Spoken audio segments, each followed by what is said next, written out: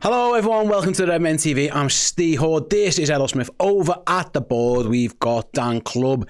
This is the build-up show. Yes, Liverpool going down, very, very far down to Plymouth for an FA Cup fourth round tie. The Reds got past Accrington Stanley in the third round. They are about to play Plymouth Argyle, looking to join the likes of Manchester City, Manchester United, Newcastle, Brighton, Bournemouth, etc. in the hat for the fifth round. We're going to build up to the show. Team news when that comes out as well. A little chat about the fixtures in general. Before we do though, just a big thank you to our sponsor for today's Watchalong, and indeed all of our Watchalongs and everything on our channel this season. Actually, it's Dr. Sinich. The link is there, it's right there right now. If you want to get yourselves more information on the best hair, dental treatments in the world, do visit emilycynic.com. There's the QR code that'll pop up throughout the course of the stream. There's a link in the description as well. If you go over to the website right now, you can get a free quote. It won't cost you a penny. The good news is they've also got a centre in London. So if you want to go and get yourself checked in London first before then you make the trip over to Turkey, so you don't want to go all the way over to Turkey and then see, you know what, this isn't for me. You can go down to London. They can do everything there for you. And then if you decide that then it's still for you, then you're off to Istanbul you go and join the likes of Rivaldo, Ryan Babel et al. In getting some work done. So yeah, go to emilycynic.com. Thanks very much to him for sponsoring us. How are we doing, Errol? I'm good, you know. I've had a lovely little weekend. Did you enjoy your show? Errol's got a new show on Redmen 2, by the way. First one launched Friday night. Reds Cartel, you and the boys. Yeah. Bit of banter, bit of chat with the Man United and Arsenal fans. Yeah, good. Man United get through their game. Arsenal aren't playing. They're all on holiday because they got knocked out in the last round. But enjoy the show? I did. I enjoyed the show. Big up all the lads that took part. Big up anyone who's watched it so far as well. We've got some more cool stuff to be doing in the next couple of weeks as well with it. So yeah, just fun, a little bit different. Obviously I definitely don't get to do as many panel shows or stuff like that where we have like debate. It's usually lives that we're kind of situated doing here with you guys in the studio. So it was nice to just chop it up a little bit and just get some different takes as well in terms of how rival fans perceive what happens at Liverpool Football Club at times. So I thought that was quite interesting. And then obviously, you know, the man of the moment seems to be Alexander Isak. So I think he's on everybody's wish list, really, isn't he? As kind of prolific as he's been so far this season. So yeah, good chat, good vibes, and then yeah, just an all-round good weekend, mate. Absolutely, yeah. Check out every Friday on Redmen 2, Errol and the boys, 7 p.m. Get yourselves in. Obviously, if you can't join them live, it's always there to go back and watch as well. Yeah, we'll even probably look at getting ours out on the podcast channels if we can as well at some point down the line. So yeah, nice one. I enjoyed it, mate. I enjoyed watching you and the boys. It was some good fun. So let's move on to this game. I'll stick with you and before I go over to Dan. We don't know, obviously, Liverpool's team officially yet. We think it might even be a bit later coming out than usual. Liverpool are obviously, we think, are going to rest some of the big players, but they're going down to Plymouth, and there's actually loads of players who have got, you know, not had so many minutes, want to play, but desperate to play. Yeah. The incentive for them is if you get through this FA Cup round, there's another game for you down the line as well. But, you know, we are, you know, second half of the season now, loads to play for. There's some guys there who could just do it again. Another good performance just to keep themselves in the manager's plans. Who are you looking forward to seeing? Well, again, me and Dan did the semi-final with Spurs on Thursday, and we kind of highlighted Kelleher being involved in that team, and you know, I'd say go again for him because we don't know how many more games he's going to be afforded this season. Ultimately, I'd like to think now he gets I'd like to think now he gets the final in March down in Wembley, because that would be 3 Carabao Cup finals that he's represented us in, which would be fantastic for him in terms of his stock and his value. But then also, as you say, in this competition at this moment in time, the way the season's hotting up, it'd be nice for him to get another game today and then be eyeing up another performance in the next round as well, potentially, depending on obviously the size of the opponent. But yeah, I just think he's been really good for us so far this season. I think you could turn around and say, oh, he hasn't put a foot wrong, but he's put one noticeable foot wrong, and aside from that, he's been pretty flawless in most of his performances for us this season, which has been a massive step up. Again, someone like Endo being able to come in and get some minutes in this type of game as well, I think it's the perfect setting for him. Great opportunity to give someone like Gavin Birch a rest, and again, probably the man we're all hoping to see on the pitch today is Federico Chiesa. If he can get a run out today, I think it'll make a couple of the man down in here very happy. Yeah, absolutely. And I'll come over to you because it's interesting because again, we don't know the team. We saw against Accrington, the manager, a couple of youngsters and then a few fringe players. It was more than good enough. We think it might be similar today, although we're hearing that actually might be a bit more of a first team than too many young lads. James McConnell might be the only real youngster in the team. If Liverpool go to Plymouth with a second choice, inverted, and that might not be correct, or rested, rotated front three, whatever, and it's Diaz, Jota, Chiesa. I mean, you're doing well, but also you're expecting goals from that as well. That should be a team that's more than good enough to get plenty against, even if it is the most resolute of Plymouth sides. No, absolutely, yeah. And I think it will be a resolute Plymouth side. I think their new manager has made them very much defence first and trying to stop leaking goals. So that's for surviving the Championship, though. That isn't with the FA Cup in mind, really. They may even make some changes today with the league being their priority. But yeah, you're absolutely spot on to allude to the front three, because as much as it is a very chop and change 11, obviously you mentioned James McConnell. I'm really excited to see some more James McConnell. I was really impressed with him out in PSV. But that front three is silly. Like, it's ridiculous. Considering that is the complete wholesale change of it, it's phenomenal. Like, most Premier League sides would absolutely bite your arm off to have that front three week in, week out. It's absolutely sensational, and you're absolutely spot on. Well, Liverpool's strengths in recent weeks, it was obviously evident in midweek as well, was how efficient we've been and been ruthless in attack. That has the capacity to do exactly the same again today against a Plymouth side that will be up for it. You know, the occasion will be massive down there, make no two ways about it. But if we get the ball to those three often enough, on a regular basis enough, there should be enough quality and class to really hurt this Plymouth team today. It's interesting, because looking at the board there, and we haven't heard the team yet, but the rumoured team is Kwanzaa and Gomez play. I think Dan's got it there with Gomez at right back, Kwanzaa at centre back, Errol. I think there's a very good chance the manager might swap that. I think he very much sees Gomez. He did that against Newcastle. Remember, he played Kwanzaa at right back. I think he very much sees Joe Gomez, and also maybe to protect his body a little bit more. Like, the last thing he probably wants to look after Joe is not having bombing up and down that right-hand side. Yeah. So it'll be interesting to see what he does. If indeed we think it is going to be Gomez and Kwanzaa, if it is, it'll be interesting to see what he does at the right back and what he does at centre-back. Yeah, it's an opportunity for, it's an opportunity. It's getting Joe Gomez back in the fold, really. It's been a while. It feels like it's been quite a long time. I can't remember when he went out. West Ham. That was end of November, early December, was it? Yeah. So it has been... No, late December. Late December, yeah. So it has been a while now then, and it's good for him to be able to obviously come back into the mix. Again, Kwanzaa, I think he's probably rescued his form. I don't think he's hit the heights that he was at all last season, but in terms of just being capable and reliable again to an extent, he's not had me wincing at the screen or worried and in too much concern when he's been playing in recent weeks. So in terms of his own confidence, that's probably helped him massively to be able to be included in here and being able to feature. I think for safety, though, I'd probably have him in the centre-half position, and I'd probably have Gomez there. We could afford to be a little bit more conservative. If we're going to have someone like Tsimikas over on that left-hand side, I'd be wanting him to be doing all that bombing. You do all the bombing, and we'll just be a little bit more... Joe Gomez might invert a little bit more, not have to go as high and advanced up the pitch. Maybe ask someone like Harvey Elliott to drift out a little bit more wide to kind of give us a little bit more width. Potentially there's something in that.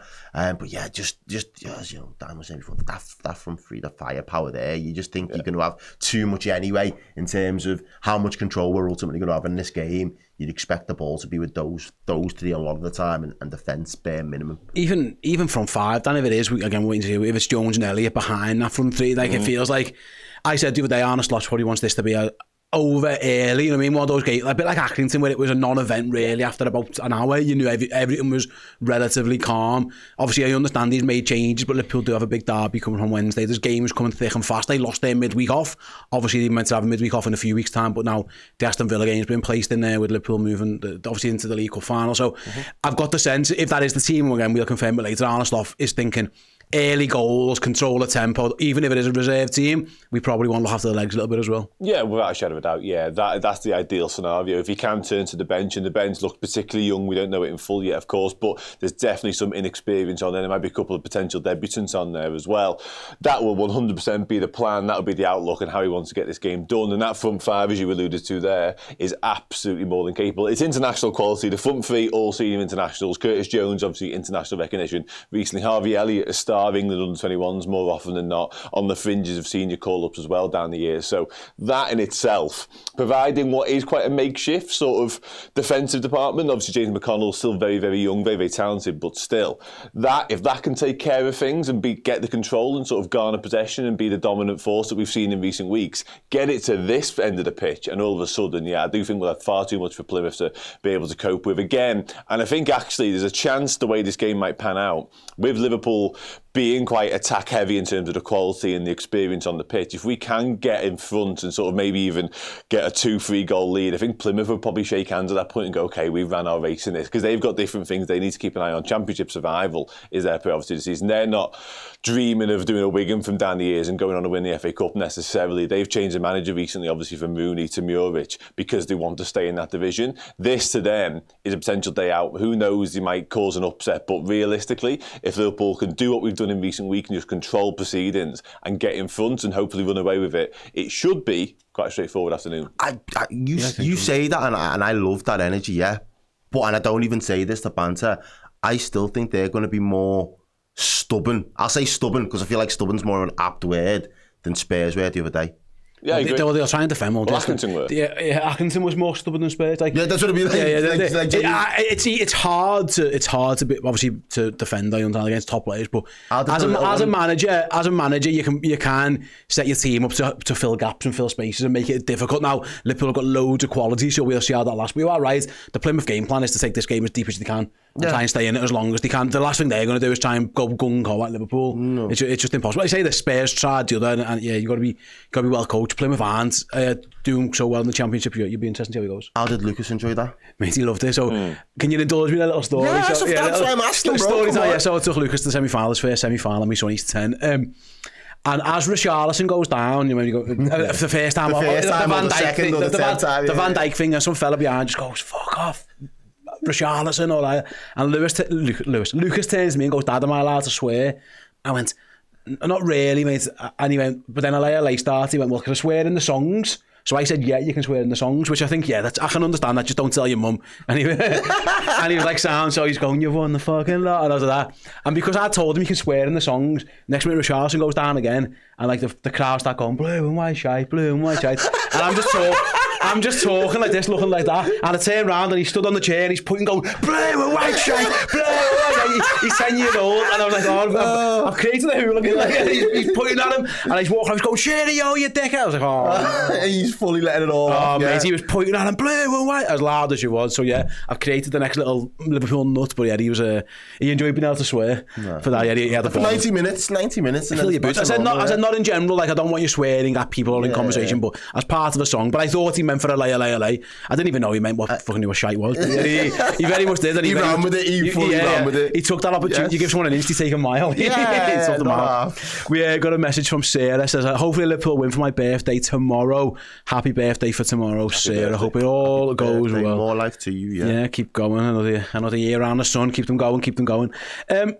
Yeah, right. Who else have we got in the chat? We have got Ash LFC Forever. Look at League One Birmingham last night and Leighton Orient yesterday. That is the caveat to this, Dan. I'll bring you this. Like 100. I mean, listen, the Leighton Orient one was they were brilliant. Actually, I watched that game. They were fantastic.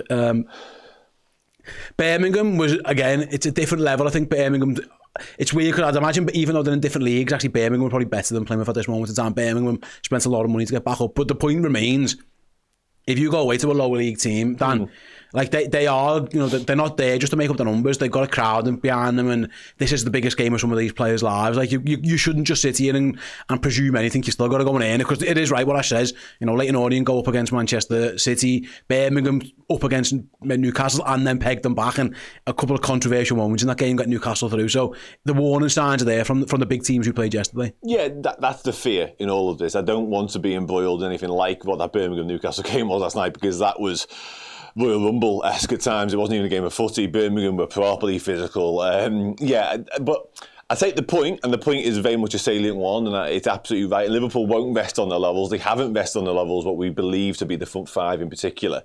However, there is one big difference between those two sides rather, and Plymouth. Leighton Orient in really good form and playing really well, full of confidence at home. Likewise, Birmingham. Plymouth the opposite. Plymouth have been in wretched form, aside from literally like the past 2 weeks when they got a draw and a win, quite a surprise win as well, with the new manager coming in. So, yeah, and what they're playing for is also very different. Again, I mentioned it. Plymouth are fighting for their lives, fighting for Championship survival. Birmingham promotion from League One, which they should really do at the first time of asking. Likewise, Leighton Orient a bit further down as well. So, yeah, it's a very good point. And listen, it is very much a free hit, and for some of these players, it will be the biggest occasion of their lives, a chance to play against Liverpool, some of the superstars coming to town, possibly hand out what another famous FA Cup upset from down the years. But yeah, whilst that's all accurate and whilst it's true, and I really hope we don't see anything like that, certainly not the physical elements of it, because the last thing we need is any injuries and what have you.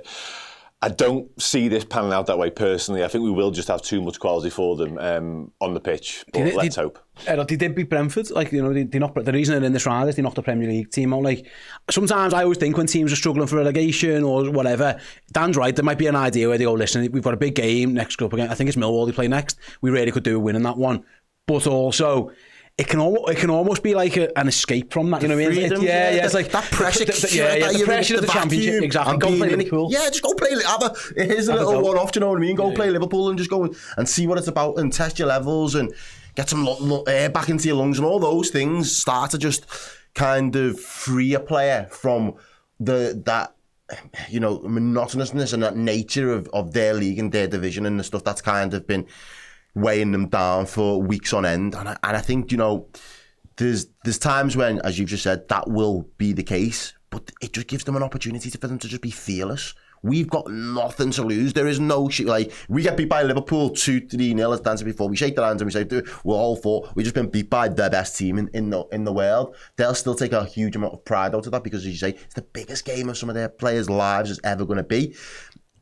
That freedom, that's what I'm apprehensive about, because we don't have that luxury. It's just a banana skin for us. Do you know what I mean? It's not really a no-win. It's a no-win. You win and you win. You win and you get through to the next round and you keep it moving, and that's it. But we can't beat the drums about it. We can't bang our chest. We can't start getting over our stations about beating Plymouth in any way, shape or form. So there's a lot riding on Liverpool's performance in terms of us being to our professional best and being able to use our quality at the times that we need to, but as keep saying it, use it in the efficient way that allows us to rest players, rotate the squad a little bit, get minutes into lads that haven't already been having the minutes, and them still coming into the match ready and on it. Because we've seen it down in years gone by, you get your second string squad in and they're miles off the pace themselves, and you're playing up against a team that they might not be great, but they've got chemistry. They play with each other regularly. They know how they play and they know how they're going to be set up to attack us. And we've been punished in the past.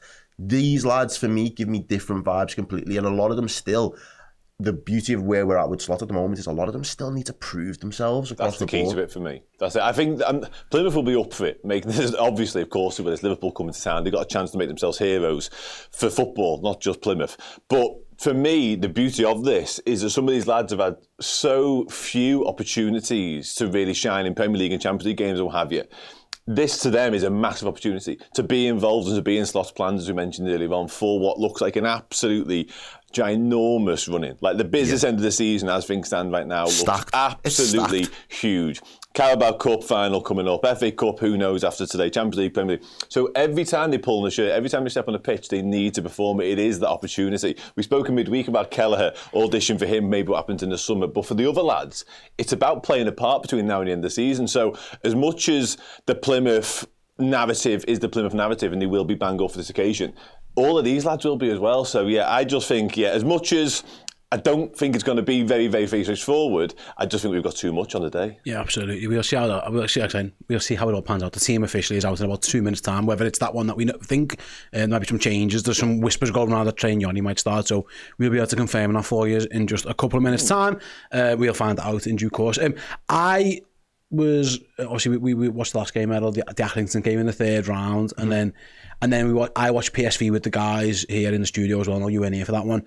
And both times, more so in the second game, actually, James McConnell really stood out, and he stood out for Arne Slot, and it's the reason he's still here now. Tyler Morton's injured, so that's one reason as well. But the manager pretty much said after PSV away, James McConnell, he's not going anywhere on loan. He likes the look of him.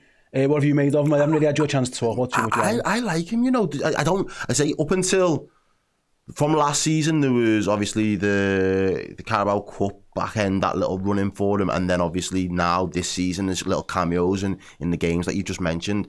But he just seems to, he's gone under the radar for me, because there's been the likes of Train Johnny that has been highly touted. Nguma has been another one that people have spoken highly of. Obviously, Jaden Dans was on everybody's. So there's always that little crop where you think to yourself, actually, there's a few players that you expect him to kick on him. But he's one that's just quietly went under the radar and done his business. But every time he's looked on the pitch, he's looked like he's, especially in terms of that deeper role from that deeper six, he's kind of got it all in his locker at this stage. Like, I don't know how much more he needs to really do to kind of make a big headway and start making himself more nailed on in terms of getting into regular first team squads, but as someone that you can kind of call upon and see out a game, give him 10-15 minutes and whatever, like the energy that he brings, that tenacity. Was he one of the ones that came on in the FA Cup with Arsenal last year as well? He came on in the League Cup final. I don't think he played in the final, by the way. Superb. He was brilliant in the final. But did he not come on? Didn't Clark make 2 subs? Bobby Clark was one of them. Yeah, he played against Norwich. He set the goal up. He's done a few little things when he stood out to me. I just thought there's something in this kid here. And again, the more opportunities we get to see it's games like this. So if we keep winning, getting good draws, I'd expect them to get more opportunities. I thought he was excellent against PSV as well, in a different type of role. You know, he's a type of ball player. Number 6, for lack of a better phrase. Dan's switching things around a lot. Have you got room have you got a team, Dan? I think we're okay, mate. Yeah, nearly just the bench and just need to fill out now. Is the team out? Team's out, yeah. All right, do you want me to read it while you sort your bench out? I'll bring everyone up to speed on the Liverpool 11. Let's have a look down. So, Kevin Kelleher in goal. You got Joe Gomez, Endo, I've got to figure this out, haven't I? Kwanzaa and Timikas. That is your back 4. Whether that's Gomez or Kwanzaa at right back, we'll find out in due course. A midfield 3. It looks like of James McConnell, Harvey Elliott, and Trey Nyoni. Yeah. Wow. And then a front 3 of Luis Diaz, Federico Chiesa, and Diogo Jota. Bench-wise, do you want me to read them out, Dan? Go for it, mate. I'm all good. I think I'm all good. Yaros Nunes-Jones. Yeah. Kona Doherty, Maguire, Nallo, Gamoa, Norris and Young. So it's a very inexperienced Liverpool bench with a couple of big hitters there in Curtis Jones and Darwin Núñez.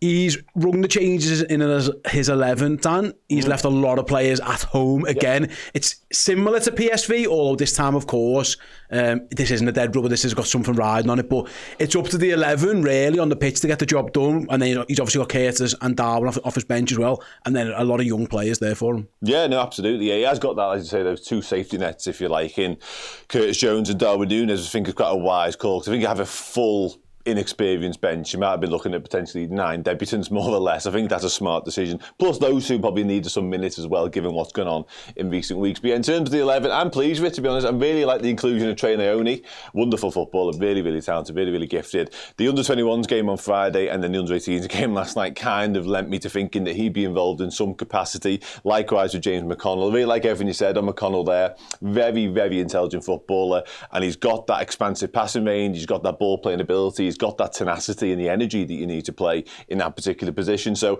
yeah, I'm pleased with the team. Obviously, we mentioned the front 3 earlier on. The back 4 is an interesting one. Obviously, with Taro Endo, birthday boy, potentially playing that hybrid role, centre-half and 6. Yeah, I'm pleased. That dynamic, the Kwanzaa Gomez thing, will be fascinating. I'll be honest, my personal preference would be that way round, just because we've seen a lot more of Joe Gomez as a right back. I know Kwanzaa did it in the dying embers, that Newcastle game, as you mentioned, but that would be the play for me. In terms of the bench, in terms of the youngsters, Ronel young centre forward, decent play. He's been involved in 1 matchday squad before as well. Obviously, we know Marvin Allo from his ill-fated debut a couple of weeks ago against PSV. Isaac Maguire is an interesting inclusion, young right back. He lit up a pre-season about 2 years ago. Real high energy, real sort of physical, robust type right back who can get up and down all day long for you. He's had terrible problems with injury. Trent Cone-Doherty is a footballer I really like. We all know about Rio and Gamoa by now. But yeah, it's an interesting bench. And I'm excited to see some of the lads. Hopefully Liverpool get ourselves in a position, navigate ourselves into a situation whereby we can see some more of those young lads. Absolutely. The McConnell and Nyoni Elliott midfield 3 there, Errol's got it's. I'd say, Elliott and Nyoni aren't the biggest. Usually when you go into a championship side, you think, do we need some big grot in our team? Like, Liverpool have got some ball players in there, but that's interesting. Now he's gone for the Nyoni and Elliott with James McConnell. You wouldn't say there's too much in terms of physicality in that midfield. We're ready. That's the only worry for me in terms of the physical. Even from across, I know Diaz is a battler, Jota's a bit scrappy, but Chiesa, he doesn't strike me as like the hard as nails type kind of, in your forward line. And then you've got that midfield who are, they look like babies. If you showed them in like the yearbook photo or something like that, like I could fully believe it still. Apart from Harvey's had a beard since he was about 14, but aside from that, they do look very young. That's my only concern. There's no gone are the days where we've got a James Milner in there ushering out the young lads, do you know what I mean? And being like, right, I'll show you how it's done, and I'll guide you through and I'll talk you through the game. This is very much learning on the job, but you've got to come in with the quality that you all possess. And for me, out of that three in particular, Harvey Elliott's got to steal the show. Harvey Elliott has absolutely got to light it up here this afternoon, and he's got to run things. Everything's got to be running through him. He's got to show that level of experience that he's got and he's accumulated over the number of years he's been at the club now, to be like, I can grab games by the scruff of the neck. I can dictate the pace of a game. I can be the orchestrator. Everything can run through me. Trust me with the ball. I'll make shit happen.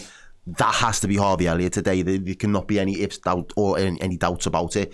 And that's got to be him looking at it, the task to be that guy for us today, ultimately. Absolutely. The Plymouth team, by the way, we were talking about what if they're going to make loads. They haven't really made. I've looked at their team compared to when they played against West Brom last week. It's very similar. They've made an odd couple of changes. So any thoughts that they were going to throw this game and play like a second 11 isn't the case.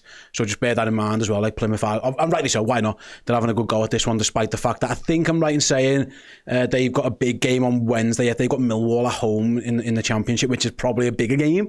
But the manager's decided to pretty much, I think he's kept like 9 of the 11 from the last game, so we'll keep an eye on that one. How they perform throughout the course. Owen says, can I just say no Conor Bradley? 2 question marks. I think, Owen, Arne Slot kind of made it clear in the press conference that Trent Alexander-Arnold is far from saying to be available for the derby. So I think Conor's being rested on the off chance that he probably might have to start on Wednesday. Trent hasn't even trained yet, and the match is 3 days away. So I think that's the reason. He plays the 90, doesn't he, against Spurs? And it looked like he's probably going to have to play 90 in midweek, so that's probably why there's no Conor Bradley. So I think that's probably the right decision, Errol. Fair, yeah, absolutely. At the moment, we've still got plenty of other objectives that we need to secure and make sure that we're in the best possible shape for. And at the moment, the one area of the pitch where, it's great to see Joe Gomez come back, but the one area of the pitch that ultimately there's a little bit of an injury concern is Trent Alexander-Arnold, and you can't necessarily replace Trent's quality like for like, but what we do have is a very, very solid understudy in Conor Bradley, and his capability in being available for that will be key. So again, obviously, I thought he had an excellent performance on Thursday. Off the back of that now, you want to make sure that he's got enough rest in his legs and then keep that rhythm to be able to go again Wednesday. He's pretty much nearly had a week off, 6 days off. That's plenty of time to rest, recuperate, and then be back in at the level that we need him to play at if he's going to be required. Alternatively, he's always going to be a great option off the bench. Even if Trent does start, I wouldn't see him seeing out a full 90 minutes on his first game back. It's worth mentioning as well, like the last time Tal Morton's injured as well, by the way, but last time Conor Bradley had to play loads of games, he did, his hamstring kind of went in there against Real Madrid. You've got to be careful with him as well. Like to go from never playing to just playing all the time, you have to be careful. And I think Arne Slot's made the right decision here. If Conor's got to play Wednesday, give him the full week off. He hasn't even probably travelled down, I guess, looking at that bench. And ultimately, where else was Joe Gomez going to get a game in the next running? Realistically, do you know what I mean? We've got Konate in good shape at the moment. Kwanzaa again has been proven he can be relied upon. Joe Gomez is, unfortunately, because of injuries, has probably worked his way out of the kind of the pecking order, really, in terms of defensive options. So kind of having the opportunity to juggle things around a little bit and find a way to make him work within this particular setup, I'm fine with that, because I think Joe needs it for his minutes. He needs to come back. He needs to be playing footy. But in reality, how much more games is he going to get if everybody's currently stayed fit and operating at a very high level at this moment in time? It'd be very, especially in the back end of the season, it'd become very difficult to dislodge, a Konate or, potentially a Kwanzaa in certain games. So, yeah, I'm not mad at it at all. I know Dan's got him at right back there. I'm convinced. I think Gomez is going to play centre back. I'd be shocked if he put him straight back into the team off the back of a long injury and then said go and do 90 minutes at right back. I just don't see the manager doing that. Doesn't even we got the I just think he's going to play centre. We'll find out. Again, I might be wrong, and who knows? I'm wrong plenty of times. Let us know in the chat. Centre back, right back, Joe. Where do you want to see him? I think he's a better right back than Kwanzaa is. But I think the manager's going to, again, looking at the fitness and stuff like that, I think he's going to put Gomez as centre half. I feel like there's more. You get more out of Joe Gomez going right, invert, let Harvey drift over to the right a little bit to give us a little bit of width, and just hold your position in the half spaces as well as your right back role. It makes sense. As opposed to being like Kwanzaa up and down, up and down, up and down, because he doesn't offer much going forward. What's the delivery going to be like? Yeah, that's what I'm saying. I'm like, if you're just going up and down for the sake of going up and down, I'm like, what's the delivery? The last two times those who have played the games, Jello Kwanzaa's played right back. That's a fact. There's no side. Yeah, you know, you've got history on your side. I would like to see Gomez at right back. I think he's a better right back, but given what the manager's done, history suggests it might be that way. Dan, I'll come over to you. We touched upon it before. Usually, my worry when you make changes to an 11 is who's going to score a goal. Like, where's the you take your established forwards out and you think, where's the goal really going to come from? I've seen Liverpool teams in the past do that. This team has got firepower up front. Luis Diaz, Diogo Jota, Federico Chiesa, even Harvey Elliott throw into that mix who's been in good goal scoring form. There's plenty of goals in that Liverpool attack. Plymouth, I wonder how they're going to cope with it, but yeah, that's a strong front four in particular. Yeah, most definitely is. Yeah, it's a frightening front four again with the reserves of Darwin Núñez and Curtis Jones, always good for a goal as well every now and then. So yeah, that's it. That's exactly right. And arguably our most instinctive natural goal scorer is literally in the line for us this afternoon. So I think in terms of the changes that he's made, it's obviously workload related, it's obviously game management, squad management related as well, because we touched upon earlier on, he'll want these lads as sharp and as raring to go as humanly possible, given what's to come further down the line in terms of the fixtures and what have you. But yeah, that's the one beauty of this side. Whatever you make of the makeup of it, whatever you make of who's going to play right back, centre half, when you get to the business end of the pitch, there are proven elite level, international calibre goal scorers and creators and architects of situations and chances and what have you. So yeah, Plymouth may well be strong, they may well be defensively resolute, they may well be looking to hold what they have and take the game as deep as humanly possible. But when the likes of Federico Chiesa, Diogo Jota, Luis Diaz get the ball and are able to go at defenders and able to make things happen, that spells real problems. And again, even Darwin Núñez, I'd be amazed if we didn't see Darwin Núñez in this, just to keep him ticking over, get a bit more sharpness into his legs. So yeah, I feel like as much as Plymouth will want to keep the back door shut, if half chances fall to Diogo Jota, if Federico Chiesa gets going, if Luis Diaz gets going, and all of those three, for different reasons, need this game and need to perform in this game, because Luis Diaz has been very good, certainly at the start of the season. More recently, the centre-forward role, there's question marks coming in there. Darwin Núñez has stepped up more recently. Cody Gakpo's nailed down that left wing spot, so this is a chance for Diaz to make sure we haven't forgotten about him. So all of them have got a little bit of a point to prove, and that should spell danger for Plymouth. What are your thoughts, Errol? It's birthday weekend, centre-back. We're fine with that now? I'm absolutely fine with that. So what it was bad, like... Just get in, throw your gum shield on, go and head some ball, get in the way, smash some people, jobs are good. Jobs are good. What a birthday for him. Just dream birthday. Have some birthday cake, like, just, keep it nice and simple, like he does... For when I found out, a lot of you guys already knew, but this is when I found out that he had played more minutes as centre-back than he actually did as number 6. I was like, yeah, it kind of makes sense. Like, I get it. Like, you're actually kind of suited to that. But the fact that he's capable of being a utility man, and I just love his application. He's one of those, like, throwback... top pro, isn't he? Yeah, throwback footballer who's just a top pro. I understand the level that I'm competing at every single day. I'm up against world-class footballers. When I get my chance, I am going to be the uber professional, and I'll leave nothing on the pitch. And I just like that, because you need... Again, everyone calls him you need a warrior in your team that's going to fight for you, and he is the epitome of that for me. Absolutely, yeah.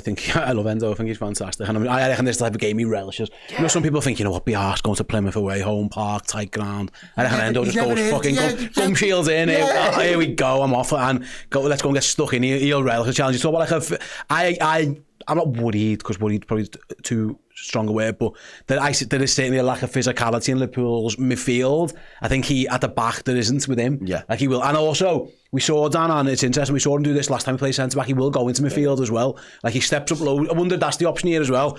Sometimes Liverpool, because it's Kwanzaa and Gomez, you can become a back three, send Endo in, and effectively you're a 3-4-3, and Endo's there then to go and do the kicking and the shouting and the screaming and the fighting and the firefighting. I'm all for that. That would make a lot of sense. I think we've done that against Southampton earlier round, didn't we? Wouldn't shock me in the slightest, because as you say, it adds that bit of extra physicality, that bit of extra bite in that midfield department. The midfield department is definitely lacking in that physicality, but it's also lacking a little bit of leadership as well. I think Harvey Elliott will have to take a lot of responsibility when it comes to being the one, constantly offering, constantly wanting the ball, constantly trying to make things happen. But there may well be times in this game where you do need that extra bit of experience and that extra bit of guile, and now for somebody to step in there and say, like James Milner used to do often in these types of games. Everybody obviously won the derby, and James Milner is one of the most experienced heads on the pitch. He started that game. Watchalong Endo is kind of doing that role today, albeit flanked by like Joe Gomez as well when it comes to that experience. So yeah, I think that's a very good chat. I think we will almost certainly see Watchalong Endo step into midfield, go alongside James McConnell, kind of coach him, talk him through it at times in this game. And the likes of him, will it be Gomez captain, I'm assuming, today? Or will it be Watchalong captain? It'll be Gomez. Be Gomez. But anyway, those two are going to be absolutely pivotal in terms of helping out this midfield and getting through this 90 minutes. Yeah, absolutely. We'll see how it goes. Zane says, could it be McConnell at right back with Endo in centre mids? I doubt it. We saw Talon Morton do that a little bit, didn't we? Right back, I don't think he would do. McConnell, not from the start. Maybe in game you might have to do a little bit of tinkering, but not from the start. But I like what Dad just said there, because ultimately my theory of Gomez and Byrne a little bit was to get that experience and somebody able to kind of add a bit of physicality. I am either or, Gomez or Endo going into that midfield to kind of just bolster things a little bit and just add a little bit of just roughness about it. Yeah, I'm here. Going to be a senior figure in there for a minute. Yeah, and again, it's about reading when that needs to happen, do you know what I mean? Because if Plymouth start all guns blazing and really want to go for it and try and unsettle us and get really physical, you might just need one of the older lads to just go in there and say, hang on a minute, lads, like, that's not going to run. Boom, big tackles, few crunches, leave them one on them every now and again, and then all of a sudden you might see them start to become shrinking violets and retreating, and then letting the status quo of quality start to seep through. Luke says here with a super chat, according to BBC Sport, trained Yoni is playing right back. The BBC Sport's wrong. That's absolutely not. That's just That's waffle. That's why you watch us and not them lot. Yeah. My only question in my head about the makeup of midfield was whether it be Elliott or Naoni in terms of the most advanced, because that's the type of player that he is. It will be Elliott, I'm absolutely certain of, by the way, but he's more that than he is that. Let's put it that way. It's not consent. If they're right, Luke, I would eat my hat. I'll eat Errol's hat. I haven't got a hat currently, so I'll eat your hat. Me and Errol are going to play very, very shortly. We're going to let Dan sit in for the fan interactive part, so you guys can have your say on all things Plymouth, Liverpool, and everything else about the Reds, really. Before I do, let me tell you how the day is going to go. Like I say, we're going to play. Dan will be in for the fan interactive show. Me and Errol will be back about quarter to the hour even, for the entire watch along, and then post game here on YouTube, you'll have Dan again with the fan reaction show and the player ranking show. Me and Errol will be over on Redmen Plus with the player rating show, and we've got coverage down from Home Park as well. Chloe is in attendance. She made the long trip early doors this morning to Plymouth, so go and give Chloe some love on the socials and give Chloe some love when her video comes out as well, because it's a long old way to go and support the boys, so good on her. Before I let you go, Errol, you've seen our team. What are you thinking score prediction wise? Comfortable 3-0. Yeah, in terms of the scoreline, I don't think the game might be reflective in that at times. I think it might be a little bit frustrating for Liverpool. We'll have to bide our time and pick our moments, but I do see Jota, Brace and a Chiesa to round it off. Nice, okay. He's smiling as if I'm just, yes, go on, because I never do that. You saying 3-0 as well? I think 3-1, but with the same goal scorers, funnily enough. Okay, so 3 for Dan. I think Liverpool are going to win 4-0. Is what my score prediction's going to be, and I think all of the front three get themselves on the score sheet. That is my prediction. Anyway, right, me and Errol are going to leave you for about half an hour or so in the capable hands of Mr. Dan Club. Before he gets in this very chair, let's hear from Arne Slot, who was speaking to the press on Friday ahead of today's game season a bit. How key is rotation again this weekend, and what kind of a balancing act do you have? Because there's a number of players that I'd imagine you want to give game time because you want to get their match sharpness up, but at the same time, if you have too many players in there who aren't fully sharp, it can make these ties that bit trickier for you. Yeah, I think it's always a tricky tie, no matter what team you play, because it's an away game. It's their final probably, as many times if Liverpool comes anywhere. So, but it is true that if you play with a team that hasn't played so much together, that is always for the players a bit more difficult. But I think we've seen already a few times when we played with a team that hasn't played much together, even in Eindhoven in the Champions League game, these players were able to play a very good game. And so I think it's important, these moments, for some players that don't get many playing time, to have that playing time. So whenever we need them, they are ready. If you never play them, then it's so difficult for them to be ready if we do get some injuries or suspensions. So yeah, we will definitely use a few players that haven't played that much, but we will make that final call tomorrow.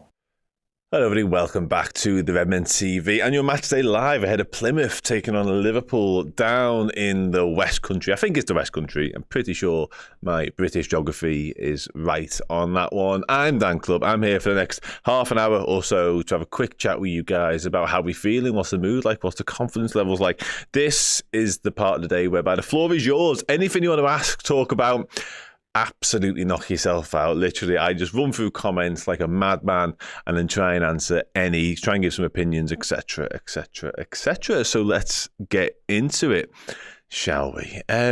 So any team that's Barry Jones, any team that pulls on the shirt represents Go Reds. Obviously anyone who hasn't seen the starting 11 is going along the bottom of your screen there, and obviously it's over on the board as well. It's a very changed Liverpool side. The bench is full to the brim of youngsters. Only really Curtis Jones and Darwin Núñez I'd describe as household names when it comes to Liverpool.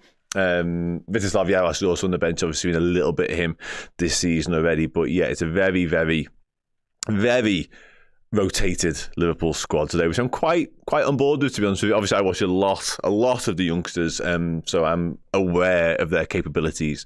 So I'm excited to see. I literally didn't read that comment before. What's the word with Kieran Morrison coming through at the minute from Oz? Yeah, I was literally at the academy yesterday. Kieran Morrison, I really like Kieran Morrison. Funny enough, I was speaking to somebody about Kieran Morrison literally yesterday. Not involved today. He played on Friday night for the under-21s down at Southampton. Really talented footballer. One who has been around the first team when it comes to training and has been seemingly on the brink of getting a more senior recognition. Travelled out to PSV, travelled out to Eindhoven for that game. Didn't get onto the pitch in that game. But yeah, like him a lot. Like him a hell of a lot. And I think he's got a very bright future. Recently signed a new contract. I want to say might be about 12 months ago, maybe slightly less than that, to be honest with you. So, one, Liverpool clearly have aspirations and high hopes for. Winger, cuts inside, technically very gifted. Scores goals. Scores a lot of goals. I think I might say he scored the goal on Friday as well. So, one who I don't think we should sort of, because we haven't seen him make that breakthrough yet and make that step up yet, whilst we've seen Jayden Danns, Trey Nyoni, James McConnell, different positionally, of course. One who I don't think we should sort of forget or sleep on. It wouldn't shock me if pre-season or maybe some point next season, all of a sudden he is a more regular feature in matchday squads and what have you, certainly when it comes to cup competitions. My go-to meal deal, quite a removal of topic there, would be a naked smoothie. This is Tesco meal deal, by the way. I wasn't going to say it then, but who's asked? Naked smoothie, the feta and tomato pasta, and then normally like a pot of mango. So I'm quite healthy, as you may have guessed or gathered from that. Or like the vegetable type crisp type things. Let me know your meal deals in the chat. Well, so that's it. I am rocking shorts. I'm just rocking gym shorts today, like my protein shorts, which came free with an order. Nothing crazy. Somebody a moment ago mentioned they were gutted that Jayden Danns had left on loan. He obviously hasn't left on loan yet. He's stuck around on Merseyside to do a little bit of rehab on a back injury that was picked up in his medical. Actually, it was flagged as part of the Sunderland medical. It was obviously too late in the day for Sunderland to do anything else in terms of business, so they went through with a loan deal anyway in the hope that Danns can get fit sooner rather than later and play a role in their promotion, playoff push, whatever you want to call it, in the Championship. I'm excited for his loan. I just hope he gets fit sooner rather than later so he can do that, because he's a really talented footballer and one who I felt was best served going out on loan, actually. He's only made 7 appearances so far this season across any footy. And likely that might have gone to 15 tops, with like 5 or 6 of them being under 21s footy, which is fine, but it felt like he's ready for something else. So I'm quite pleased about that. The comment on the screen, left back, we got loads of young left backs. I spoke to him back this week, so nice kid, head screwed on, very driven, very motivated to be the best possible version of a left back he can be, which is nice. But yeah, there is Luke Chambers, Callum Scanlon, currently both out on loan at Wigan and Millwall, respectively. So yeah. Somebody a moment ago, actually, Frith mentioned they've gone to the women's game. I've just seen they've gone 2-0 up in the women's game down at Rugby, which is positive, very positive. Tetsuo Max says it's going to be 6-1. John Floyd says this won't be easy, and Nyoni and McConnell have got to be solid. Yeah, I think McConnell will be solid. I think Trey Nyoni is a different type of player. He might well be solid too, but he's a more creator. He's someone you can give the ball to in tight areas, and he's comfortable in possession and more of a facilitator, really, in terms of feeding the front line, feeding Harvey Elliott. I think he'll come to that as well. Whilst James McConnell, albeit he does have a very expansive passing range and can be a ball-playing type 6 from a deeper position, he is also a bit more of a tough tackling, will win you the ball back, will intercept, very suited to this type of role, I think it's fair to say. I've seen these rumours last night. Somebody else mentioned it a moment ago, obviously the Sam Maguire piece. Yeah, I mean, I'll be honest with you, as much as, this sort of story, these sort of content pieces, articles, clearly give us talking points and they clearly warrant speaking about because, listen, it might be absolutely bang on the money, verbatim, word for word. However, in terms of the relevance and in terms of the need to discuss it right now, we're post-January transfer window and we're ahead of the summer transfer window. So for me, and I love a transfer, like it's literally part of the reason I do this job. For me, I don't really see the value in talking about who he does and doesn't like right now. Likewise, there will be rumours and murmurings about players that we've got an eye on and so on and so forth. And we'll discuss them, of course we will. But there's not a lot of point, really, because we've got the squad that we've got between now and the end of the season. And whilst we're challenging on 4 fronts at a time of speaking, let's just focus all our energy on that a little bit. And that's not to say you won't see me talking about transfer rumours and potential exit rumours down the line. I just think the time to really do a deep dive into what Klopp does. Klopp, I'm so sorry. Old habits die so hard, seemingly, with me. What Slot does and doesn't want in terms of the personnel. And yeah, I'm not sure. I think there's a conversation around what sort of his perfect 9 looks like and his perfect left back looks like, but actually talking hard and fast about, well, he's not going to be here, he will be here, and so on and so forth, I think can just be parked to one side for a period of time, personally. And again, definitely want to readdress in the summer, make no two ways about it. But yeah, that's my take on it as well. Feel free to completely run amok and go mad in terms of, well, Slot's done with Diaz, he's done with Jota, etc. Ironically, 2 of the lads that are playing in this team today. But yeah, that's my take anyway. Douglas Duga says 3-0 Gomez hat-trick. I am more on board than normal with Joe Gomez breaking his goal duck. I was going to say drought today, but it's not a drought. Well, it is a drought. But can it be a drought if it never started? I'm not sure. But getting his first goal, basically. Thanks very much, Valdell. I really enjoyed doing it. And hopefully there's more opportunities to do similar conversations further down the line as well. Because I really enjoyed it. And, they are often forgotten about. And you also can never quite be sure what the future holds in a way, really, either. Because Owen Beck's a very talented young left-back, had a very good season on loan in the Championship. We have a left-back conundrum coming up, I think it's fair to say. So, yeah, and he's a good kid, ultimately, as well. Nice one, Andy. I had a feeling you might not like Plymouth too much. Thoughts on Doak Loanspell? Doing really well, actually. Doing really well. And I think there's definitely a conversation around what happens next for him in the summer. But he's, and this is also true as well, wonderful footballer. Somebody a moment ago brought up the Trey Naoni right-back thing. I've seen that mentioned a couple of times now, both in the chat. I think somebody said it was on BBC Sport as right-back. Somebody else said he's on FotMob rather, right-back. I will be staggered if he's playing right back in this game. That's not to say it's impossible, because he's playing and we need a right back. But short of that, I just can't see it. We had a conversation before about will it be Quanta, will it be Gomez at right back? I think that's a debate and something that I'm sort of 60-40 in favour of Gomez on. I'm not, completely wedded to the idea that it has to be him at all costs. However, the Trey Naoni thing feels mad. I said it a minute ago, he's more likely to swap with Harvey Elliott and be the 10 and be the playmaker from that position than he is to go right back, in my mind. He wants to do attacking things. He wants to be involved in the final third. He wants to be the link between the midfield and the attack, not right back. Somebody said to me, have you ever done it before? I've never seen him kick a ball barely in his own half, let alone right back. So I would be properly amazed. But yeah, let's wait and see. Could be wrong. If Joe scores, Taco is buying everyone around. Screenshot that and hold him to it if that does indeed happen. It's Gomez, right back legend. Yeah, hopefully I'd tell you, I'm willing to be stood corrected on this, but I don't think he's ever played right back in his life, to be honest. A lot of people asking for some Rio action today. I'm up for some Rio action as well. The kid is frighteningly gifted. He really, really is. And he's full of confidence as well. What I was most impressed about with Rio's debut against Accrington was, and I said this at the time as well, I think I went to the match and post-game in my reaction video on YouTube, I said what I was most pleased with was the fact that I've watched him play that game of football 6 times already, by which I mean in the 18s, and there was no, okay, this is Anfield now, this is my senior debut, this is against, albeit a League 2 team, this is against senior opposition, I need to rein it in a little bit, I need to give it to the more experienced players.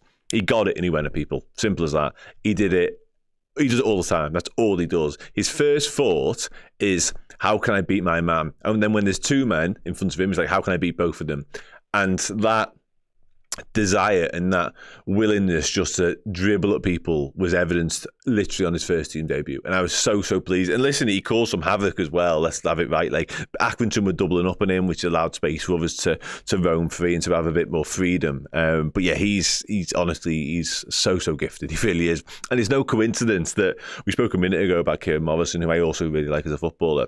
But Liverpool have identified and brought in Rio Ngamoa, and we've already seen him make his first team debut, and he's involved today and could well get some more minutes today as well. It just tells you how highly he's thought of. Matt Bannister says, hope you're well. I'm all good, thanks, mate. Hope the same applies as well. And looking forward to seeing McConnell playing today. Had a great game against PSV. Definitely a player for the future. And yeah, one that is kind of, I don't know if he's crept up on me, but I've definitely been pleasantly surprised by his trajectory and his developments, I guess, as well, really, because I think he was good in flashes sort of last season. He played against Norwich in the Cup. Lovely assist for Curtis Jones in that game. Carabao Cup final cameo was an all-timer, to be honest.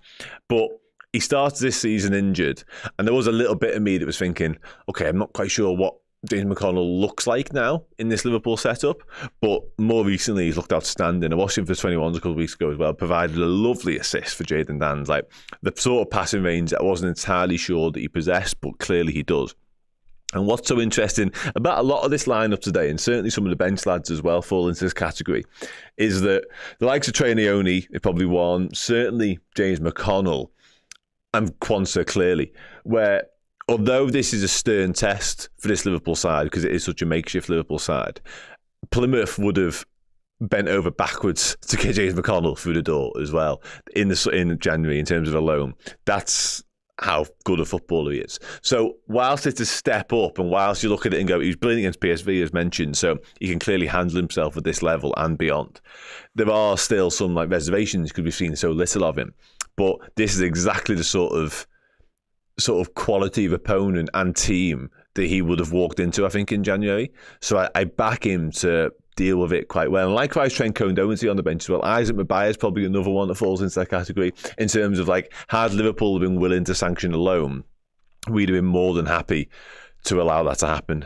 But yeah, let's wait and see. Good news about the women's team as well. I'm glad finally got over Rugby Borough. I thought it was going to be a landslide victory, but apparently not. Speaking of landslide victories, Tetsuo Max is 6-1 with Diaz 2, Chiesa 2, Elliott and Jota. Harry wishes we'd gone a bit stronger. I'm okay. I'm comfortable with the lineup, to be honest with you. I think, as I say, in terms of like load management, in terms of minutes, in terms of what we need to do with some of the squad, I think it's a decent balance of that, getting enough players, enough quality out there to get the job done. Certainly look at that front line. I think that is a front line that has enough to overcome this Plymouth team today. If Jota, Chiesa and Diaz are on it, and there's no reason why they shouldn't be, because I said again earlier, those three, and arguably, well, certainly Harvey Elliott and maybe one or two defensive lads as well, have got points to prove. They've got reasons to put in an absolute top-level performance today because they want to be a part of whatever comes next, whether it be the next round of the FA Cup, whether it be the Carabao Cup final, Premier League, Champions League, whatever.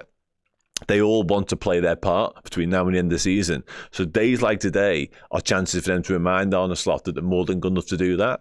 So whilst there is a very changed 11 and a very, very, very changed bench, each and every single one of them will want to take an opportunity for a different reason. Some of them are getting back to fitness, Joe Gomez. Some of them want to give on a slot a reminder. Some of them potentially making debuts from the bench as well. Like, they've all got a reason individually to put in a top performance. So that all should bode well and all mean that we get over the line.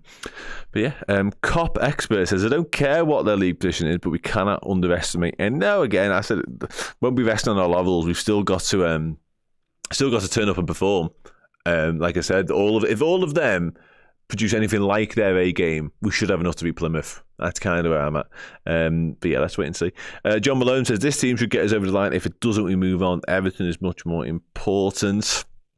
It is more important, but I'm desperate to win this game of footy. I really, really am. I think it's actually crucial in terms of momentum's one thing, minutes in legs is another thing, but in terms of like keeping us ticking over, because the next round, the FA Cup, this competition and the Carabao Cup has been really, really important in terms of sharpening the tools and sharpening the knives of some of our squad lads and the lads on the periphery, who then have been able to step into Premier League matches and cope and actually have an impact. I think we need to keep that going. I think it's too soon for us to bow out of the FA Cup, is what I'm trying to say. I think 3 or 4 more rounds of this, and then by which point you're basically in the final anyway, would actually allow the likes of Harvey Elliott, Wataru Endo, Joel Quansah, Joe Gomez, Kostas Tsimikas, Diogo Jota, maybe, who knows where his sort of future lies in terms of the pecking order, allow them all to remain sharp so that when we are drawing 0-0 in a Premier League game with 20 minutes to go, you can bring on Harvey Elliott and Diogo Jota and they win the game for you. Is kind of where I'm at. I hope they don't boot the kids all around the party. That is another concern of mine, to be honest. I watched that Birmingham-Newcastle game last night, and that was just a fight, an absolute fight. If we can avoid that at all costs whilst win the game, that'd be much appreciated. Dan Slot Phone did this in the Carabao Cup. I think it's perfect for me. Rest the big guns for the final, running when it matters. Yeah, again, I think it's a perfect balance. Perfect balance of leaving lads at home and taking enough down to Plymouth to hopefully get the job done personally. I really, really do. Surely he's got to be 6 or 7 goals. I don't see us running up a crazy scoreline. Partly due to the fact that I think Plymouth will be resilient. I think Plymouth will approach this much the same way they've approached recent championship games, and that's defence first, and let's sort of build a platform, stay in the game and see what happens. The new managers changed their outlook on playing football since Wayne Rooney's departure. So I do think they will be very resolute, very deep, very low block, to be honest. But yeah, I still think, and I also think that if it does go 2-3-0 in our favour, something like that, Plymouth will go, okay, well, that's that run then, and maybe make some changes, maybe step their own foot off the gas, and we'll do similar. We'll do likewise and turn to our bench, which again, he's full of youngsters. Bas van der Heide says, do you think Chiesa is ready now? I certainly hope so. And I think Joe Gomez is another one that falls into that category. He's been back fit for a couple of weeks, but hasn't been seen since, really. So I think he's more than ready for a large amount of minutes. Obviously, we've seen Chiesa play 90 out in Eindhoven. So, yeah, and this is the sort of game as well, to be honest, when you look at likes of him and Harvey Elliott. I mentioned a moment ago this is an opportunity for them. Now, Diogo Jota needs that less, I think it's fair to say, because we know what Diogo Jota is all about. His currency is goals. Whenever he gets opportunity, more often than not, he finishes it. Luis Diaz had a very good season. I think he's tailed away slightly in recent weeks, it's fair to say, since Cody Gakpo has just absolutely nailed down the left wing spot. We've seen less influence from Luis Diaz when it comes to actual numbers. But for Chiesa, this... And his opportunities might be few and far between as well. Like, his opportunities may well only come in FA Cup matches up until this point. We just don't know. So he, who clearly is loving life being a Liverpool player, should look at the FA Cup as being the be-all and end-all. Like this, and Harvey Elliott falls into this too, as mad as that is to say. Like, there's a chance their minutes in the Premier League and the Champions League are literal handfuls between now and whatever that looks like in terms of the Champions League especially. So they should really go, well, I want to stay in this competition because this is my football this season. Like, the next round of this could be my next game. The next round of that could be my next game, and so on and so forth. So they got a chance to make themselves heroes as well. Like, as much as we often solely focus on the big two, like, Liverpool winning trophies is what it's all about. Whatever it looks like, silverware is it. Like, we're the most successful club in English football history, not by just winning Premier Leagues and Champions Leagues, by racking up trophies constantly. And if Chiesa can play a big part in us doing that, likewise Harvey Elliott, that's a big, big thing. Like, it really is. Really, really is. And we've been waiting for Chiesa's moment as well to be a hero at some point. Why not today? Why not today? The centre-back line is massive. I watched the Brentford match. Yeah, and that's a new look centre-half partnership as well, I think, from them. They've signed a bit in January. They also lost probably their key, the match winner against Brentford as well, Morgan Whittaker. He was by far and away their standout player. So they're maybe not quite as threatening going forward as they once were, but maybe they are a little bit more solid at the back as well. So, but again, with the team that we've named and how heavily weighted it is to the attacking class, I think we should have enough, personally. Let's start getting some score predictions in, then, shall we, before we wrap up this part of the show, and then we head towards kick-off. Only 20 minutes away from kick-off now, but yeah, we are starting to ramp up towards it. My score prediction set, I'm going to stick, that's another point. Minamino literally made a living for a little while at Liverpool about being the cup hero, Carabao and FA Cup, and Chiesa could well do similar. Harvey Elliott falls into that too, so yeah. My score prediction, I'm going to stick with 3-1 to the Reds. I still think we'll get that scoreline, and I'm going to stick with Jota brace. I think that's nailed on today, personally. I like the idea of Chiesa scoring. I really do. I'd love one of the young lads to chip in as well, like a Trey or a Rio from the bench. But yeah, I'm going to stick with a Jota 2 and Chiesa. Charles is saying 5-0. Jesus wept. I love how some people are saying we should have gone stronger. And then literally that next comment's like, we'll do these 6 today. Don't worry about it. Jobs are good. And yeah, the confidence levels. Peanut Butter says 4-0 with a Chiesa-based Jota and Elliot. Endo getting a birthday goal. Yeah, this is birthday. So Matt Bannister saying 4-0. Why is Todd? It's not Todd Cantwell. It looks a bit like Todd Cantwell. I'll give you that, but it's definitely not him. 4-2, Chiesa-based Jota and Naomi. Okay, Chiesa, Elliot, and I'm hoping... Yeah, there's a lot of love for Joe Gomez's goal today. There's a lot of love. And did Lucas score his first goal, I want to say, in this fixture, 2017? He definitely scored. He's got the winner. But I think it might have been his first. So I wouldn't be against Joe Gomez joining that particular club. Ben Rutter says 5-3. We've got another 6-0. We've got 2-0 Jota and Harvey. Lo and behold, Tetsuo Max says 6-1. Diane says 3-0. Chiesa and Jota brace. I mean, Mr. Deep Curry is saying Chiesa hat-trick, mark my words. So extremely confident of a Chiesa hat-trick. No, I meant Lucas's goal. Was that his first? Not the only one again.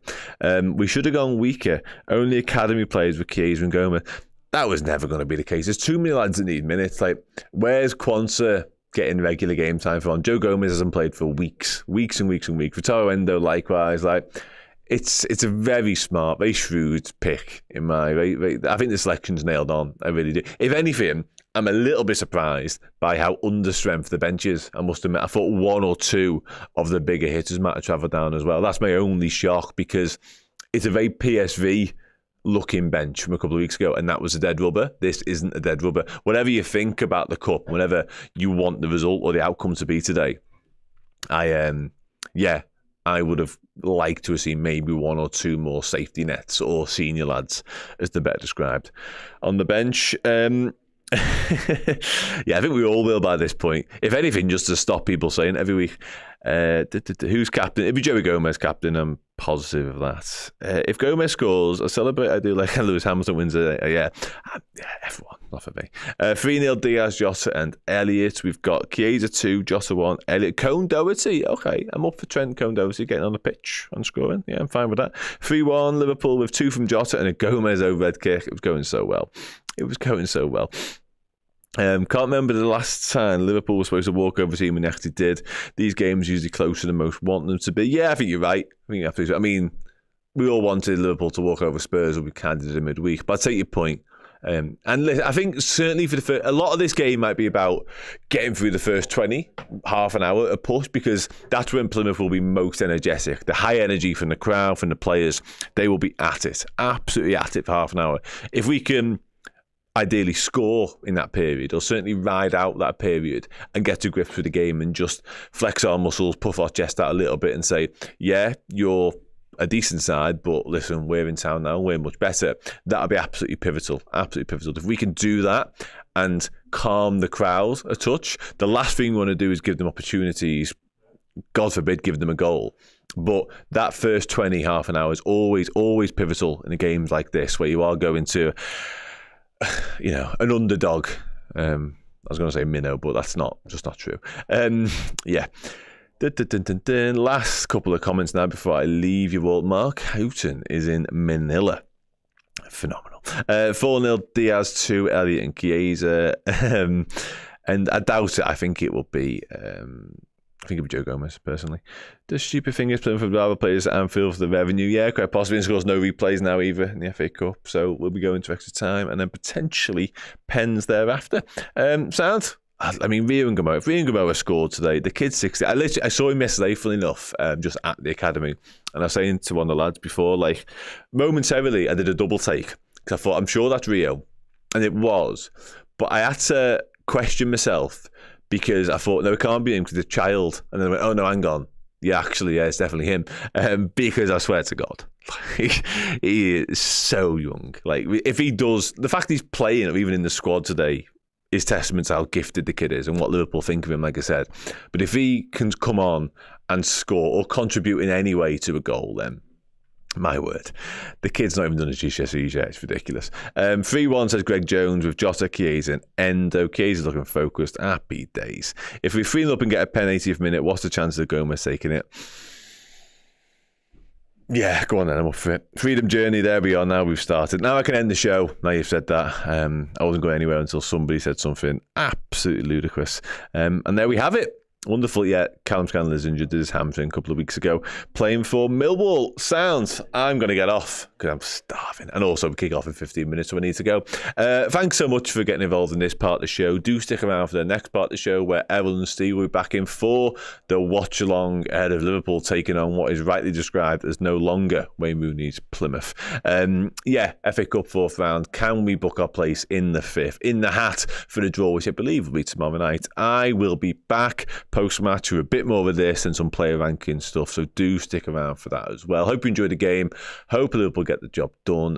I spoke to a Plymouth fan this week from Argyle Life to get the perspective from their end ahead of this one. Take care. I'll see you in a little bit.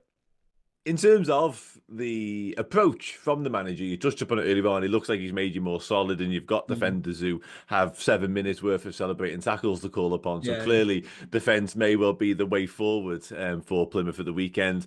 Is that kind of how you expect in terms of the approach, in terms of the system? Just look to hang on for dear life as long as possible? Yeah, I don't know how many of your listeners will remember back in 2017, that 0-0 draw up at Anfield. We were League Two then, and we looked at our squad the other day, and if we could keep you to a 0-0 back then, when you had the likes of Coutinho and Sturridge and Trent Alexander-Arnold and Joe Gomez, granted a lot younger, but they were still very good players. Divock Origi, don't forget. If we can keep them to a 0-0 draw, there is no reason why, with this squad, who should be on paper slightly better than our League Two squad, why we can't keep you quiet. We won't, but there is no reason why we can't. I think it will be a very solid. I think we'll go even more defensive than we usually do. Incredibly low block to the point where 10 men in the box type of low block. And I will celebrate every single second of it because it will be brilliant. And also, I know I'm not going to tarnish all Liverpool fans with the same brush, but I can imagine there'll be loads online going absolutely mental that we are just sat in a low block just to deliberately try and piss you off, and that will be brilliant. Yeah, I think it's to be expected, really, isn't it? Maybe I can't wait for it. I can't wait. Relishing the prospect. Yeah. The neutral's dream, this game of football sounds like. Exactly. Any more blocks and tackles and clearances these defenders can add to that compilation as mentioned. That might be a win of the week. Thanks to Dan. Welcome back to the Watchalong. I'm Steve. This is Errol. Errol's been in the shop and got the goodies in. The sweets are in. The Reds are in town. It's Liverpool against Plymouth, or rather Plymouth v Liverpool in the FA Cup fourth round. We're here to guide you through the entire 90 minutes, maybe extra time penalties if it goes that far as well. I think we'd all like to hope it doesn't. We'd all like to hope that Liverpool can get the job done, but you never know. We're here for the long haul, we're here for the short haul, whatever we're here for. It's one of those you mentioned before. The FA Cup, fantastic. Liverpool are in one cup final. They're favourites to win the Premier League at this point in time. They're through, of course, with a bye in the Champions League as well. The FA Cup's kind of took a back seat. And listen, the third round, Liverpool's first game was a nice story. It was Accrington, it was local lads playing against Liverpool Scousers and stuff. Like, sometimes how far you go in these competitions does depend on the draw. The draw's been, again, relatively kind, albeit away from home for Liverpool. You know, if you win this one before you know it, some big teams are out, the draw opens up one more time, and all of a sudden you're right in the mix with this one as well. Like, it isn't the most important game, but it's an opportunity for Liverpool just to carry on the momentum of what's been a fantastic season. Completely agree, and I think, seeing that forward line, that slot's put out today, kind of signifies that for us in terms of he believes that this is a game that we should be winning, therefore put out players that are going to see it through, get match winners on the pitch from early. And, someone like Jota being so prolific in front of goal in terms of being a clinical striker, having him in there. Someone like Chiesa just wanting to let off shots left, right and centre, but being very direct in his approach because he's like, any minute could be my last minute, so let me just go for it. I've got a lot of time for that energy. And then obviously we know the energy and the kind of explosive nature of Luis Diaz, even if he's not been as prolific as we would have hoped through points of this season. I just think that's just going to blow this team away. I don't know how they wouldn't have seen one quality striker like that in their league, have to figure them out and kind of keep them quiet this season. To have that ×3 across the board is some task today. They've got to be absolutely switched on and up for it. But I just think when we've kind of got this groove at the moment where it's a lot of things are going Liverpool's way, we need to just capitalise on that momentum, mate. And until otherwise, if it's not broke, don't fix it. And Liverpool are winning games of footy, so let's just keep winning games of footy, no matter what competition we're in. Sometimes when managers do these things, and by the way, thanks to Plays R24 should get the 1,000 likes, and there's over 2,000 if you're watching. Hit the like button as we continue to chat throughout the course of the build-up show. It's interesting because some managers go, you play your youngsters from the start, and you pack your bench, and you hope the youngsters can get it done. And if they don't, when you've got a full bench, Arna's done the exact opposite. Yeah. Or they're all in the 11 pretty much. They're all senior players, albeit obviously Inyoni and McConnell are young lads, but they're more like fringe first teamers. He's packed like his under 21s on the bench really alongside Nunes and Curtis Jones. It very much feels like this is going to go back to get the job done, get it early, and then when I'm making my subs, it's to rest players, it's to give players a chill rather than try and chase in the game. Because, like I say, although again Jones and Nunes are good subs to bring on in case of break glass, in case of emergency type of thing. Ideally, the manager, I'm looking at that bench there, he'll want to be able to bring on Gamoa, or he'll want to be able to bring on Doherty or Norris or Nalo because Liverpool are winning the game. That's his ideal scenario here. He's picked a very strong 11. Yeah, and I don't see why he shouldn't as well at this point. Do you know what I mean? Because at the end of the day, I said it before, and while we was doing the build-up, there are a number of those lads there that still want to prove a point, still want to prove an asset between now and the back end of the season, no matter what game or competition that we end up, playing in. The likes of Kelleher does well. Obviously, he might have his eyes set on a Carabao Cup final, but outside of this, he wants the lads to go again.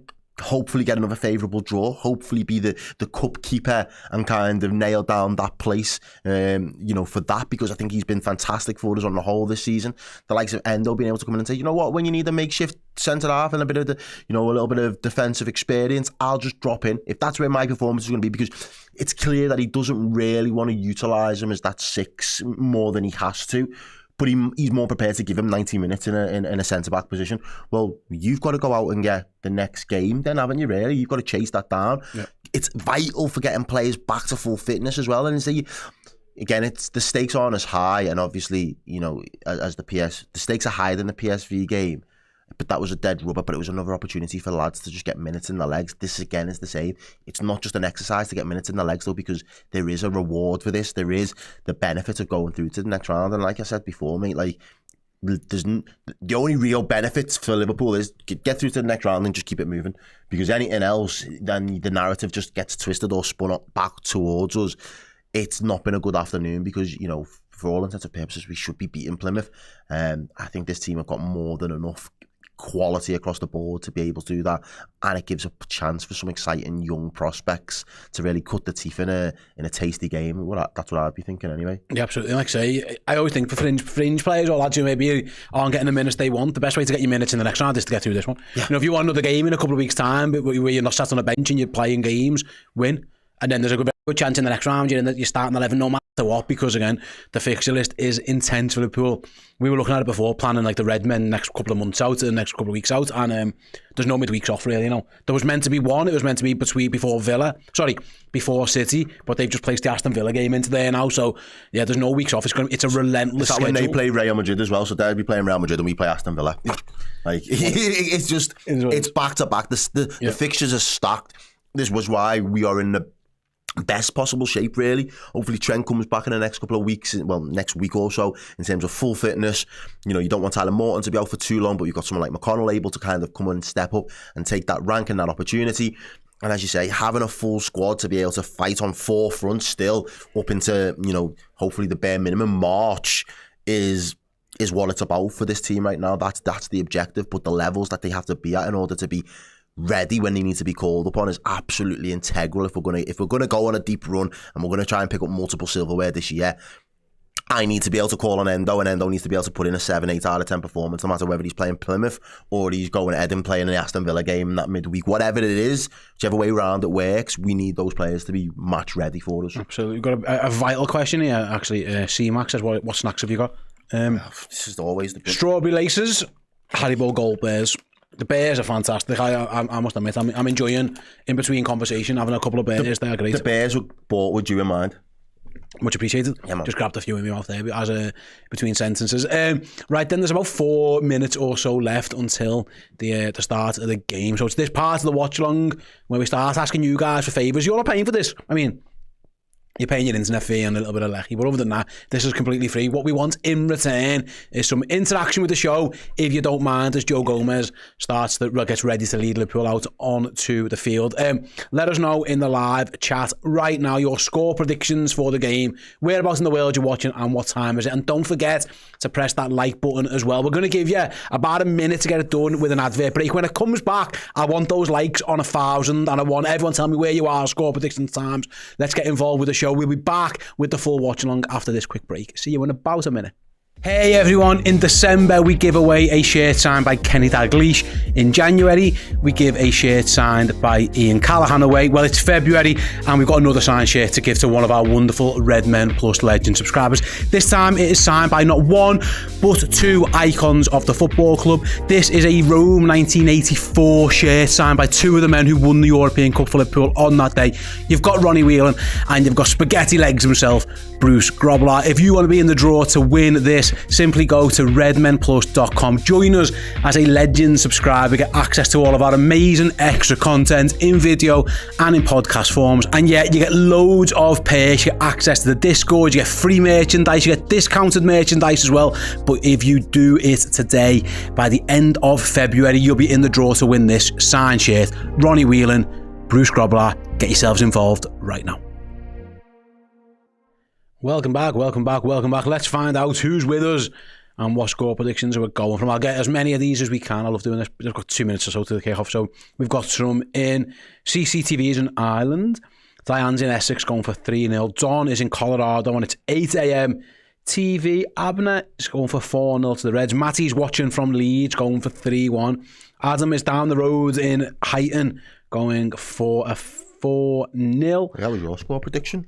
I did go for that one as well. Tetsu is going for the 6-1. Samuel is in America. Says, I wish these games could be pay-per-view. Are you guys not able to watch the game? I don't know. Matt is in Portland, Oregon. That's very far away. Going for 3-1 as well. That's very West Coast, isn't it? Northwest Coast. Who else do we have? King KTZ is saying big up the Swedish Reds. Jacob 3-0 to Liverpool. George 3-1. Dom is in New Zealand at 4 a.m. Shout out to you, my friend. Commitment to the cause. You're the superstar MVP so far. SO's in Bangkok at 10 o'clock. That's a nice time to watch the game. 3-1. Even we've got mates in the chat as well. Hi, Paul. Hi, boss. Paul is in Belfast going 3-1 to the Reds. What does the gaffer want? Are you just checking up on us? Well, yeah, I'm laughing at my attire. With the hat, Errol looks like he's about to terrorise Kevin McAllister. Yeah, the hat's the hat, isn't it? Yeah, it's hat and it's got its own I like thing it. going on. It's all right. It's serving a purpose. It's here to do a job. What's that, the hair not done? Yeah. And we've got big things next week, so we need to be getting that shit sorted. Yeah, the gaffer. Hello, boss. Hopefully you're enjoying the show anyway, not just checking up on us. Right. C-Max says, I've got Liverpool on the TV, Ireland rugby on the laptop, and you guys on the phone. I mean, we're in third place, but I'll take it. We're third in the pecking order there. Swap us with the rugby. Fuck the rugby. What was it? What was the order? The Reds are on the telly, the rugby's on the laptop, and we're on his phone. Get us on the laptop. Yeah, come on. Fucking Tory rugby sport. Switch that up. Get rid of that nonsense. Switch that round. Tom's in St Helens and saying he's watching us. He isn't even watching rugby. He's from St Helens. That's all he did. That's all you need to know. He's going for 5-1 as well. Yeah, we can't be. I don't mind being second fiddle to the Reds. I can't be second fiddle to rugby. Yeah. Can't be second fiddle to rugby. I'm not having that whatsoever. My pride won't allow it. Jake says, sorry lads, you're audio only today. What's going on here? We're getting binned off for rugby. Whoa. Rugby! Of all fucking rugby. I can't get my head around that one. Daddy Pop, nice name. Hong Kong, 1 o'clock kick. He's got going for 2-0 to Liverpool. ITV have got Gomez at right back. We'll find out in due course. It's Crossbow 199 Super Chat. Thanks very much, friend of the show. I'm going 5-1 with a McConnell masterclass up the Reds. That's a... That'd be a decent game if that's what happens. Who else do we have? Donald is in Perth at 11 o'clock, 4-0. Kenyan Scousers watching from Kenya at 5-0 for you. Right then, we're about to get underway. It's going to be Plymouth kicking off. Shout out to the crowd. Yeah, Chris says we're on the small telly, Liverpool are on the big telly, and rugby's on the laptop. That's better. That's better. We have to be second place. Liverpool first, and then us. We can't be third place to rugby. It's completely unacceptable. Yeah. As the game is underway, by the way, Plymouth have kicked off and Liverpool have won the ball back. I was trying to see who's playing centre back and right back there, but Liverpool got the ball with Timmercast on the other side, so I won't be able to see that for now. Liverpool playing in white today as well, down on the south coast. Plymouth playing in like Hulk green. The whole green kick going on at the minute. We've got a Hazard in goal. I hope he is a Hazard for them in goal as well, by the way. Yeah, we know them. Plymouth with the ball. Legit. Going long. Let's see. As it stands, to be fair, is that James McConnell? Oh, Plymouth might be in here. Plymouth are into the Liverpool edge of the box. They're going to shoot. Deflected. And away. I'm trying to figure out who's playing where here for Liverpool. You know what? It half looks like, I don't know if it's here, is McConnell playing right back and Endo's in midfield? Someone did mention that before in the chat. Yeah. I'll check if that's the case in a moment. It's hard to tell because it was a bit of a frantic scramble. Everyone was everywhere. Yeah, so it was hard to see, but it did look like from that one that James McConnell was playing right back, Endo was in midfield. Yeah, that's what it looks like, Errol. It looks like that, doesn't it? It makes a bit of sense, I suppose, if he wants a bit more physicality in his midfield. That was my only concern, really. With so I wonder if that's what he's going to do. Either way, it's a throw-in to Plymouth. And it's a bright start, 1 minute, 20 odd seconds. They've clearly got a long throw-in taker. Number 5 is going to launch this one in. I can't pronounce that name. No, I'm not going to try. It's gone into the box, headed clear, and Liverpool held it back. Done well there. Can Diaz get out? Diaz is... Tried to do a bit of juggling, didn't he? And thankfully, Costas Timmercast cleared. It's been a bright start from the home team.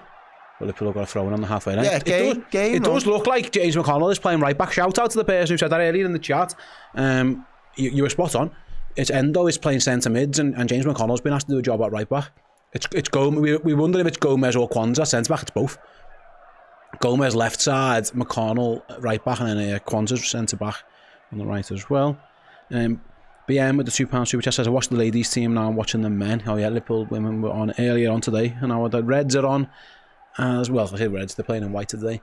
With the ball down at the left with Lucho. First time we got the ball, really. It was a very bright start from Plymouth. Liverpool dealt with it pretty handily in the end, but any thought that Plymouth were here just to make up the numbers, they put that to bed there. They were very physical and got the ball up. But now this is where Liverpool want the ball, don't they? On the deck. The press is coming out, to be fair to Plymouth. They want to engage. They're certainly pressing. They're not just sitting back. Liverpool are knocking it around them far too And it easy is though. defo That's what, oh. Endo tried to play it into Jota's feet, but he got it wrong and it rolls through all the way to the goalkeeper. Try and play out from the back as well. We're going to go long now. Hazard gone long. Connell wins that header, but we don't win the second ball. That was good. Well done there. Joe Gomez just steps in and wins it. Yeah, brilliant. And Liverpool launch the attack with Jota, tries to find Diaz and does eventually. Liverpool into the Plymouth box for the first time. There's loads of men back though. It's going to take something from there. Trainiani goes for goal, blocked. I wonder if that like low dipping sun on that angle is going to be a bit of a problem. It looks, yeah. There's a lot of players shielding their eyes. Over there, innit? Yeah, there's a lot of players like with shielding their eyes. Yeah, LFC man, I've got you boys on my phone and the Reds on the telly. I've got no time for the rugby. Yeah, I understand. By the way, I know the Irish love you. I know you just love your rugby. Fair play to you. But Liverpool Redmen rugby. That should be the pecking order for me anyway. You live your lives as the Reds attack again with Diaz down the left hand side. Doubled up the strikers getting back to do a little job on him. He's the one with the dodgy haircut as well. Into Elliott. He goes down the left to Costas. Costas going to cross. No, he goes back instead. McConnell's inverted. He looks like he wants a bit of the action. I think Costas should have crossed that. He had plenty of time. Endo battling. Plymouth win the battle. And he's coming away with it, number 15. They're off, they're out. And there's a little bit of space. He's number 9. Cross into the box and Kelleher does not a bad ball, but Kelleher reads the situation and stops it really well there because he was trying to break. Kelleher's going for a little task too as well. Yeah, hard it was. We got in down the right hand side. I mean, I'll be honest, who's that who looked slow there? Joey G, was it? Just jogging. Yeah, it was is he hurt? Because he looks fine. He just there was no recovery pace there. Yeah, Joe Gomez looked. That's very unlike Joe Gomez. Unless he just thought there was no issue. Was it an offside flag? Maybe I don't think there was. No, he just slowed. Not to save nobody in this game. He just slowed up. Thankfully, the cross went straight to Kelleher. That reminds me of how I'm running at the minute. He was going fast, and he just started jogging. Turn the afterburners down. Anyway, all's well that ends well. Liverpool got the ball back at the back. 5 minutes, bright start from Plymouth. 5 minutes in. Told you there's not going to be no mugs. Oh, yeah, he was not coming here to get mugged off. Not in their own back garden. Yeah, Tim says ITV are hoping and crying for an upset here. Yeah, of course they are. They want to be relevant to football again. Yeah, of course. But there's no fun for them in Liverpool winning, is there? They want an update. They want a tight game with people viewing. In the last 15-20 minutes, his numbers just go. Anyway, Liverpool, Federico Chiesa judged to be offside. Was he offside? I mean, how can you think that's impossible to tell from there? Either way, was no VAR, so the linesman puts his flag up and Plymouth have a free kick. Yeah, Paul says get those stars and likes in. Where are we up to on that count? We are up to 829. So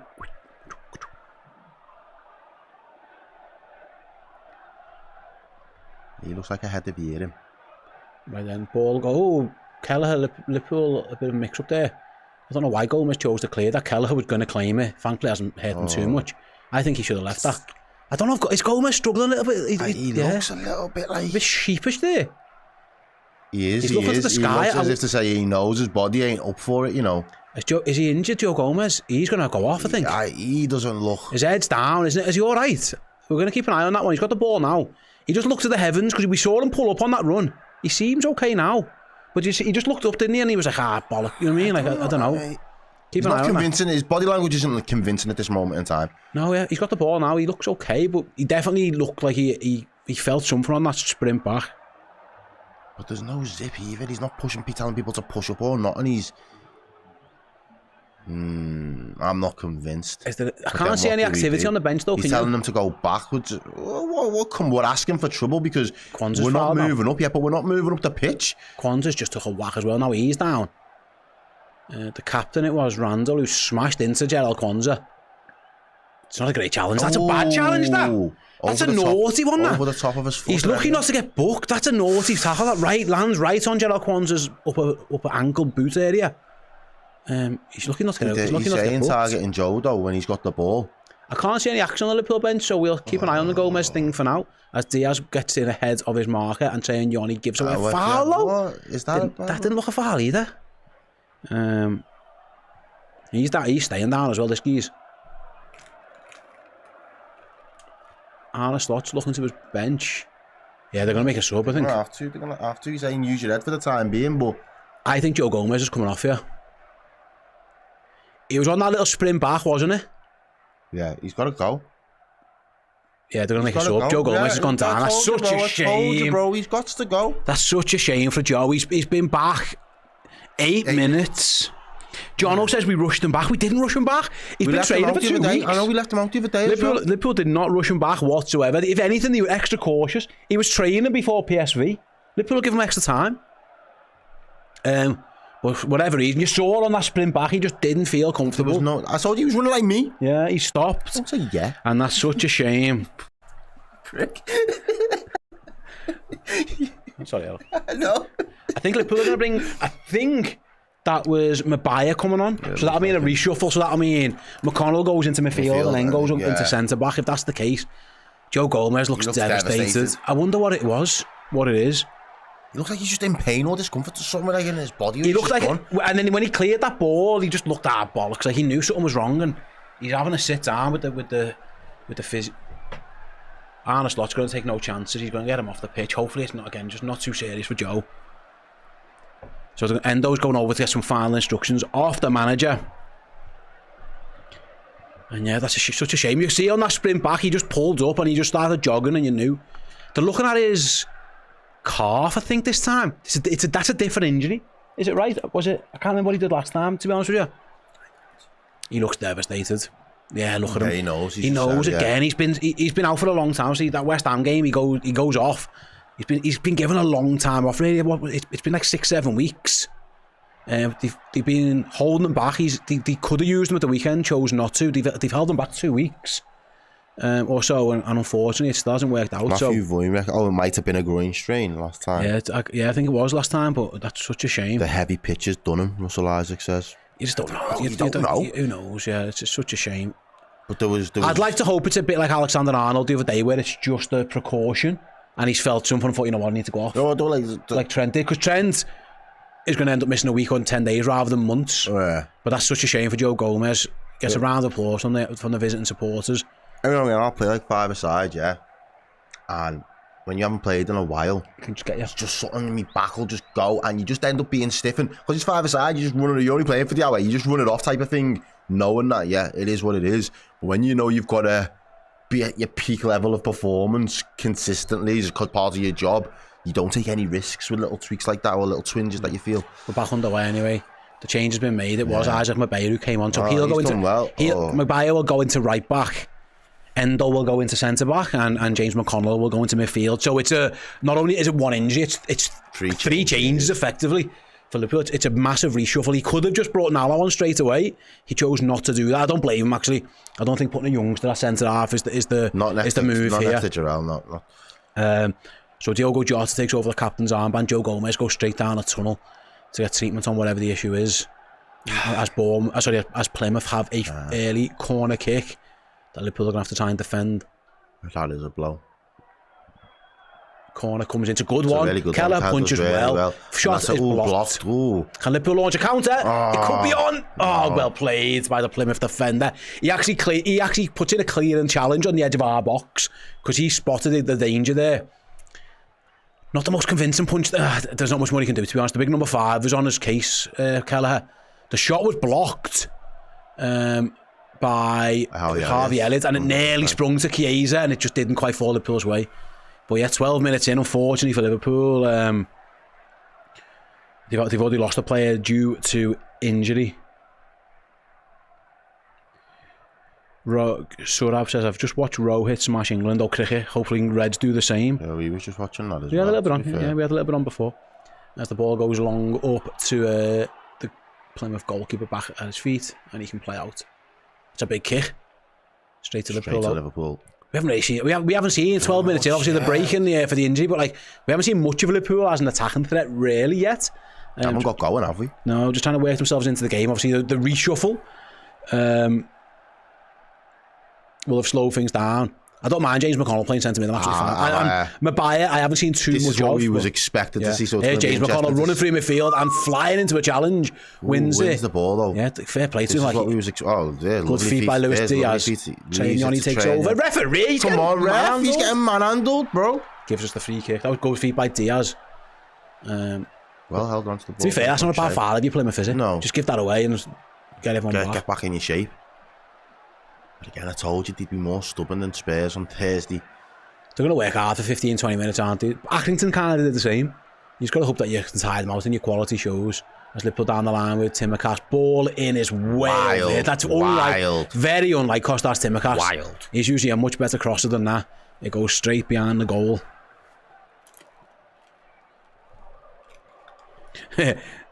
Jake says, she said rugby was a Tory sport and you were watching the cricket. It's fair play. Fair play. It was on in the background. We weren't watching the cricket, were we? It was kind of I couldn't have told you anything that was happening in the cricket. It was just there. There was people with bats and helmets.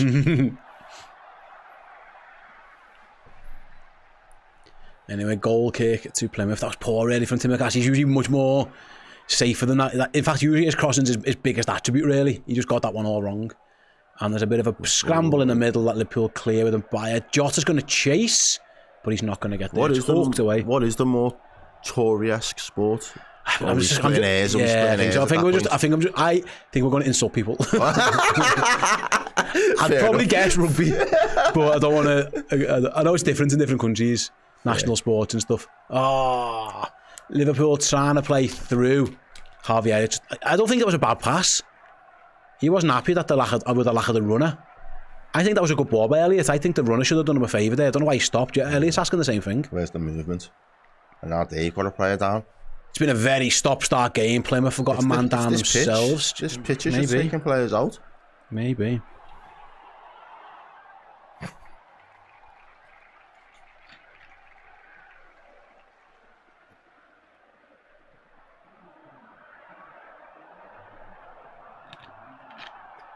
Oh, he smashes into his own man took him out, didn't he? Randall. He took a heavy landing there, didn't he? He's not feeling great there. He got a whack to the face. Sniffing salts there. What are you giving him? Rubbing his. I think he might have had a nosebleed. Oh, right, okay. He got whacked in the face by Randall. Yeah. Oh, he's got a cut above his mouth, I think. Oh, yeah. This is another delay now. Is his tooth come out? He's missing his tooth, lad. Can anyone who knows more about Plymouth, did he have his tooth beforehand or did he have teeth down in Plymouth? That man is missing a tooth. I don't know if he was missing a tooth before the game or he's just lost it in that challenge. Oh yeah, he's saying his tooth's come out. Whoa! They're laughing at the bench. You're laughing at him, bro. That's history. That I remember the day I played Liverpool and lost my tooth. Like, who would have thought? What a strange 15 minutes. Whoa. Liverpool lose Joe Gomez to injury. And he's just lost a tooth to his own... Catch it, centre-back is whacked into his own man, his tooth's come out. I'd be devastated, man. Find that tooth. Hope you have or if you have swallowed it, keep it there for tomorrow.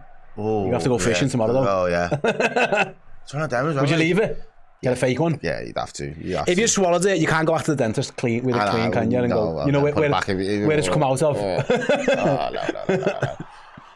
No. He's bleeding still as well. That's the problem. They're going to have to stop the blood. How do you stop that? It's a mouth bleed, but he's going to be bleeding for a good half an hour. Anyway, hopefully you find his tooth somewhere along the line. But he's off the pitch for the meantime. Liverpool are underway. Remember when Klopp lost his ring and people were looking for it? It'll be the same sort of settings. There'll be people on at half time looking for the tooth. Oh my Gideon says, I say rugby union's Tory, but rugby league is not so posh. Listen, I think it might be an England thing, because I think it's different in England. It's like, I think in like Wales and Ireland, it's not posh. You know what I mean? But England, rugby's quite posh, rugby union. Anyway, Plymouth back, I've given the ball away, though, unfortunately, I have to play for them. And they'll do well to stop that bleeding, that gum. Yeah. If your tooth's been knocked out the back of your head, clean, it's just going to keep bleeding. He's back on the pitch. Let's just hope it's not a toothless performance. Yeah, Katic. He's sans a tooth at the moment. To be fair, that's a proper centre-half injury. If you play on through losing your teeth and just crack on. He's back on the pitch, by the way. He is back on. As Liverpool go long, looking for Chiesa. There he is, heading it away. The fella with -1 tooth in the game. Who'd you blame when you've got to go to the dentist for that? It's here. You have to, it's a work-related injury, innit? Can you claim on your insurance? I feel like you should be able to. as Mabaya gives away. He's booked as well. Wow. Trainioni's booked. Early yellow card for Trainioni. Is that a yellow card worthy challenge, Errol? Let's see. Let's have a look.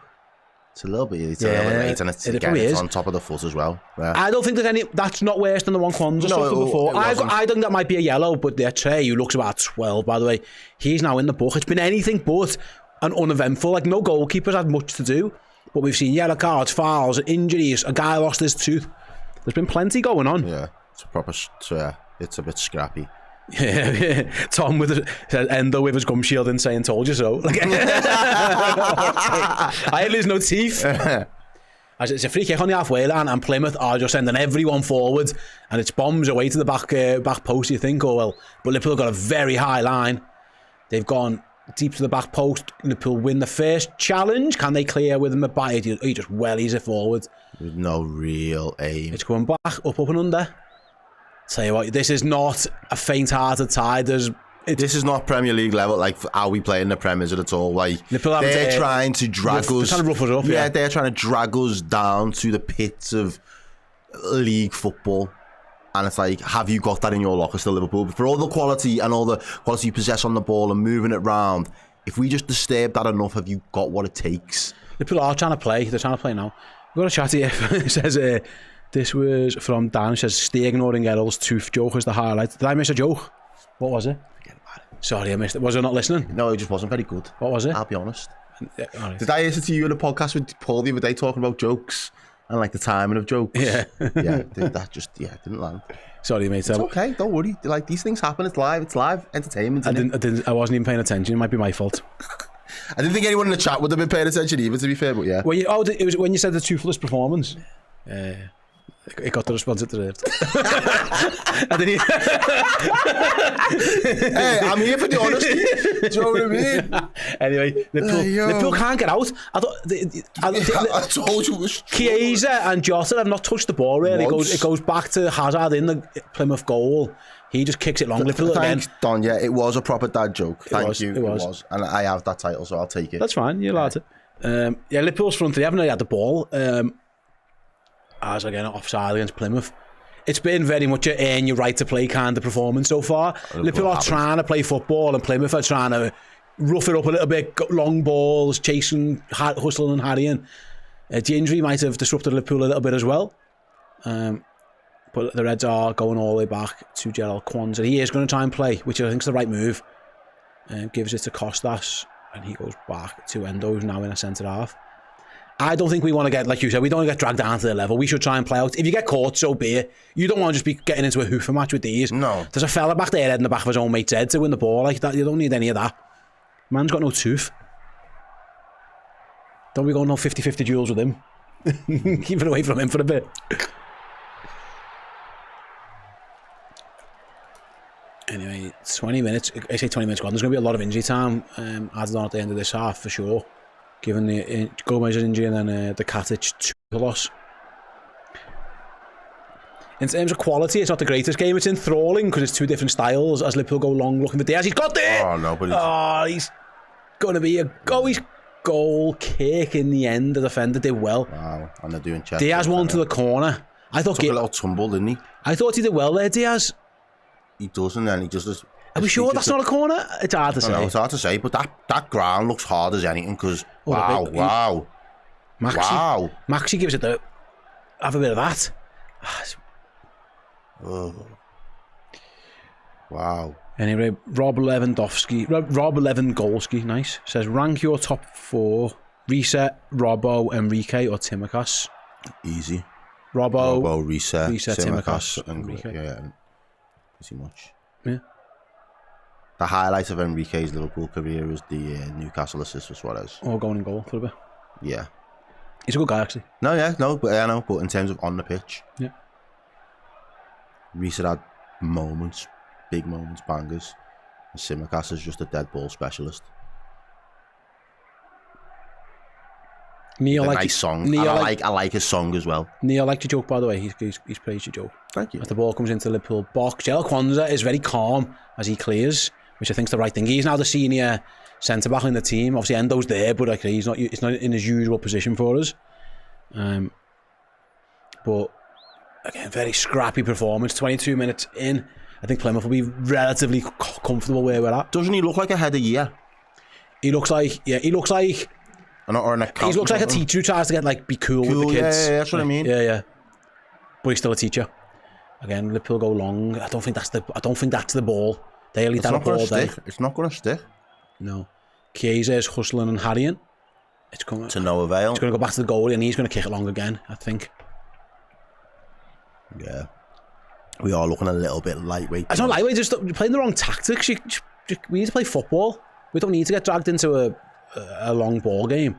Kwanzaa wins another header. Like he's having a good game so far. He is. That's better from Jota, brings it down. I couldn't really bring anybody else in with it though, but that was good. My Bayers as well. Bayers done all right as well, to be fair. He looks lively, doesn't he? Looks like he's got a little bit about him. And yeah, Liverpool. Said before, Liverpool might just have to pick the moments, mate. Genuinely might just have to pick the moments and just buy this is better for us. Just slow it down and keep it on the floor. We don't need to get into a kick and rush type of match. James McConnell strides forward, advances. That's better. Chiesa around the corner gives it away. It's a poor ball. But wins it back. That's all right. But yeah, that was quality there. No, but as soon as you get into it's got to stick. Once you get there, that link up play's got to be on point. Wasn't a good ball by Chiesa. He got lucky that it come back to him, to be honest. Okay. A couple of simple things, that's nice. Keep it simple, keep it moving. I wonder if Maguire, he likes to attack. There he goes, down the right. There we go. Chiesa tries to find him, loses it again. Another poor ball. Chiesa's he had the ball twice there and gave two wretched passes. They weren't even close to finding the target, if truth be told. Not the brightest staff on the right-hand side for Chiesa. Just give the ball away. Nice again by Kwanzaa. Kwanzaa's having a good game, Errol. He has. He started really 24 well. He's lost his partner. He's had to change. And he's taken responsibility he's done well. Defensively. Obviously, you've got nice experience alongside him in Endo, but Liverpool getting the hoodie on. Diaz wins it. No, ref, come on. Have you seen the type of game you're playing? Don't think that's a foul. Don't. He bought that. Farley says today my clock is ahead of the Redmen. Well, press pause. Press pause on your telly. Oh, he doesn't even. And then sync up to us. There you go. Fair play to the ref. The ref actually got it right. Was it a foul? Yeah. But again, it was a needless one. He didn't really have to give it. Arne Slot didn't like the decision. No, but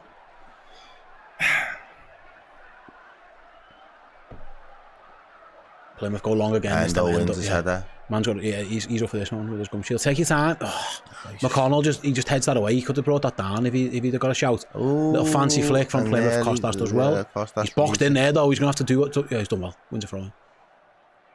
McConnell needed a shout there. He didn't need to play that ball. But thankfully Costas did his job. I think Liverpool's back forward up for the challenger. That's what I would say. Yeah. It's a very physical game and they're being asked a lot of questions. Kick runs, chases, headers. Actually, they're doing a job. I mean, they're not shying away from it. As Diaz loses out. You've got to get hold of the ball. As soon as it comes into one of you, it's not sticking. The defenders doing their job, but it's not sticking up front at all. As the cross comes in, Endo again heads it clear. McConnell chips it clear, wins a throw in. Now he does. Wow. It needs to stick up front, doesn't it? It isn't sticking at all, really, for Diaz, Jota and Chiesa. They're being very loose with the ball. Yeah, one of them needs to lead by example a little bit, really. Show a little bit of quality, and you're getting that. Where's that? Hopefully that's kept in. Chiesa wasn't intended for Chiesa. Chance to run for Federico Chiesa. Direct. He was blocked, but he gets it back in. He's got Elliott to his right, uses him. That was really fortuitous, because that was another awful pass. Yeah, I don't know, he was quite trying there, and it goes back to the halfway line. But that'll do it. It was nice to see Chiesa run into space. I think he was looking for Jota, but the defender blocked it, and Liverpool were able to recover. Showed up with the super chat, says Enrique could be a better goalie than Pickford. I mean, he was less likely to do something crazy, I would think. There's Chiesa again. That is a good ball to Elliott. Elliott's got loads of men in the box, but doesn't use it. Which again, I'm not surprised really. I'm not sure crossing it into the box is going to save Liverpool too many positives. So I think playing it's probably the right decision. Pull them apart a little bit now. Hopefully, we've got them pinned into the area. This is where Liverpool want to be playing footy. I think that's safe to say. Here's Harvey Elliott from distance. No, don't pull the trigger. Don't pull the trigger. Oh, good ball. Hold on, not a bad idea. It's hard to find Timicas. It was well defended. It's interesting to see how Traoré kind of approaches things now because he's on a yellow. He's got to be careful in terms of that intense press. He might have been someone to be really up for it. But now he's on that yellow card. He looked a little bit hesitant to kind of fly in there when the ball was on the edge of their box. Liverpool do have Curtis Jones on the bench if you want, at some point you might want to see maybe second half or something for that. I would say that Liverpool in the last few minutes are playing the game Liverpool want to play. You know what I mean? The ball's on the floor and we're knocking it round. The Plymouth press is coming, but Liverpool are playing round it. They've done it again. They haven't really gone anywhere with it, but at least they're making them chase shadows a little bit. Yeah, and that's better. Stretching the pitch. Just pulling them apart. Gerald Kwanzaa strides forward. There we go. Go on, lad. Keep going. Yeah, he's going to keep going as well. Oh, and that wasn't a bad idea, though. The movement was there. He's been our best player, I think, so far. Kwanzaa? Yeah. Okay. I think he's been Liverpool's best player in the game so far, Kwanzaa. He had a really good 27 minutes. Their back four is in unison, some work to do for Liverpool to figure it all out. Right then, where are we on the likes? Did we get to 1,000? Yeah, we did. And thanks everyone for tuning in. You guys are the best. How many we got when you got nearly 3,000? 3,000 if you're watching. Dickie Red says a little bit of patience wouldn't go astray. Yeah, I think you're right. Liverpool do look like they're rushing it a little bit. There's Katic. We've seen him again with minus a tooth.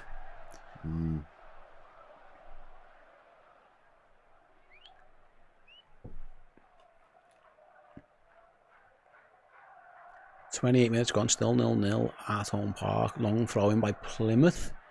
Liverpool get it all the way back with Endo, and he gives it, I'm guessing, to Keller here. The camera panned in on something else there.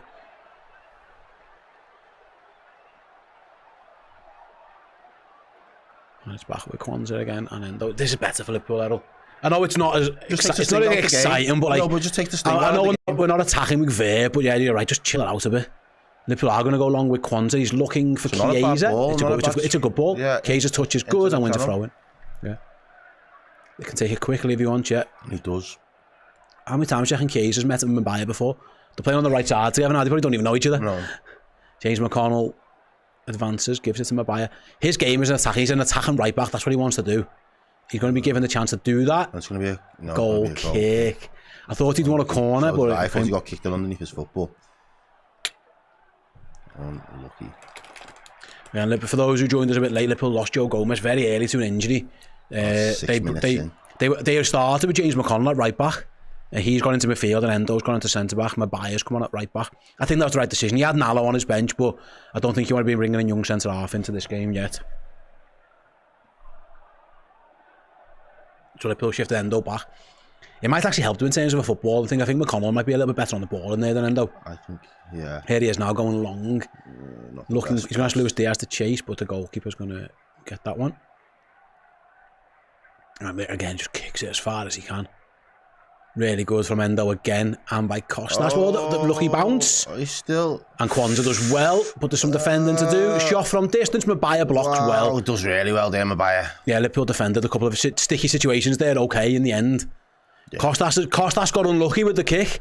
It caused a little bit of panic, but actually two big blocks. 15 is it Bundu? Yeah. It hit him. I think Kwanzaa got a big block in, and then again, Mabaye done really well. Big lad, I mean, how tall is he? He looks like a little bit of a unit. They're a big team, aren't they? Yeah. Big physical team, Plymouth. Playing through them. Good ball into Elliott, but he loses out. That's got to stick. Heavy touch. It's got to stick. You're getting pressed. You're not really in the game as much as I would have liked as well. I know it's difficult. Don't want to be too overly critical, but he's not really been on the ball as much as I would have liked. And again, that big kick from Hazard all the way up. He kicks it far, doesn't he? He does. Endo wins it again, and he's fouled, isn't he? No, ref said play on. It looked like it might have been. Chiesa's there working, tracking back. He's done well. He's won it, and it's going to be a Liverpool throw-in.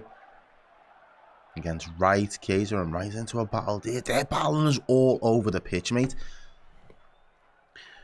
Look at this from Bundu, just cuts in off the... To be fair, it was by foot. Timothy did well, he didn't. He lost out. He got bullied. Kwanzaa did well, and then Mabaye does really well. I mean, it's a speculative shot, to be fair. Yeah, it is, but they're getting any sight of the goal and they're just going to pull the trigger. It's Jota trying to put the hands in the back. I thought Timothy had played it off and we hadn't. Oh, Liverpool undone with the back heel. Plymouth advanced down there, left, cross comes in, Endo again. Liverpool will be asked some defensive questions. Actually, they're standing up to it, but they've probably been asked to do a bit more work than they'd like. Here's Chiesa, loses out twice. God, come on, bro. Ball into the box again. It's headed up again by Endo. And cleared by Timothy. Liverpool centre halves are having to work hard. They're doing good, but they're doing too much. The attackers need to help them out. They give it away again, have they? No, Jota's flick. Yeah, loses it again. It was a poor ball by Diaz. It's just not sticking. It's not. The ball is just not. It's not staying up front at all. All of them are guilty of losing it. Chiesa's not playing well. Elliott's not having a great game. We haven't seen too much of Diaz and Jota either. And we was picking up for their quality before, saying these are the lads, you know, the firepower and all this, and they look bang average, all of them. As a collective, I'm not even singling any one of them out. Chance for Plymouth again. The big guy, bundling.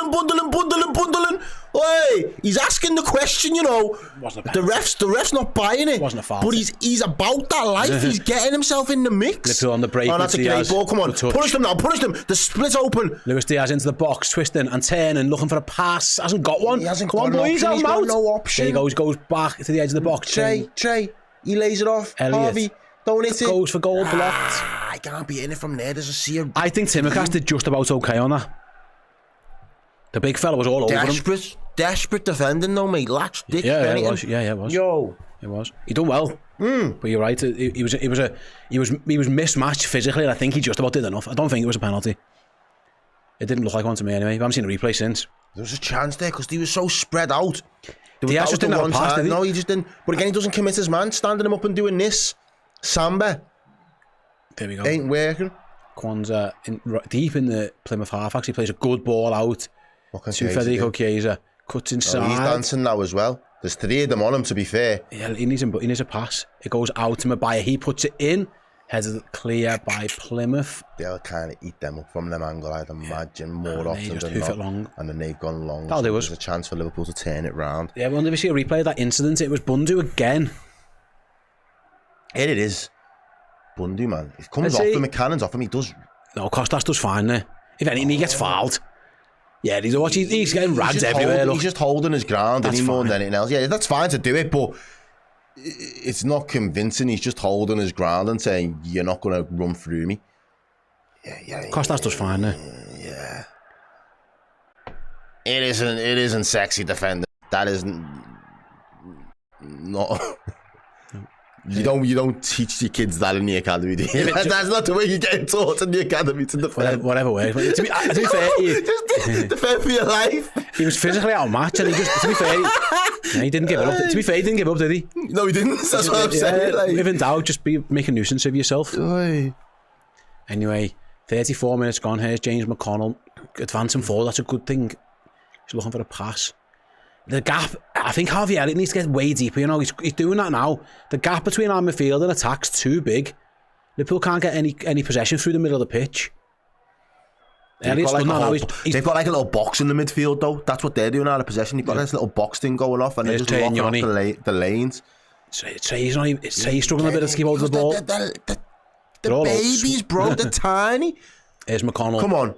Nice ball out of Jota. It goes back to Elliott and Liverpool up the pace. There we go. Diaz into Trey and Jonic overhits it. And Plymouth can clear. McConnell picks it up though. James McConnell shoots. Deflection. Saved by the goalie. Save. He was unsighted there for a minute, was Hazard. And then he's still... Jota wants a foul in the middle, by the way. Jota thought he was going to get the rebound. He was bundled over. The deflection from James McConnell's shot nearly does for the goalie. And then, Jota's on the rebound. I think he was fouled, but you're not going to get that. You're not going to get it, are you? He's getting grabbed as he goes to the rebound, but you're not going to get given that. No VAR. Never, ever. Dark arts. Never. Come on, Diaz, lad. Come on. It was nice, though. Here's Diaz into Timmercast. On the outside. Costas is going to cross it. Not a bad ball. It's headed clear by the defender. It was Harvey Elliott looking to get in the end. We need to get a corner or something. We haven't had any set pieces, have we? No, I don't think they've given away any half-decent fouls in any areas. No goalies have... neither goalies had really had a save to make. That was the first one? Shot? Yeah, I think it might have been, John. 36 minutes played. That's overhit as well. I think both goalkeepers have been relatively... Yeah, that was Liverpool's first shot. Our goalie hasn't had to make a save either. It's been that kind of game. It's been very scrappy. Like, it's very much playing into Plymouth's hands, but I think Liverpool's defenders are doing well to keep them at bay so far. It's this guy here now. Kwanzaa does well. He does brilliant. Tell you what, mate, their goalie can't half kick it. Yeah. I'll tell you that. His kick goes miles. That went nearly to the edge of our box. But when you've got a guy like Bundu up top that'll try and get involved, you're going to try and stick that on his head, aren't you? McConnell flies in. McConnell doesn't shy away, does he? No, not at all. He needs to be careful. He don't get sent off, but ball goes long end. Lunging in like that. You don't really see those type of tackles anymore because you don't really want to be putting your body through it too much. But Gerald Kwanzaa again. He needs someone in midfield to give the ball to. Come on, lads, give him a pass. He's got no options here. No options. Liverpool That little boxing that they've got in that little middle there, the way that Bundu just drops in and just makes that little forward, done it there in the centre. It almost becomes 5-5, like 2 straight lines. Here's Diaz. Want more from him so far, wouldn't you? He's doubled up a little bit, but that's done. Nice done finds, right. Jota. And Jota's Jota bundles through. Jota to the byline, gets it across, just about defending. And that's going to be a corner. Fine.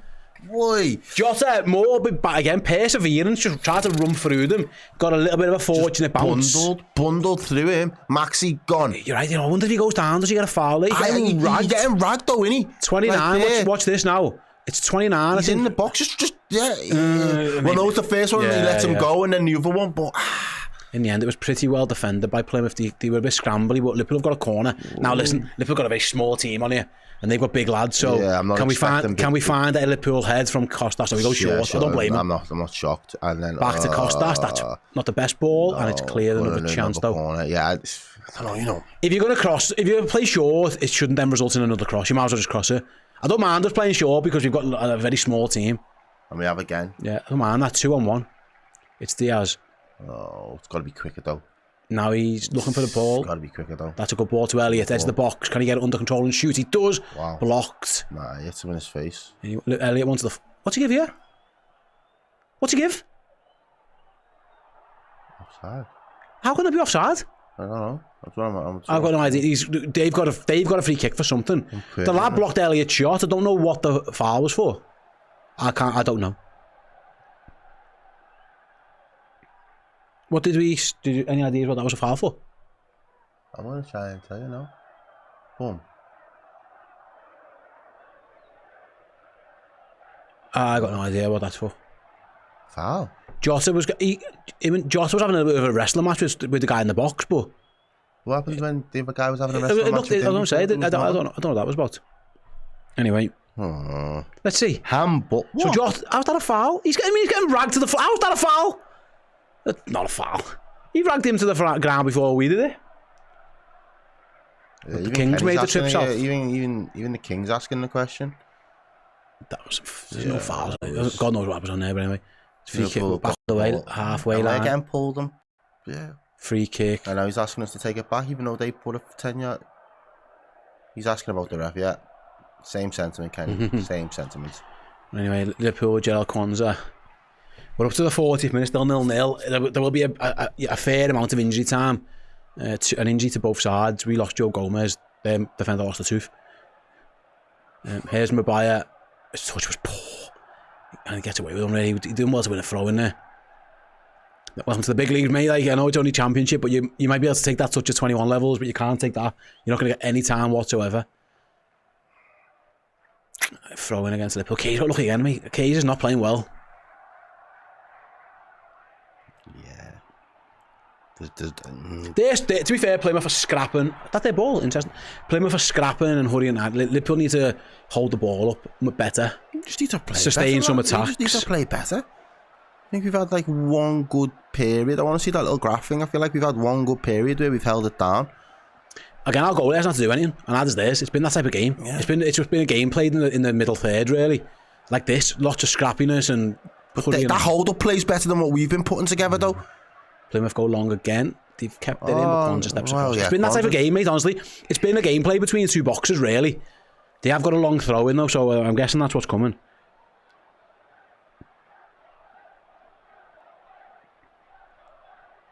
Liverpool need to do better when it goes up there, though. Chiesa, Elliott in particular, are giving it away too often. Diaz is trying his best, but he's tripled up on at times. We haven't seen anything, really, of Diogo Jota. It's been...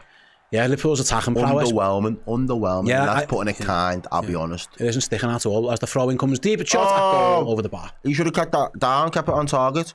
Miles over the bar in the end. Miles over the bar, he should have kept that down.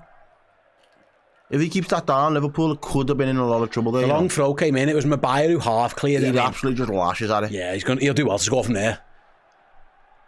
It just swings a leg at it, but it's Miles. I mean, to be fair again to Liverpool, there was 3 men trying to close him down, but it was Miles over the bar in the end. Yeah, nice then. Let's have a song. The laces. Yeah, come on. I think that's what we're missing. I wouldn't be surprised if the manager brought Curtis Jones on. I literally just took the words out of my mouth there, you know. The midfield isn't taking over. It's not doing it. It's not.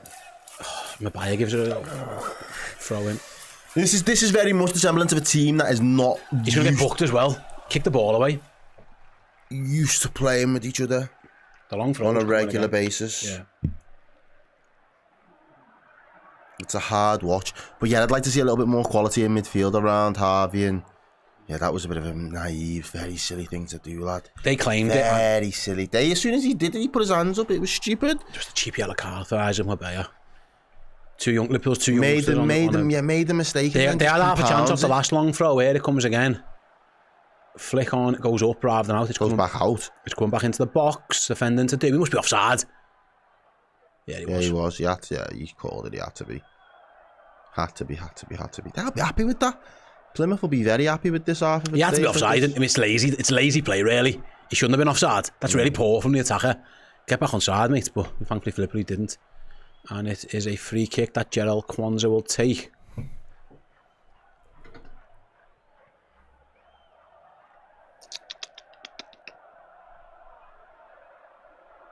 Man, we haven't really got that much on the bench to turn to. Just hope the lads up top just wake up in the second half, mate.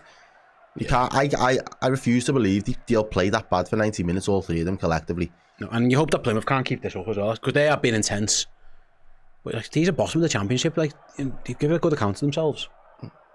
But they tend to lose. The word I used out of respect was stubborn. But they tend to lose games, so you got to hope that comes to fruition. Yeah, that trend. Yeah. Well, he's all over. But they are very physical, I'll tell you that. That's what they're doing. It's a bit like Birmingham to Newcastle yesterday. They were very physical.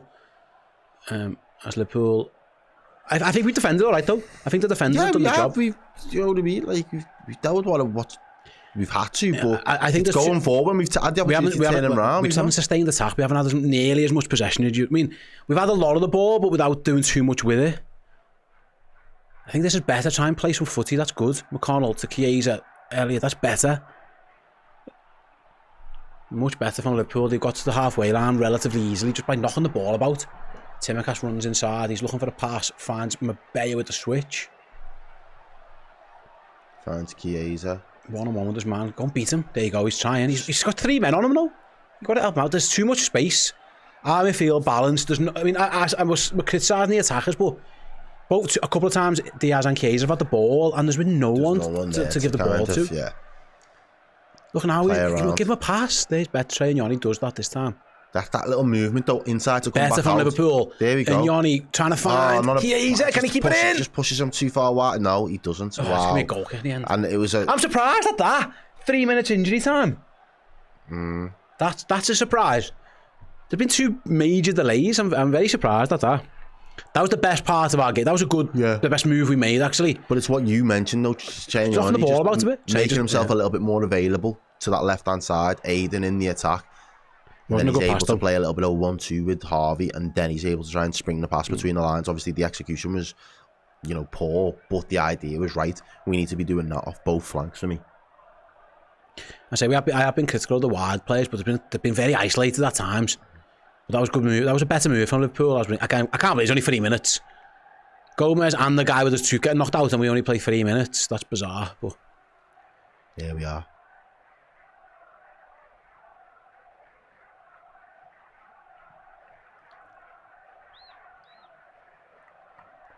Diaz got crowded out again.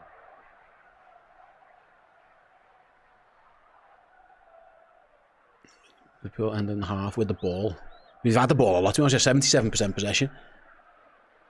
Again, they haven't really catered too much. Can they cater something now as Diaz looks to get in behind? It's headed clear again by Plymouth. That's good though by Elliott. And Liverpool get the ball back with Endo on the halfway line. 1.5 minutes to go till half time. Liverpool looking to go in 1-0 up, but again, the only real shot they've had to save is it was the deflection, and it was a pretty comfortable save. Queen Callas had no save to make, by the way, as well. So it's been that type of game. If you're looking for half-time highlights, there's not a lot.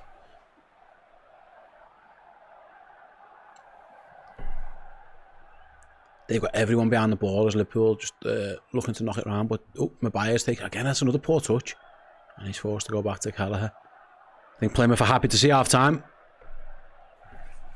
Yeah, why wouldn't they be? I thought against Accrington, it looked at times a little bit like a team who hadn't played together. They have here. This is a very mixed team, and there's been very little rhythm. No fluidity whatsoever.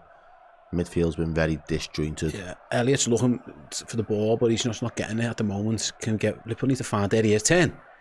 Elliott with room to turn. That's a heavy touch. No, heavy touch. No pressure on him whatsoever.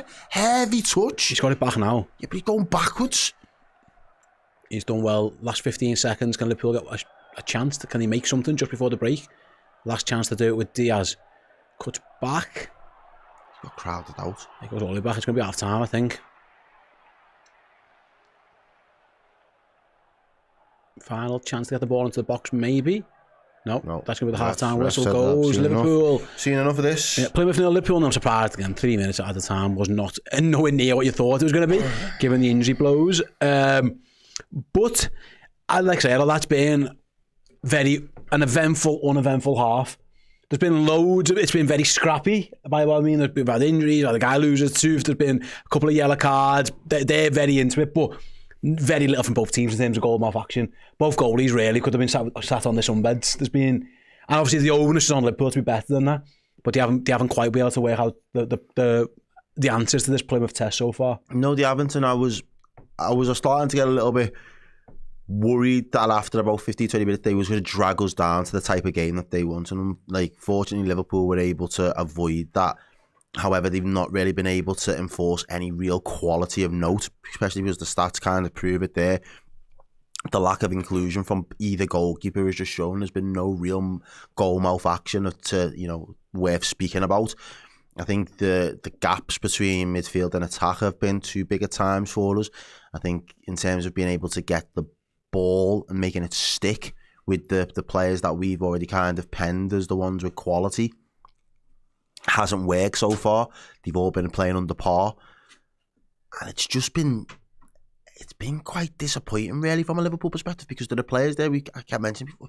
Go and prove a point. Go and prove that you've got what it takes when the manager calls upon you to show that you'll turn up in your games. Treat every game as if it's a big game if you're on the pitch. And I'm not saying that they haven't had that mentality or that attitude and outlook towards the game, but they certainly haven't displayed it in the way that they've been given the ball at times and what they've done when they've had the ball at their feet, because I think they've been very wasteful, if I'm just being completely honest with you. Yeah, I think Liverpool's defenders will be all right.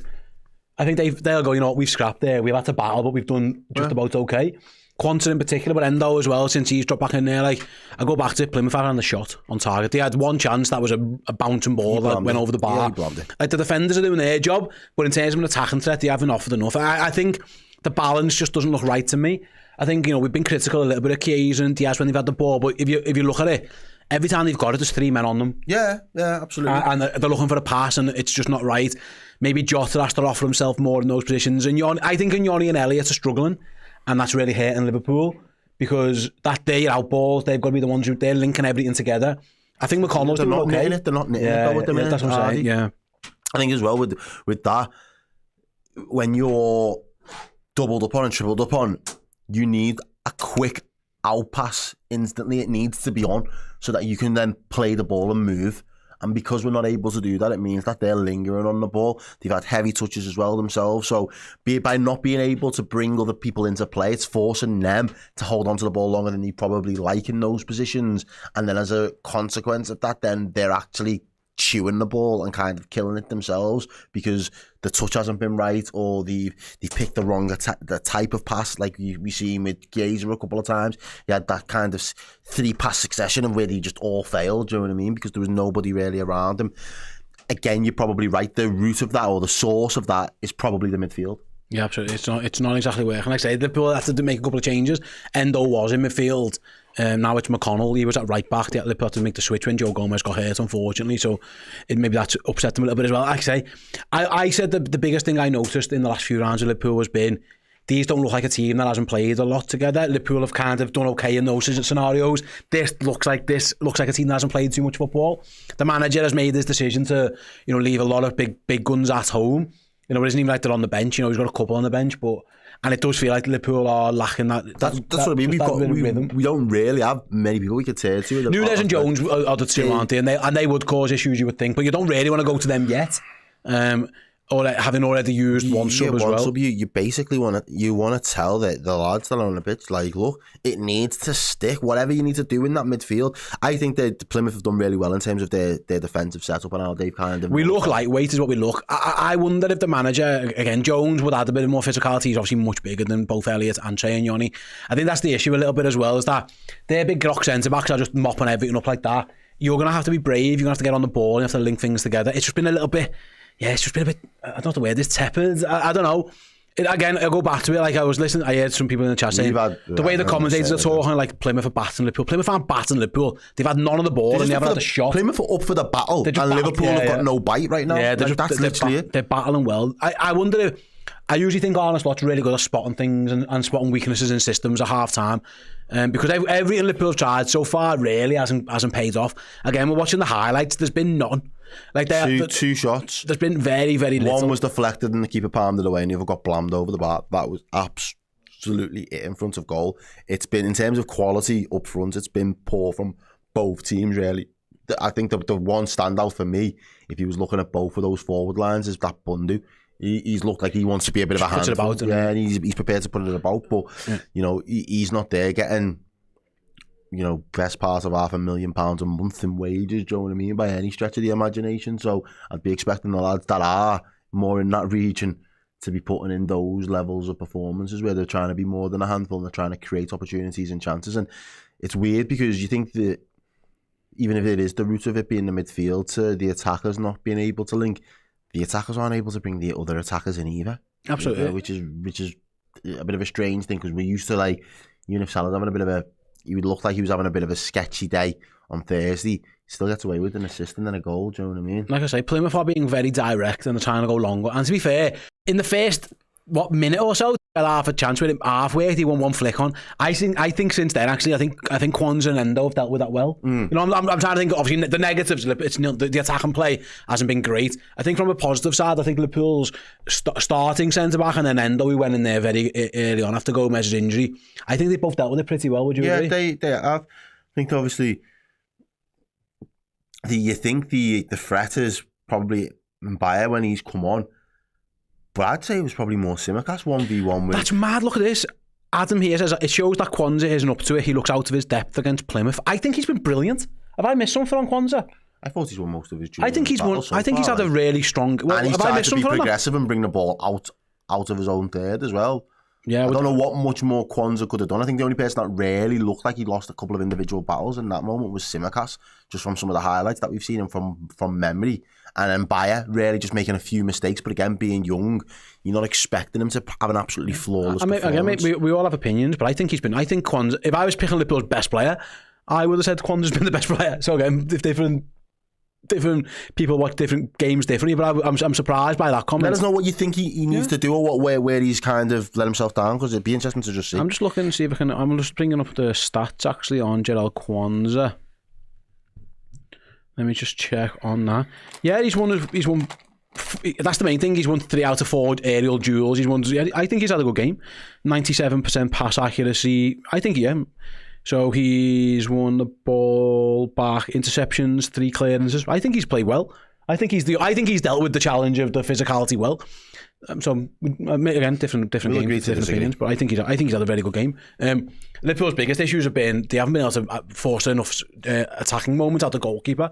We haven't manufactured anything. Diaz, Jota, Chiesa, Elliott and Yoni, really, I'd say none of them have been better than par at best, and that's been the issue. We said before the game, you know, Liverpool should have too much firepower for this Plymouth side with that front 3-4. We've got a water pistol right now. No AK is at all. There's no firepower whatsoever, and that's worrying.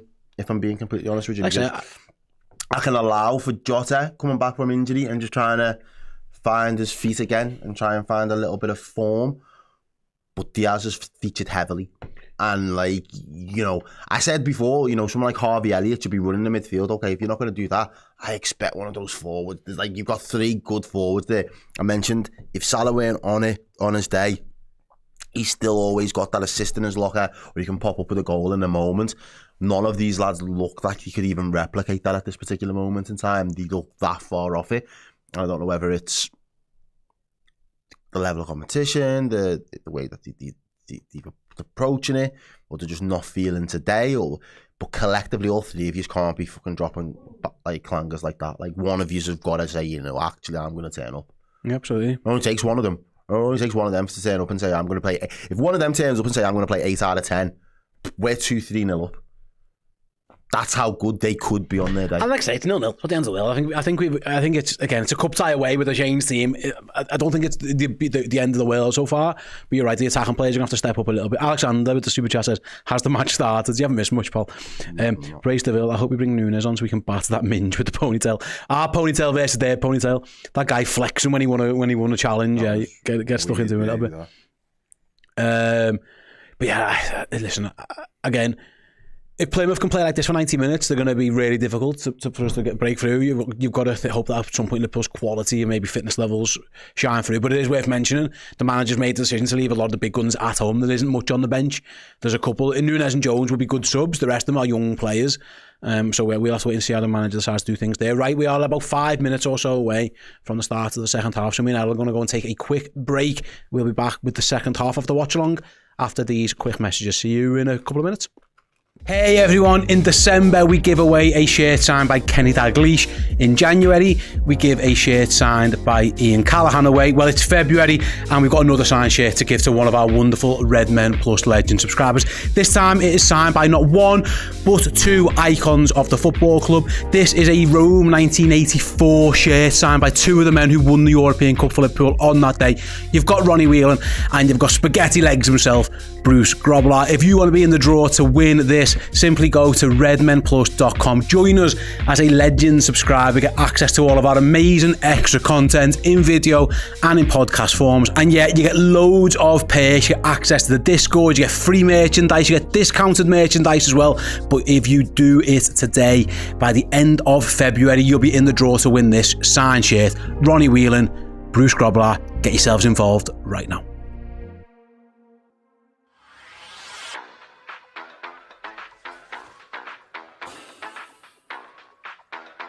Yo, Saeed, what are you telling me, bro? Say hello to my little friend. You what? Are you talking to me? Yeah, I'm talking to you, lad. 1 minute.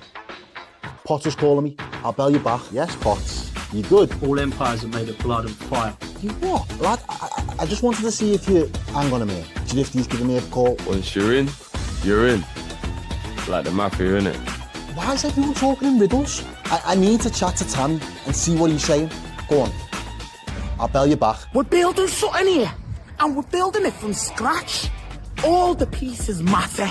I mean, finally, someone's talking a bit of sense, but, I mean, it's live on Redmen TV. The channel's been going for over 10 years, lad. Well, I still need to see if Hooks will do it. VAR has made nothing but trouble. Never mind. Every dog has his day. Oh, you're a proper gunner, you lad. Look, are you on it? I'm sure the others are going to get involved. I'll make them an offer they can't refuse. I got my balls and my word, and I don't break them for anyone. An Arsenal fan with cojones. That'll be a first. Right, Saeed, what are you saying? You know what, Errol? The difference between me and you, I bleed red and you bleed green. Oh, lad, I can't cope with you. Are you game or not? When the devil comes, he comes on angel wings. Lad, what are you waffling on about? Oh, 2 seconds. Potter's ringing me back. If you come at the king, you better not miss. I swear down, you man are trolling me at this point. But say nothing, because I want to keep my friends close and the enemies even closer.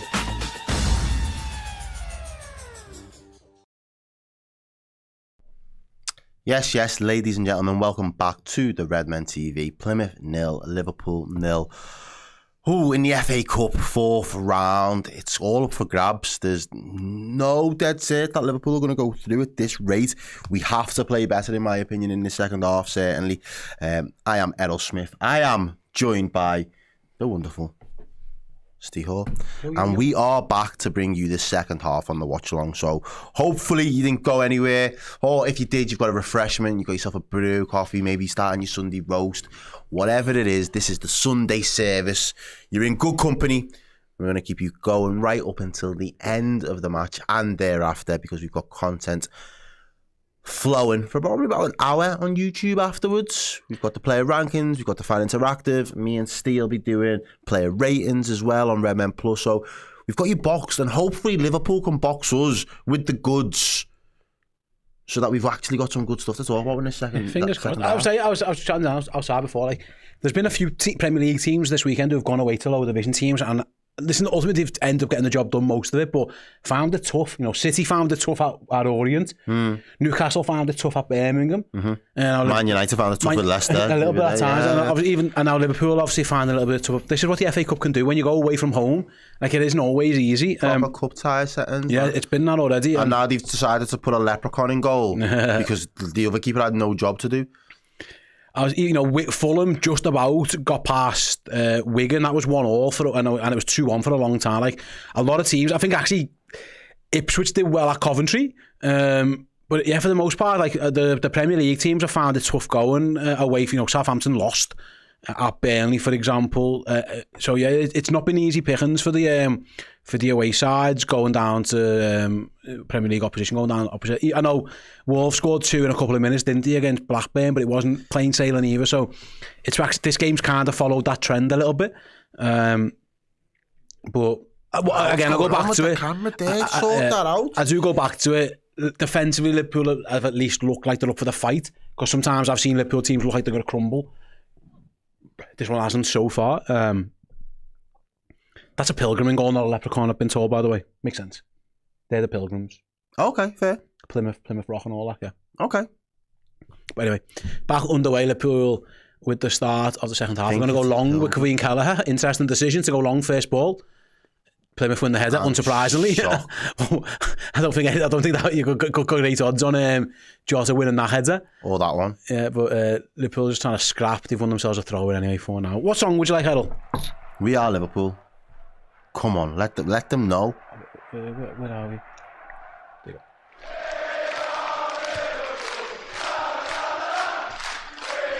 Right, Simicast there with the throw. What do Liverpool need to do, Steve? I think that's sustain attacks. So a bit of pressure where they get the ball and they just hoof it long. We have to stop letting them do that. So as the ball goes forward, it's got to stay up there. Okay. And again, move it a little bit quicker. We haven't seen, Chiesa, Elliott, Jota, Diaz. There's a lot of quality players there. You got to get the ball up there and keep it there. Use your quality. They're going long every opportunity, and we're actually dealing with that okay. But when we get it, we've got to be better, and we've got to win it, and then keep it in their half, I would say. Oh, that's good. Liverpool, again, it's very scrappy. As Plymouth nod clear. They go long again. They have that must be offside. No, playing on, okay. It's right, up against Mabaya. He looked offside to me. You have to be careful. Just stand him. He's trying to win a corner, is what he's doing. Harvey Elliott and Liverpool don't let him do it, but the cross is going to come into the box. It's a no one. It's really a poor delivery, really poor delivery. Yeah, just show your quality in the attacking areas, really. Liverpool are up for the fight, that's the main thing, and they're doing that, but once you win the fight, then your quality should shine through. And too often in that first half, it didn't. Ball's at Kelleher's feet. There's no press. It's fine. I just don't want to kick it long. I don't see the value of kicking it long. Can we not play footy? No. We're going to go long again. I might be wrong, but you're going to do well to win anything off that. And they don't. Plymouth win it again. I just don't see the value of going long, to be honest with you. And we're not there to take the ball. And here comes the counter. Mabaya's just been caught out. He got too high up the pitch. Bundu's just done well. Con's just done well again.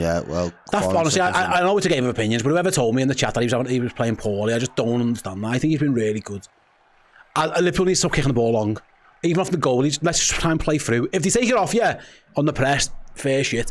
Yeah, good luck to them. But you can't just keep kicking in at two big grok centre halves. If you're going to do that, you need to bring Darwin on. Jota, Diaz is good in the air, but he's playing wide. It's very, very going to him. Well, he was the one who made that run inside. He went from out to in for that one and still didn't come away with the ball. It's just not for me. If you're going to go long, you've got the wrong team on, so try and play footy, please. Again, it just goes up there, goes past the halfway line for the Elliott's at least going to try and put the goal under a bit of pressure, which isn't the worst idea. Oh, it hits him as well on the clearance. Can Liverpool take advantage?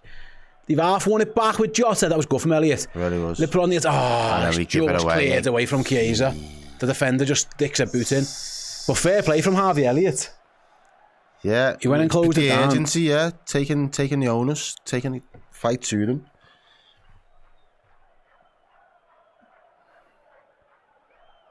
Here come Plymouth down there left. Maguire's got some work to do. The man cuts inside, shoots a goal. Good defender by Endo. Knocks it over his own bar. Really good defending. That was sharp play. That he knew what he wanted to do. He didn't hesitate. As soon as he skinned his man, he thought, yeah, I'm in. Let me try and pull the trigger. I'm in. I'm pulling the trigger. Good by Jota. That could easily be an own goal. Sorry by Endo. It's Wright who cuts inside. He does so well, yeah. I think Keller probably has a cover, but Endo just makes sure. Good defender. Wow. I like what he did there, though, with that young lad. Good defender. It was good play. One dude. Corny for these. They are a big team. Liverpool got some defending to do. Corner goes, dreadful for them. Liverpool get away with it. Got no lift on that whatsoever. Stayed on the ground floor. He went straight to the man at the near post who hooked it away. You'd be fuming if you're Plymouth. A chance to send all the big fellas up and it p-rolls to the front post. Yeah. That's a poor corner there. Even me ma says it was a boring first half. She's just not. There wasn't there was nothing happening, was there? Fair play. Liverpool go back to Keller. Can we not play? But to be fair, they are high up the pitch. Give it to Endo and let him give it to Costas. It's not fucking rocket science. There you go. You got your wish. Play the ball. If you have to eventually kick it because they pressure, then fair enough. At least try not to do it. Because that's just giving it away again. It's just poor. And there's nobody in midfield because of the size of the gap, but we've won it back there this time. Jota we need to play team in midfield. I think Curtis Jones has to get on this pitch soon. Get him on the ball, show him for the ball. Liverpool have to play through the lines. This is just not going to work if you're going to just keep wellying it forwards. That's better. Timikas brings it forward, Trey back to Endo. This is better. Just keep knocking the ball around.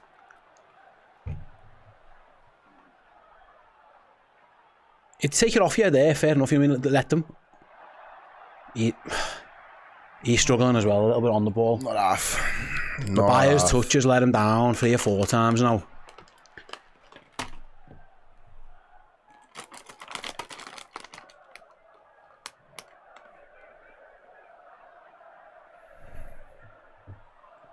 Algebra. It's good to see the kids play. Yeah, I hope Jones is okay. Yeah, me too, mate. When's it time for chaos? Yeah. I mean, Darwin could do anything in this game, couldn't he? He could score 7, he could get sent off, he could do absolutely anything. In between. Maybe hour mark, I don't know. Jones would be my... I'd bring Curtis on now. I'd say, sorry, Trey, I love you, and you've got a bright future, but he'd be off for me. Ball goes into the Liverpool box, played out, Plymouth looking to attack, again, poor ball from them. The setback just let them down there at the vital moment. It's over on the right-hand side, though, with good defending. By Diaz. Luis Diaz getting back to help out. Throwing. Again, I imagine there might be a long throw coming in. It's an interesting FA Cup ball. Sorinola, is that how you say it? Are they going to do the long throw, yeah? Sorinola. They've sent a big fella forward. He's got 1 tooth missing. He's in the box though for the long throw. In it comes, long throw in. Not as long really. Not as long. Liverpool flick it on the... Oh, this time not done. Handball, penalty. And he's got a pen. Oh, you messing? And it's Harvey Elliott. Elliott. Wow. I'd have to see the replay, but... Shocking. Absolutely. And the throw wasn't even good, you know. The throw wasn't even good. Maguire won the header, flicked it on. The guy tries to he tries to hook it over his own head, and it was Treaty. Is this handball? The guy goes... Yeah, his arms are up. What's he doing? What are you doing? Does it hit him in the arms? Yes. That's handball. You can't argue with that. Let's have volleyball, Spike. Someone hits it over the net, you put your arm up to stop it from going anywhere. I know the distance is very close, mate. You can't have your hands up here, lad. You know, what are we doing? This isn't basketball, bro. Yeah. The referee was on the spot. He pointed at it straight away. Penalty given, and Plymouth have a penalty. What's he arguing about? Are you... Anyway, Covey Kelleher. He's the guy. If there was ever a doubt that, you know, or nerves, I haven't got none because he's the guy. Like, it's just going to get blazed over the bar and we're going to be as you were. But that was shocking. Absolutely shocking. Huge penalty for Plymouth then. Penalty is taken and scored, and Liverpool trail in the FA Cup. Hardy slots away the penalty. 53 minutes gone and the visitors lead. And yeah, again, I can't say it'd been coming, but Liverpool hadn't done enough to be winning the game. Penalty, a poor decision from Harvey Elliott to have his hands in the air, and Liverpool have it all to do.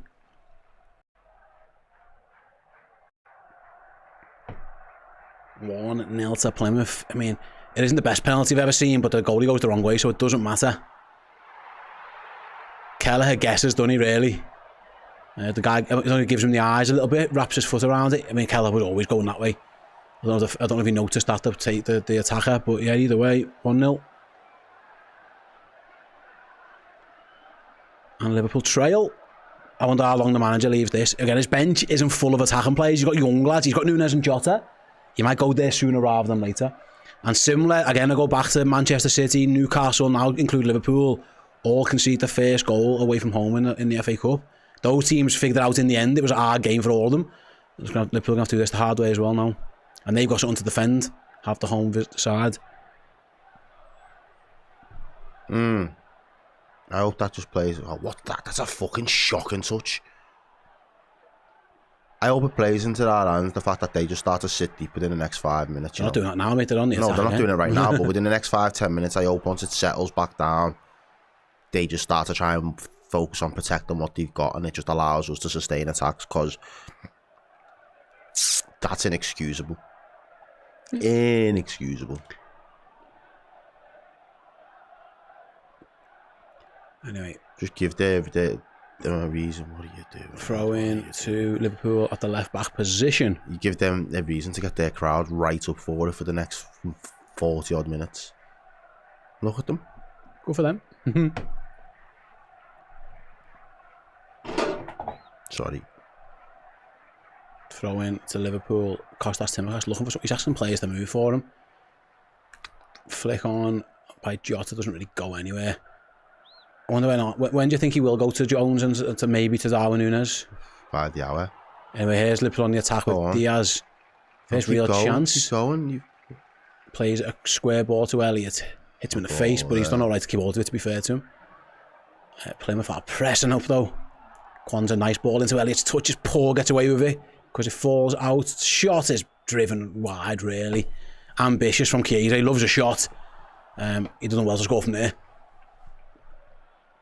Hasn't really had much else going on, has he? Yeah, it's not the best from.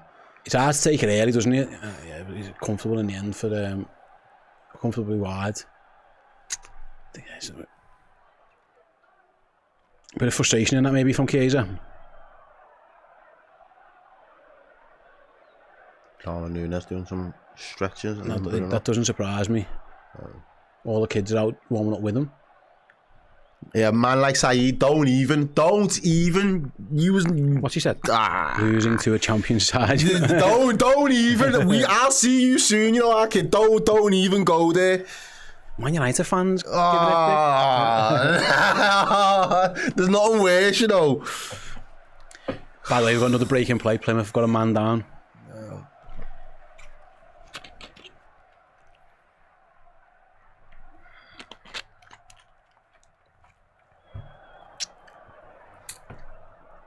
Manager's giving out some instructions there. Darwin's getting some instructions. Curtis Jones has still got his coat on, so he isn't warming up for He's brought over McConnell and Yanni Elliott.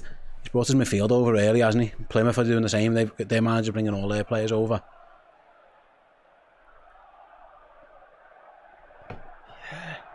There is no replay LFC, Mav. This would go to extra time. Yeah, no replays, yeah.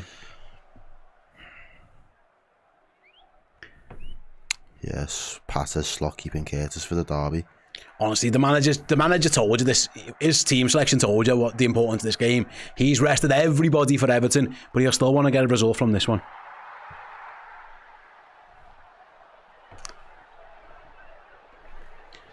But as it stands, Liverpool are down.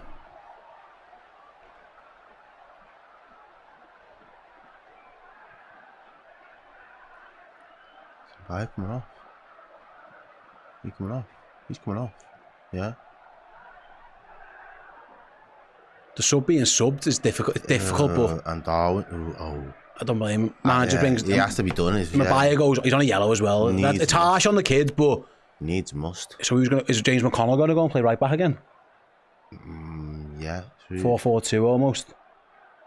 Effectively. Yeah. We'll see how it goes. Maguire subbed on, subbed off. Darwin Núñez on. We'll see how Liverpool's reshuffle is. Big 30 minutes coming up here. Keep the faith. Jota will end up playing like as a number 10, won't he? That's what's going to happen. He's done that a lot. McConnell looks like he's going to go and play it right back again. Ball goes long for Kwanzaa to deal with, and does well actually to get ahead on that one. But it's coming back. McConnell's first job again as a right back again. He's up against right. He slips it over, and McConnell should win that and does well. Oh, he's fouled as well, referee. Come on, ref. Thank you. Thank you. The guy who won the pen. The lad who went down, he looks alright. I think that was just a little time wasting tactical injury there.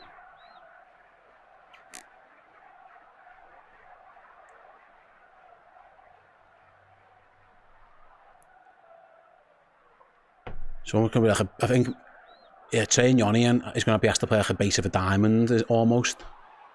I think Arne Slot's trying to get some control in midfield and try and get some pass lanes. I don't think it's the worst idea. McConnell's inverting as well when he has to. Liverpool just trying to flood the middle of the pitch. I think it's the right decision. They've been too easy to play long balls. Jota's going to try and drop deep 2 and get it. But his first touch is poor. The pitch isn't great, but that touch wasn't great. We had some super chats. It's crossbow. It's chaos time for Darwin to bring us back. Yeah, fingers crossed. I mean, that's a long username, I'm not going to say it. HFMC. Elliott has been 4. The core players must play. Listen, the managers are not going to play his best players in the FA Cup. I just don't think he's that harsh, do you know what I mean? You can't moan that we played too many games. Everton on the midweek has to be the priority. It always was going to be. We knew that. I think he trusted these players to get the job done. They're more than good enough. They just haven't shown it for an hour so far. But hey-oh. Not winning our battles in individual second duels though that's all right. And it's going to be a free kick. Yeah. It's long. Arne Slot did not like that decision from the ref at all. Either did Harvey Elliott. I wasn't paying enough attention, to be honest. I think jelly.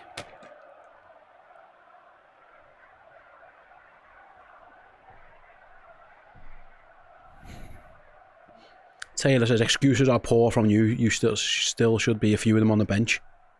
Maybe I thought he might have took 1 more to 2 extra, but I just don't think he's that hard.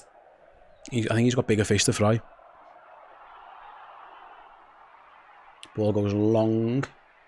Headed down by Plymouth. Big chance. Save by Quavine Kelleher. That could have been a massive, massive moment. If Plymouth scored there, that could have been the game. It was Hardy again. That's a good save by Kelleher. It's nodded back in. And he's probably offside. Whether the flag would have went up, I don't know. It's a good save off the post in the end. I think he was offside, but there's no VAR, so I think it would have counted. Oh, it's a good save, that.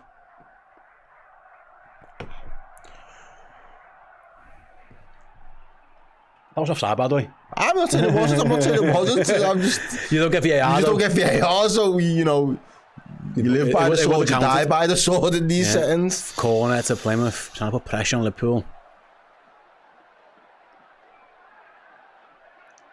Left-footed in-swinging corners to put on, really. Headed clear by Liverpool to the edge of the box. Shot goes way over. Right was that.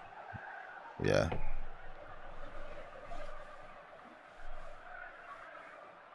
I can't be harsh with extra time and that, man. Like, I want to go enjoy Sunday. My only day off this week, man. You may have to score a goal to get to that. Well, I know, but...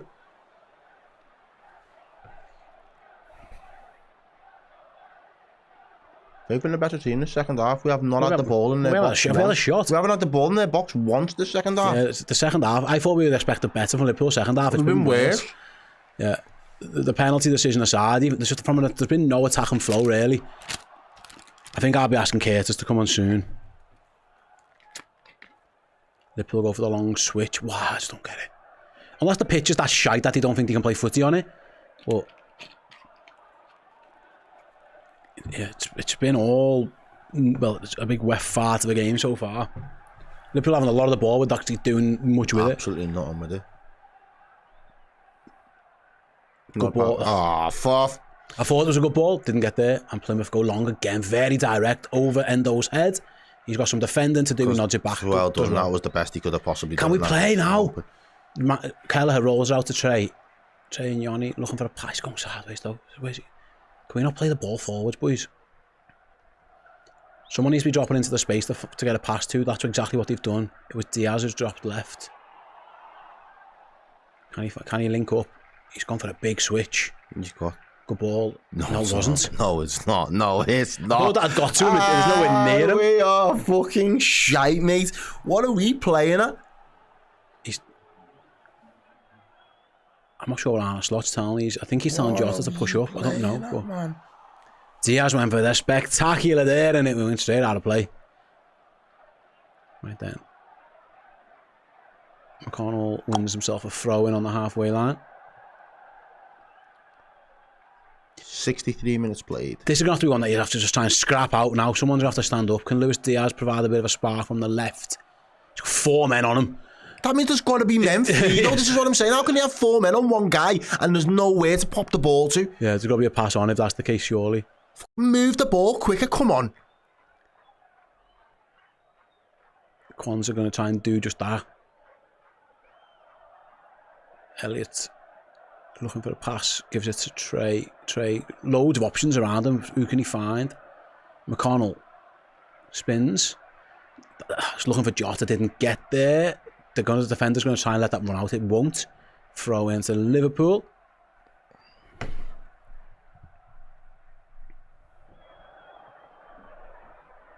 And you've got another man down. This is the time now where I feel like they're going to just start to retreat. Yeah. And if they do, this is where Liverpool need to wake the fuck up. He's done. His race is done. I don't know if it's his groin or what. Another injury for Plymouth. I don't know if he's injured or it's time wasting, but... Nah, he looks injured. He looks upset, like. But yeah, we just need to now hope that they retreat, try and defend what they've got, defend for their lives, and we just start finding little moments and pockets of space. Looks like his hamstring's gone, the defender, so they're going to make a change, it looks like, you would think. I don't know, we just know. So we're going to make it. Plymouth are going to make a change.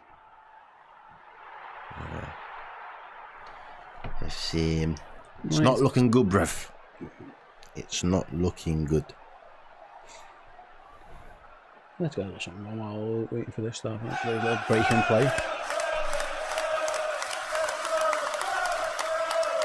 What's he doing? It's Porth Melly, isn't it?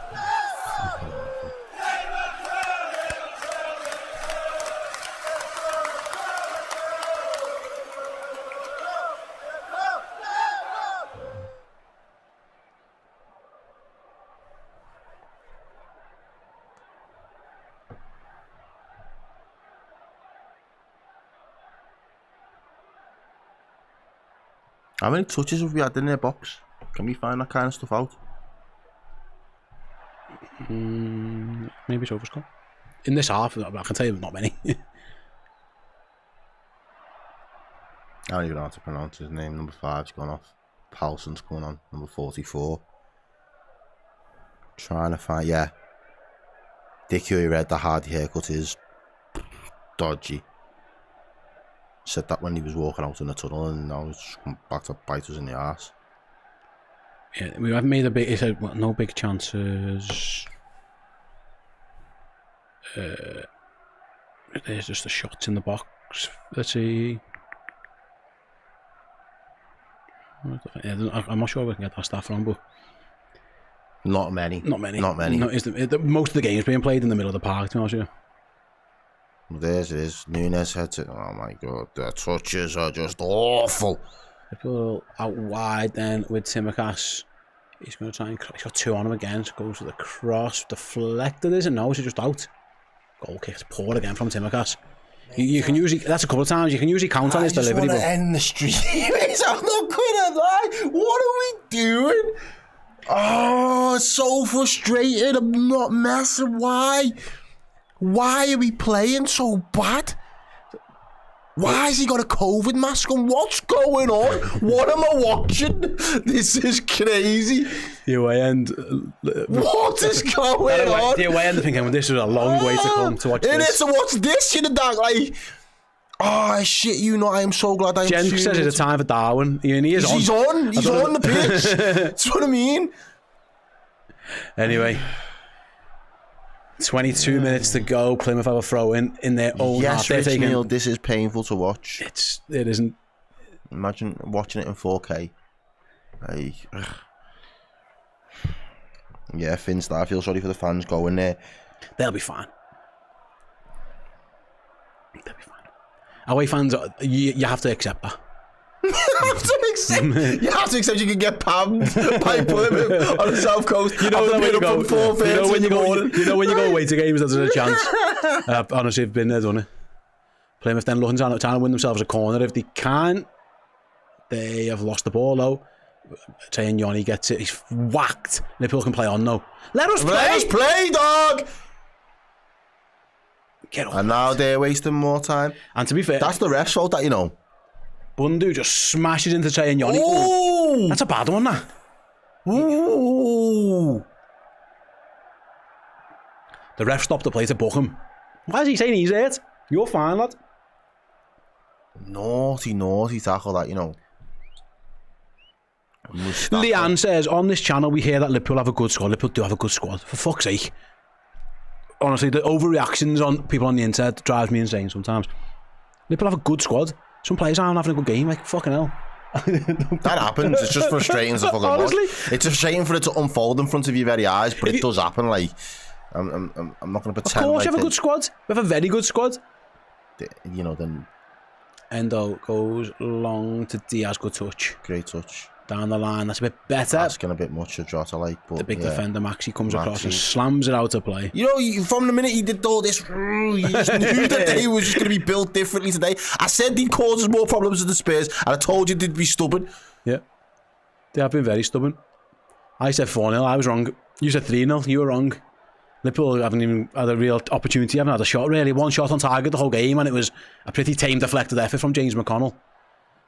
He's on the ball now. Elliott delivers into the box, headed clear by Maxi again.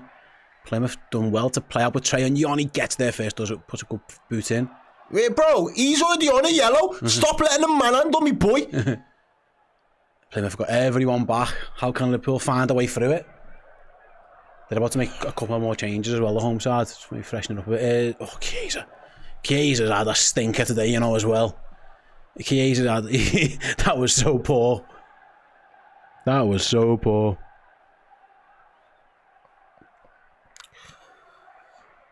Plymouth ball into the Liverpool box is going to be easily dealt with. Yeah. There's 20 minutes left. Come on, boys.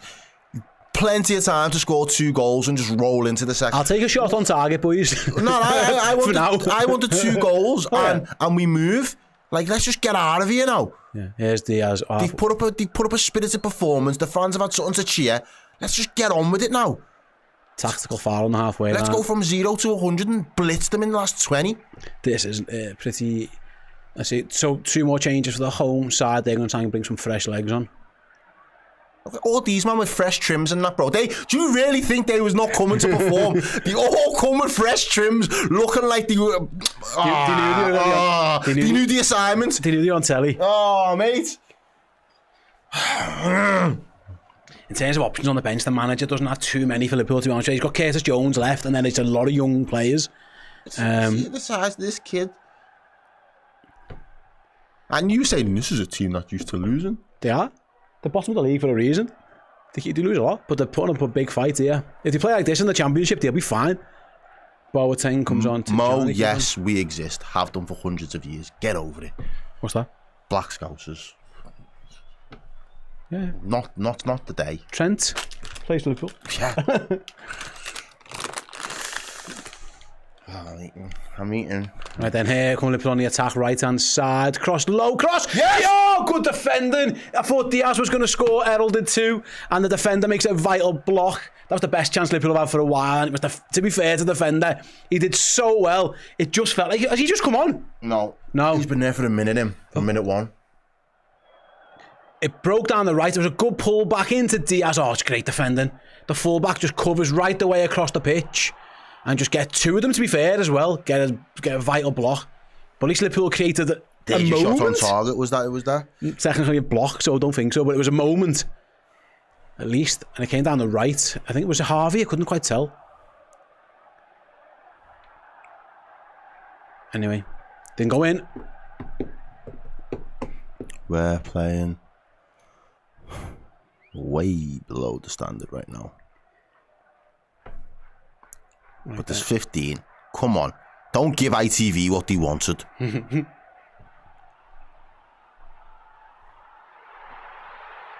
Here goes Jell Kwanzaa striding forwards, trying to create space, but Liverpool have to go back to McConnell. Plymouth working very, very hard. Here's Timmercast, left-hand side. Lay it off now. Trey Yanni. Ball back post. Good touch. Yeah, Chiesa. Second touch wasn't as good. Throw in, he takes. McConnell's got it. Well done, James McConnell. Come on, pick him out. James McConnell. Corner to Liverpool at least. This fist bumping business again, you know, dog. What are they doing? I wonder if Plymouth for the first time are looking a bit fatigued. McConnell wins it. It was a poor throw in from Chiesa. McConnell does well. Tries to get to the byline. There's no defender. There's only one person. There's just bare green shirts. Two defenders blocked that. Like the Hulk again. Two defenders blocked that one. And Liverpool have a corner. Costas needs a better delivery. I told you there was no win for Liverpool in this game unless we go for corner comes in, headed to the edge of the box. Can Chiesa get there? No, it's headed away by right. He's going to win the second ball though, Federico. Can he find a man? He does. Lucho. Elliot. Just Lewis on days when he's not doing well. Ball whipped into the box. He'll do well to keep that in. And he can't. I think he did. Did he? Yeah. Why would you foul him there? Lewis just giving away fouls for fun. Good defending again. Can't call him Lucho when he isn't doing good things on no ball. Just Lewis. Their centre backs, the camera keeps panning in. He's lost the tooth. The other fella's flexing. Liverpool are going to another attacking change and another young kid coming on. It's a big call. Trey and Yanni goes off. I don't think that's the worst idea. Trey's on a yellow card. It hasn't quite been his day. We're not seeing Jones in this game. Maybe the manager just doesn't want to put him on. It's another youngster going to be given a chance. Trent Conor-Doherty. He is a goal scorer. That goes to show you really where Arne Slot's at. You know what I mean? If he was chasing this game, that'd have been Curtis Jones, wouldn't it? Should have been. That's what I'm saying. I don't think he's... That kind of shows where the manager's at. So... Trent Conor-Doherty, he's going to be in midfield, I think, Conor-Doherty. Anyway, for now, it's Plymouth down the left-hand side. Ball comes across, cleared by James McConnell. Jota wins his flick on. Can Liverpool break with Jota? Go ahead, lads. Jota, go on, lads. Keeps going. Go on. It's Diogo Jota sprinting forward. Tries to play in Darwin Núñez. Defender gets there just in time. It was the first time Liverpool looked to break. To be fair, the defender tried to foul Jota. Jota shrugged him off. Liverpool play on with the quick throw and Chiesa wins a corner. That's a corner! That's a corner! That's a corner! No, not given. The ref said it stayed in. Don't think it did. It didn't stay in? I think the lad got lucky not to get booked there, by the way. Just call it a day. It's done. What are we doing? I've been praising Jell Kwanzaa all day, but his touch there just sees him straight out of play. I don't think Jota's pass was that good there, you know, to Darwin. No, it wasn't. The break was good, but... Christopher says this game is screwing up my quitting cigarettes.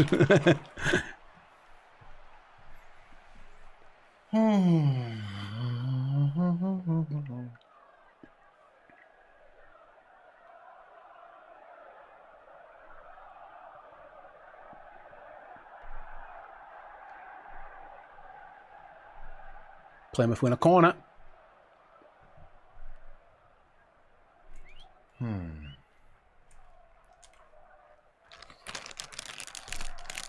77 minutes gone then on the away side have a corner. No, the home side. Sorry, the home side have a corner. The away side haven't done shit for 77 minutes. There's not much attacking from us.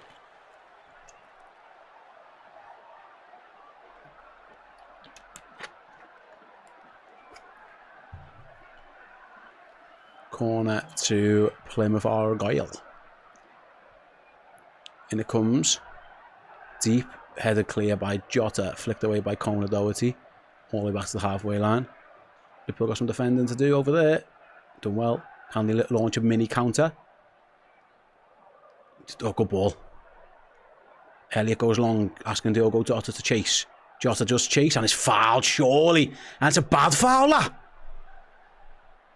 He's going to be a booking as well.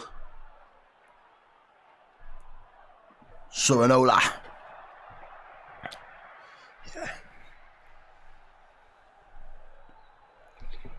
And Liverpool got a set piece. Elliot's going to take it. I mean, why is he holding up his leg for? That's a bad one, awful, that, you know. That's assault. That's not even like a... He's flew in there. Yeah, Sean, yeah, says that was a day late. Yeah, I was going to say, it wasn't a bit like that. That was tomorrow morning, that tackle. Knew exactly what he was doing on the counter-attack. Took the yellow card. And it's a free kick to Liverpool. Harvey Elliott. No, sorry, Costas has gone over, actually, with left-footed in swing. I don't mind that. If he gets the delivery right, you've got to try and get one to bounce in the box. Can someone just toe poke one in? Liverpool send a lot of players forward.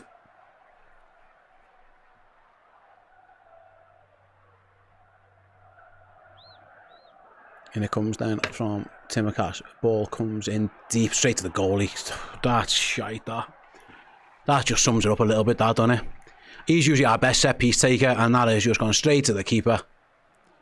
Didn't even have to defend it. So poor. So poor.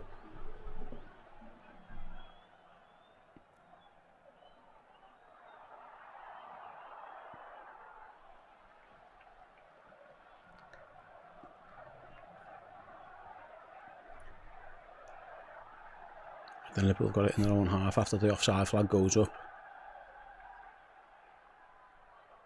Harvey Elliott carries it over the halfway line, looking for a pass. Goes out wide. That's a good ball to Chiesa. He swapped sides as well. Yeah, Chiesa's playing left, right. He starts to play in Timaka's byline, dinks it across, headed clear by the defender, and then Plymouth can half clear, really. Hasn't gone very far. Throwing, yeah, Chiesa's come over to this left hand side. You are right. Is Diaz gone up front or right? I haven't quite seen. What's going on now? Oh, they're making another change, Plymouth. Another fresh trim. Bro. The goal scorer's going off now. If you would have just shown me the lineup just based on haircuts today, I could have told you who's going to win this game. These, man, have not missed because... Look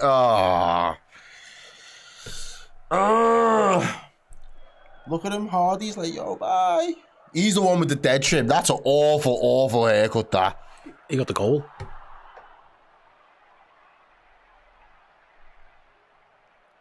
Over Femi. Yeah, he's been eating some pound jam and everything, him. No way, dog. Did you expect this when you turned up to No, I said, I just knew they'd be stupid. I was not expecting this. I was just expecting them to just be give a little bit of a fight. Kwanzaa going long, looking to give Nunes a touch. Liverpool have won the ball with Chiesa. Come on, do something.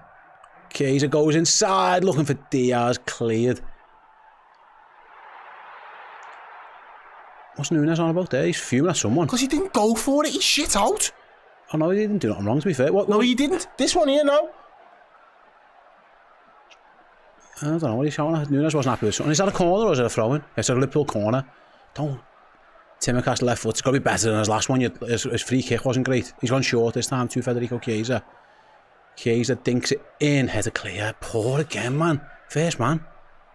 Gonna get another chance at it though. Chiesa back into the box. That's a better ball. Poke that goal. It's just wide. It was Gerald Kwanzaa at the back post trying to get something on it and just didn't quite get enough. That might be our first shot of the half. I think it is. The first ball was crap by Chiesa. The second one was better. Kwanzaa on the stretch just couldn't get enough on it though. Yeah, he's in a big battle with the defender. Gets a toe to it, but just wide. It is what it is. I'm not even sure he got much contact on it. To be honest, you're actually looking at that replay. I'm not even mad.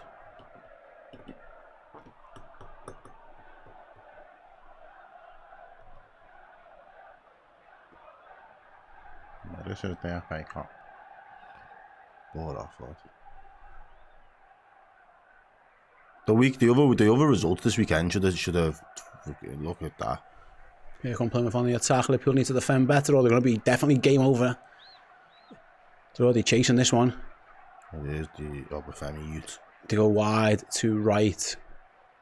Darwin Cross is going to come into the box, high into the box from defending for Endo. He does well. Edge of the box with a shot though. Be quick. Yeah, Endo does well again. Well done, Endo. Jota with the flick around the corner. Nunes going to chase. Plymouth just welly that one forwards, which they've done quite a lot all game. And Dan in that room going off. Dan's fuming more than me and Steve. That's because he knows he's going to come and do the fan reaction, you know. Dan knows. He knows what's on. He knows what's coming. Jota in the box, brings it down, fires it across goal, and no one's there.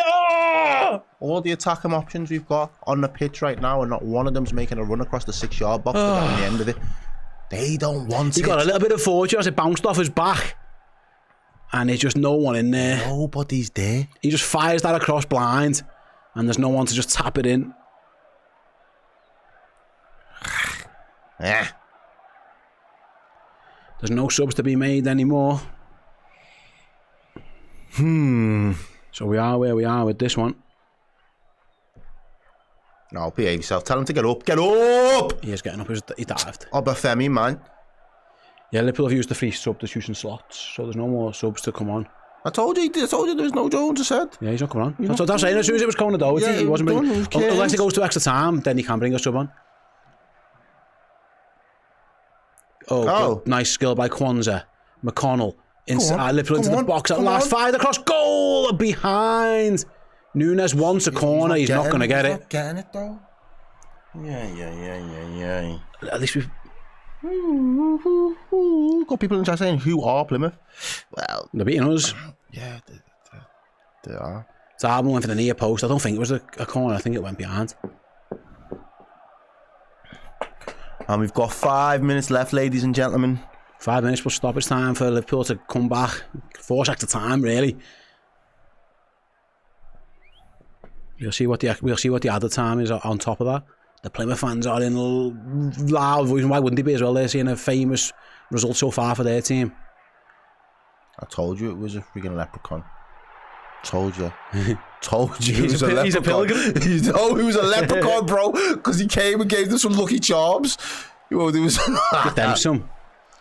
Right then, here. No excuse. Here's Kostas Tsimikas, left hand side. Chiesa. Fair play to Plymouth. Big up Plymouth. They've been fantastic. Their players have been good. They've been fantastic. Look at that. Here's Kostas cuts inside to the byline again. Him again.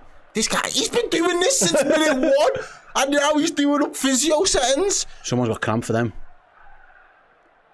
Is that going to be a goal kick or a corner? I think. A throw-in. Yeah, throw-in. But you know what?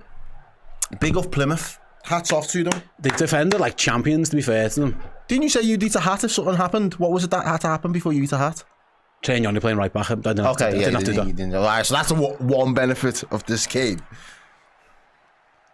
Right then. He looks... This guy... It is a corner, by the way. It is a corner. He's absolutely milking it. Tsimikas corner, then can Liverpool get a head on one of these in front of the away end?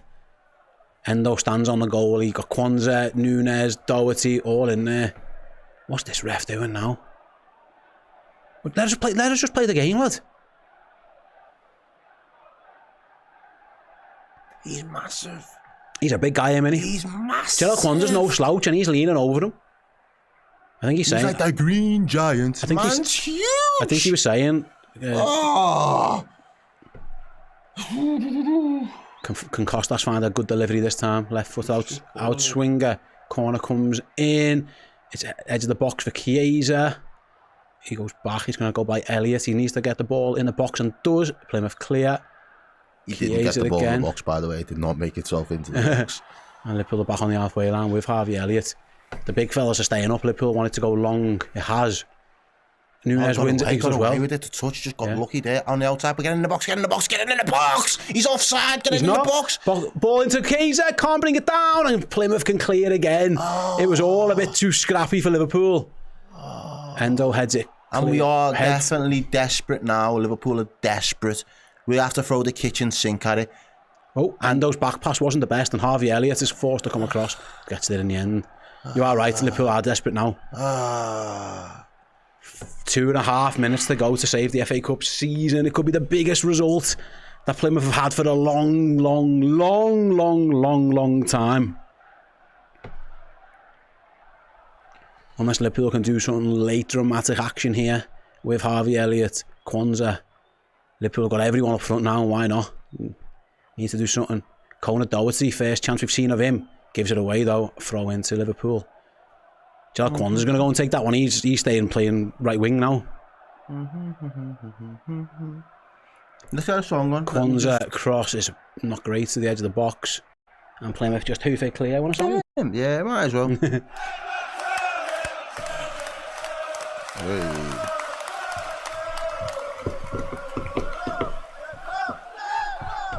We'll go long again. Goalkeeper comes and misses it. Chance for McConnell! Oh, it's wide! Did he block that? Oh, he blocked it. Did he? I don't know. Oh, the goalkeeper, there was a massive mix-up. The goalie comes to claim it, but the defender takes it off him. It falls to James McConnell and he slices it wide. Oh, it's a big chance. No composure. He took the touch well. But there's no composure. Oh, he just spoons it wide. It just slices off his boot. That was a big opportunity for Liverpool to equalise. The first time, the defender and the goalie are screaming at each other. LFC 1892 says everyone's a you're messing today. Yeah, I feel there's no boss on that ball. I threw the you're messing sign on Thursday. I think Dan will have to throw the boss sign as well because there's not been a boss. Yeah, you're right. Playing on that pitch today. I'd be shocked if he finds the balls to find anybody's been boss. I mean, they're taking the time. 89 minutes in. I wonder how many added minutes the rest. I know. The scoring now. Someone says scoring now means there's extra time. I wouldn't even want it. You're right. I wouldn't want. I don't want to sit through another 30 minutes of this. Well, I think. Let's find out what happens then. Here come Plymouth. They've got the ball where they want it. They give it away though. Their goalkeeper got yellow carded for the time. Come on, play it down the wing now. Can you imagine having to come Diaz back on the coach with Slot after this?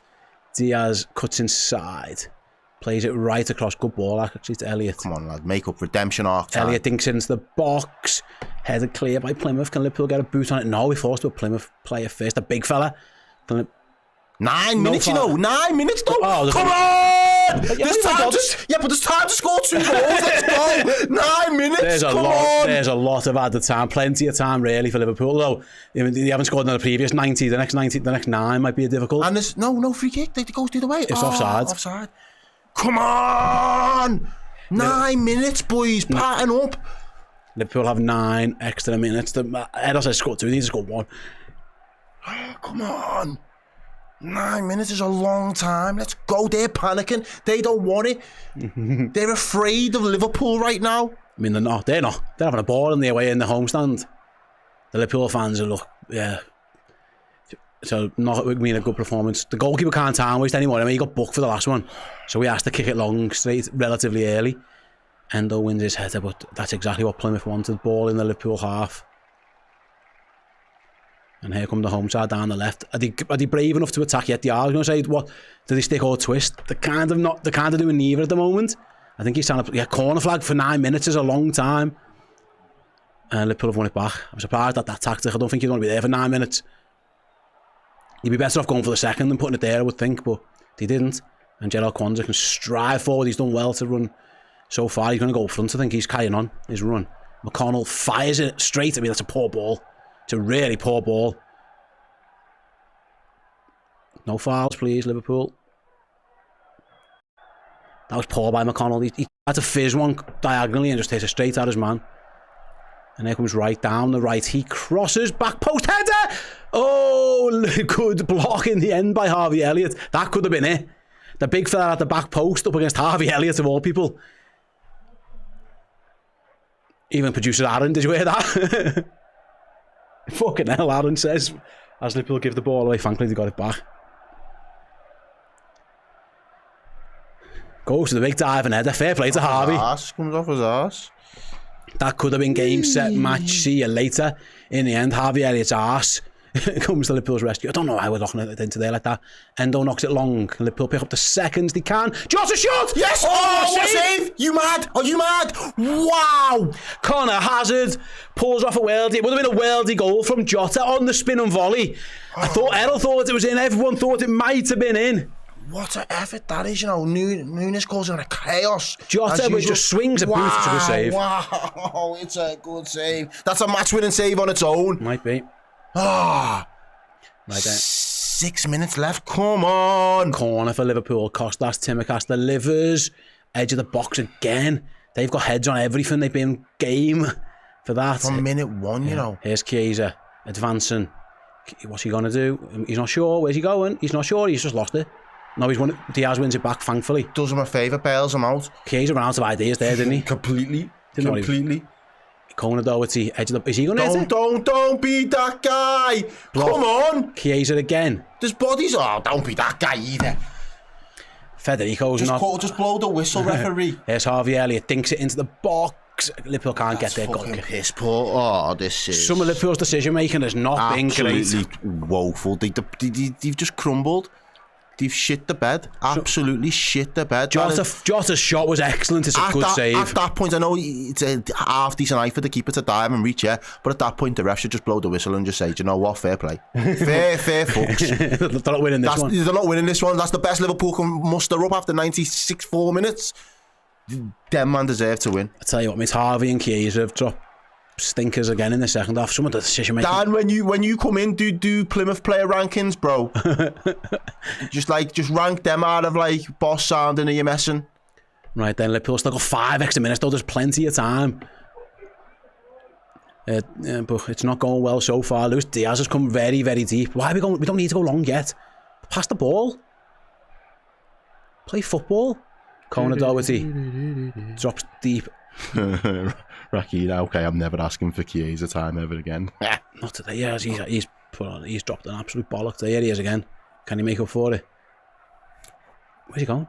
To the byline, pulls it back to nobody. I don't know what that was. Liverpool have won it back though, thankfully. Him and Costas. Told people about this bum, you know. You pay 13 million. You get what you pay for in world football most sometimes. He's dropped an absolute stinker. He hasn't played. Here's Elliott. Mate. Elliott. He's not a bum. Don't call him a bum. Oh, he's a bum. He's an absolute bum. Into the box. Headed to it. He is again. Go on. Prove me wrong. Prove me wrong. Chiesa's shot is blocked. And it's a throw in to Liverpool. This big defender with one tooth just gets his head in the way. They've defended like champions. Chiesa to the byline. Corner. Nope. Stays in. Cleared. Only as far as Endo. Well done, Endo. Back to Costas. Time to pick a ball in. Can he do it? No, he's in the box. Why would you... Bodies in the box. Come on. Out to Chiesa. Why would you... Bodies in the box. Get the ball into the box. Get a bit of a delivery in there. Back post. Oh, my God. Hey, do you want to repeat that for the people, Dan? If you can't laugh at this shit, you might end up crying. Federico Chiesa's dropped a 0 out of 10 there. That was poor. Oh, mate. Would you pay to watch him, Dan, yeah? Dan's having kittens in there. Oh, I can't wait to tune into the fan reaction. Oh. What's this? Give a little teaser to the sofa score settings and the ratings, please. Let's see what these get. We'll cross that bridge later. That's as bad as it gets. Liverpool have still got time though. That's the mad thing. It's with Kelleher. They've got 2.5 minutes. I'm absolutely pissing. Goes long. Jella Kwanzaa's playing up front. He's misheaded and everything. Right. Halfway line with Elliott. Oh gosh, even that's poor from Harvey Elliott. That's going to wait another 20 seconds. Let's keep covering Callas. Liverpool got 2 minutes. Oh gosh. 2 minutes to go. Chaos. Liverpool are going to go long with Quavine Keller. Can someone get a flick on? Nunes can. Jota can as well. Plymouth clear. Can Liverpool win a second ball, please? The big fella up front's done his job to hold it up. He's giving it away though. Oh, referee! Oh! Who's gone down there? It was a hefty challenge. It was Maxi. He's ran through somebody. Yeah, he had that pre-workout, him. And there's a free kick for Liverpool. I think, was it Chiesa he went through? I couldn't see. Yeah, oh gosh, that's a rough challenge, that. Anyway, another free kick for Liverpool. Yeah, Brit Sniper says, when we win the Premier League Cup and Champions League, this will be a distant memory. Fingers crossed. Yeah. Right, Timmercast, can he find a delivery? He hasn't before. Kelleher's gone up. Quavine Keller has gone up for the free kick as well. Everyone might forward. Be his last game of the season, why not?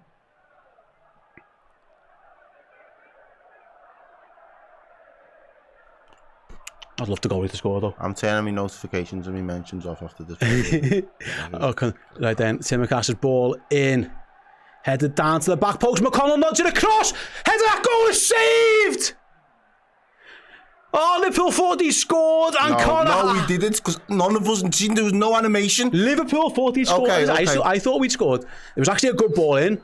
It was nodded across nicely. It was Nunes. Oh, what a save. Corner. Anyway, last chance now.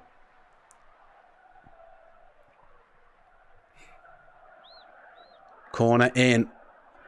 Header was Kelleher, and it's saved. That'll be that. And Liverpool's FA Cup dream is well, if there was one, is going to be over. What a result for Plymouth Argyle this is going to be. How long is this ref going to add on? We'll find out. The ball is in the goalie's hands, but we're past 9 minutes. And there we go. Liverpool are out of the FA Cup. It's a famous win for Plymouth. It's a horror show for Liverpool. I see you. And yeah, well, Liverpool are out of the FA Cup. Giant killing.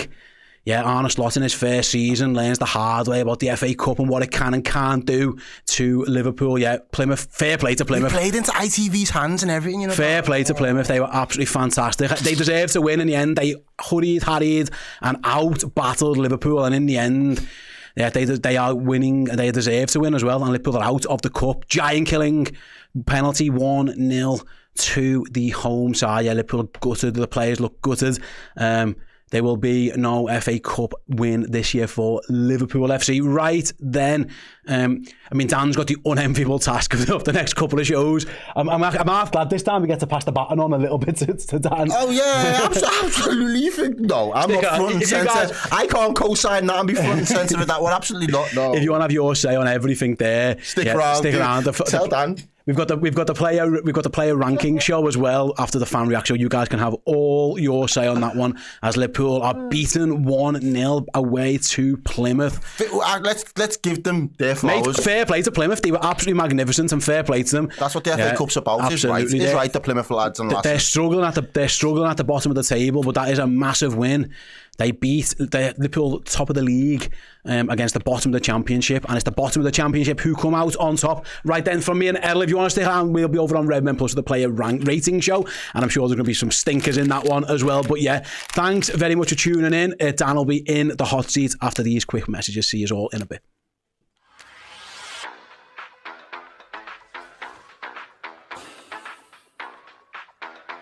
Yo, Saeed. What are you telling me, bro? Say hello to my little friend. You what? Are you talking to me? Yeah, I'm talking to you, lad. 1 minute. Potter's calling me. I'll bell you back. Yes, Potts. You good? All empires are made of blood and fire. You what? Lad, I just wanted to see if you... Hang on a minute. Jifty's giving me a call. Once you're in, you're in. Like the mafia, innit? Why is everyone talking in riddles? I need to chat to Tammy and see what he's saying. Go on. I'll bell you back. We're building something here, and we're building it from scratch. All the pieces matter. I mean, finally, someone's talking a bit of sense, but, I mean, it's live on Redmen TV. The channel's been going for over 10 years, lad. Well, I still need to see if Hooks will do it. VAR has made nothing but trouble. Never mind. Every dog has his day. Oh, you're a proper gunner, you lad. Look, are you on it? I'm sure the others are going to get involved. I'll make them an offer they can't refuse. I got my balls and my word, and I don't break them for anyone. An Arsenal fan with cojones. That'll be a first. Right, Saeed, what are you saying? You know what, Errol? The difference between me and you, I bleed red and you bleed green. Oh, lad, I can't cope with you. Are you game or not? When the devil comes, he comes on angel wings. Lad, what are you waffling on about? Oh, 2 seconds. Potter's ringing me back. You come at the king, you better not miss. I swear down, you man are trolling me at this point. But say nothing, because I'm going to keep my friends close and the enemies even closer.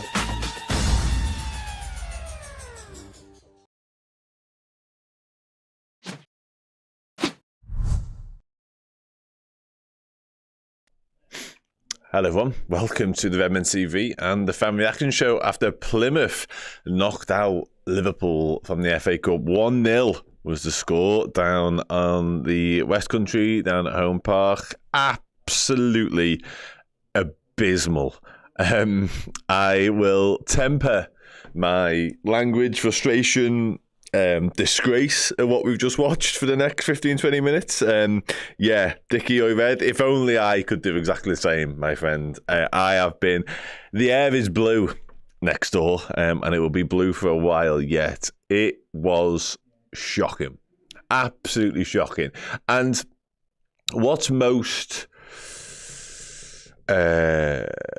angered me the most from the performance is, listen, people care about the FA Cup, people don't care about the FA Cup, whatever. For what it's worth, I really wanted us to go deep into the FA Cup, so there's that, which now, of course, can't happen because we've been eliminated from it. But I was okay with the starting 11. I was okay-ish with the bench. I did say pre-match I would have liked a bit more strength on the bench, some more senior lads to call upon, maybe if it didn't go according to plan, which clearly it didn't. And credit to Plymouth, let's get out there early doors. Massive credit to Plymouth, like fair play, properly deserved, bodies on the line, defensively, so stubborn, so resolute. Like that Katic at the back was an absolute ball magnet, man mountain, like a heroic display from him, the absolute polar opposite to what we produced today. And you know what? Some of the youngsters may get some criticism from some quarters, not from me, not for a single second, because it is the senior lads. And I'm aware of when you sort of really deep the performance and you think maybe the midfield did lack a bit of physicality because we never really earned the right to play or stamped our authority on the game, and I get all of that, I do. But when you've got Federico Chiesa, Luis Diaz, Diogo Jota, and lastly Darwin Núñez on the pitch, Harvey Elliott falls into this bracket as well, actually, while I'm at it. And we can't produce any real moment of quality against a team bottom of the Championship, with all due respect to Plymouth. Like, that's just not good enough. It's as simple as that. And we got what we deserved from it, because whilst Plymouth were exceptional, and whilst they did defend wonderfully well, all credit to them again, certainly individually, absolutely outstanding. The keeper, some big saves towards the end as well. But yeah, from our perspective, solely from a Liverpool point of view, it was so far below the level. Regardless of the rotation, regardless of the team, regardless of the bench, I'm not asked.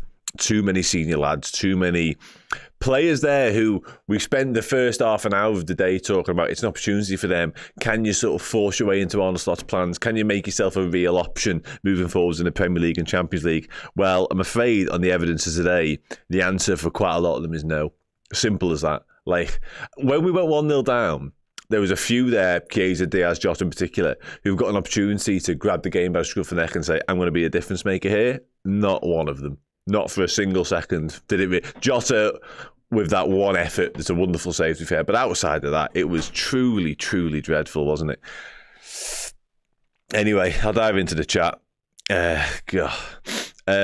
Mill Hale says, love Harvey, but he has a good game this season. Has he had a good game this season? Hard to see our Slot's opinion. And that's it. That's not just Harvey, by the way. I think there's a lot of lads who fall into that bracket today, to be honest with you. I'm with you, Diane. So disappointed. It is disappointing. And listen, again, bigger fish to fry. Champions League, Premier League, Carabao Cup final, I know. But that's not to say we just want to be out the FA Cup. Not for a single second am I going to sit here and suggest or even think that Arne Slot wanted to get knocked out today. I just don't buy it. He wouldn't have named the strongest team as he did. He'd have done the bench lads on the starting 11. He'd have fielded a team full of kids. The team we played against Shrewsbury a couple of years ago when we were mid-winter break, it'd have been something reminiscent of that in terms of the changes. It wasn't. It was, a makeshift team in certain quarters, but in others it was pretty strong. The front line itself, I will always keep coming back to that front line. That attacking quartet should have had enough to at least create something clear cut.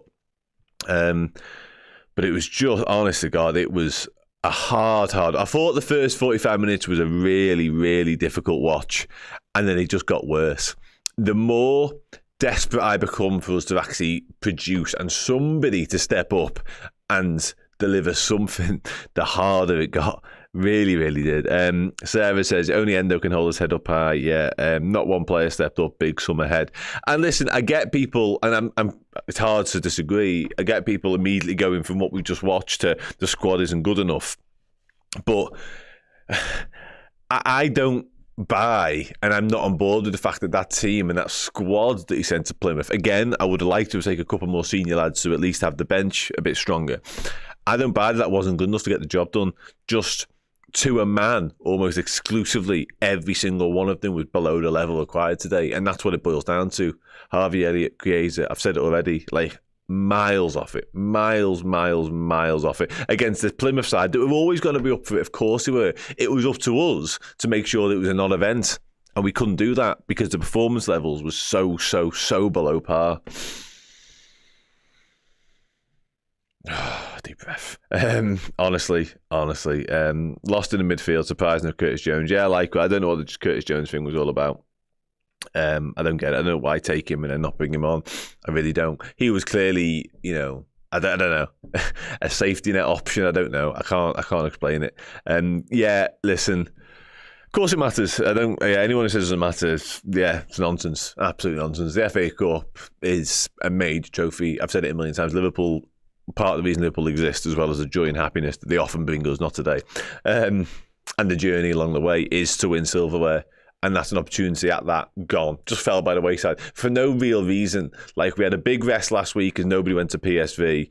Obviously, the Spurs game midweek was a relatively testing one, but not massively so. And I'm aware the derby's coming up, but you could have easily left Van Dijk, Alisson, Gravenberch, Salah at home and taken Gakpo, McAllister, Szoboszlai, a couple of more big hitters along with you for the ride.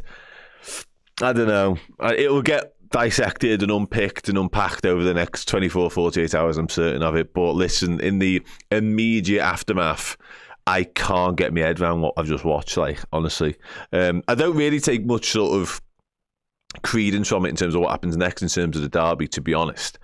But ultimately, and John, this is right, sorry, but like, that doesn't take away from what we've just watched and the fact that seasoned international footballers, some of whom have got over 50 caps, some of whom have got over 50 Premier League appearances, just didn't stand up to be counted when we needed them most. Like, it's as simple as that. I adore Harvey Elliott. Diogo Jota is one of the best finishers I've seen play for Liverpool.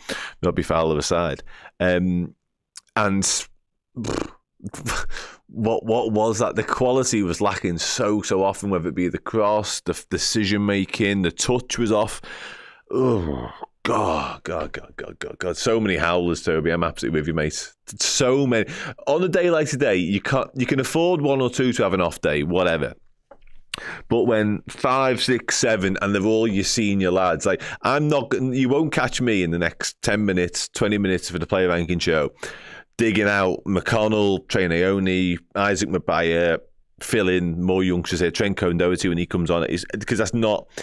They're there to facilitate and to give the other lads a rest in terms of the big hitters. They're not there to be your match winners. If they do, and they get a moment along the way, look, enjoy, you know what I mean? But it's your Chiesas, your Jotas, your Diaz, your Elliots. They're the ones who need to win the game for you. They're the senior lads. And they've just produced whatever that was. Whatever that was, like, honestly. To be fair to Plymouth, again, defended absolutely phenomenally well.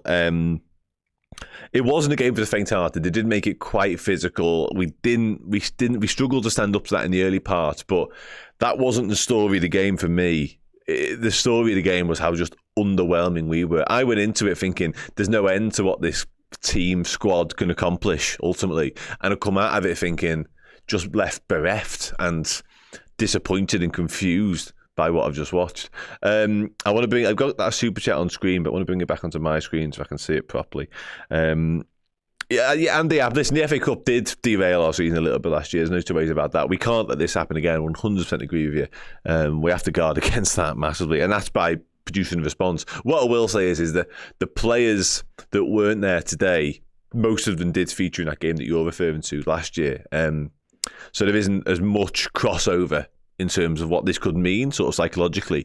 However, from a fan perspective, I am left wondering where some of these squad lads and the lads on the fringes are at. Because again, I went into this game thinking massive opportunity for Elliott, massive opportunity for insert player name here, and I come out of it thinking, well, that's kind of why you're not starting week in, week out.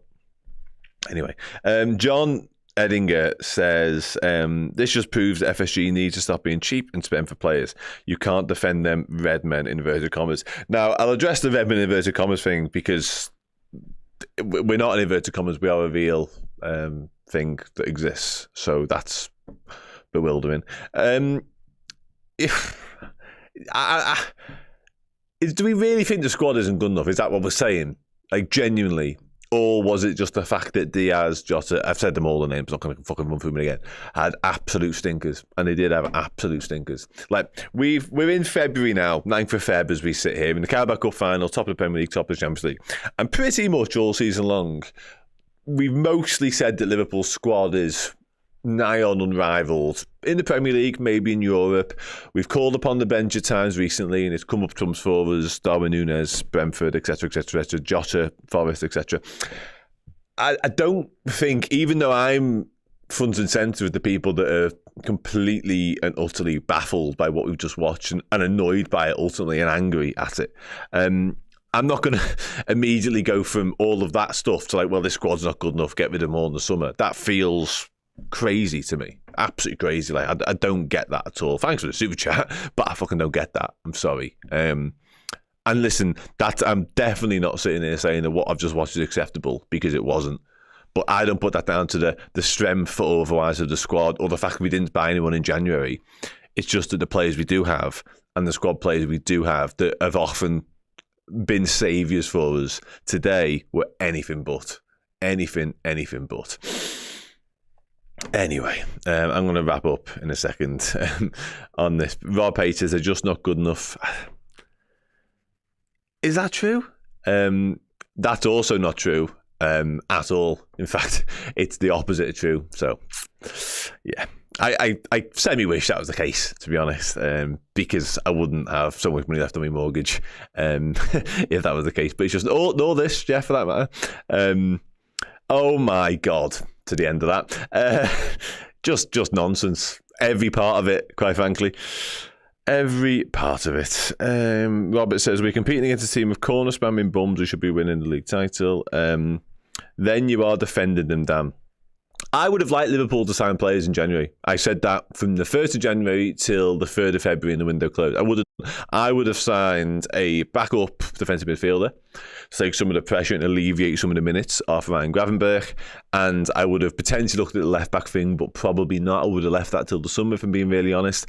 Likewise, a centre-forward thing, I might have left that till the summer as well. But when we were into Kvaratskhelia, I was very excited about that. I would have 100% been all over that if that's a deal we could have done.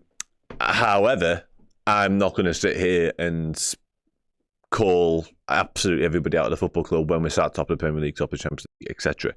However, again, that's not to say I'm not fuming with the fact that we've just been eliminated FA Cup by Plymouth, because I am. Nobody wanted us to beat Plymouth more than me. Nobody. I'm sorry. I don't care. Literally nobody. No, if you'd have seen me through there, you'd have understand what I'm talking about. I'm fuming about what I've just watched. It was shite, okay? I can't say that clearly enough. It was absolute shite. I'm with you, but I'm not a dick. I'm not going to sit here and say that the squad's not good enough. We need to bin off the owners. We need to do this, that, and the other. It's just not true, like, you know what I mean? Anyway, Hanson Wetzel says, the players in the squads are more content being bench warmers, academy players, and fighting for a spot in the. Do you know what? That is a more valid point based on what we've just watched again, because I've said it a million times now.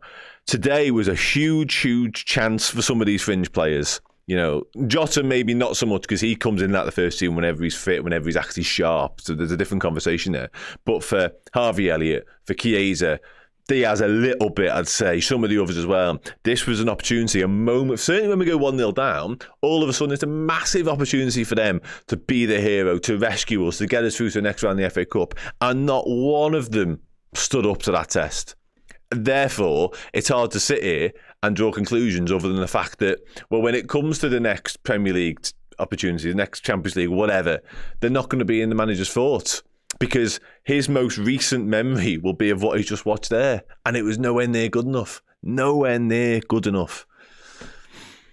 Louis Stewart says, look, for my dear, a lot of players an off day win. Yeah, listen, yeah, that we live to fight another day in so many ways. Like, the season cannot be derailed by this. I'm completely on board with that, obviously. And if we end the season with 1, 2, 3 pieces of silverware, we can look back on this as just a blip in Levoir's wonderful campaign. But again, sitting here 20 minutes after the full-time whistle, we're still allowed to be properly pissed off by what we just watched, because nobody will be more aware of how unacceptable that was than Arne Slot and the players involved. I'm certain of it. And again, I put no blame at the door of the youngsters that are involved or the academy lads, because that's not right. It's just not right. They're not the ones who are supposed to drag us over the line in those circumstances. That falls upon the senior players, unfortunately. Brian Woodward.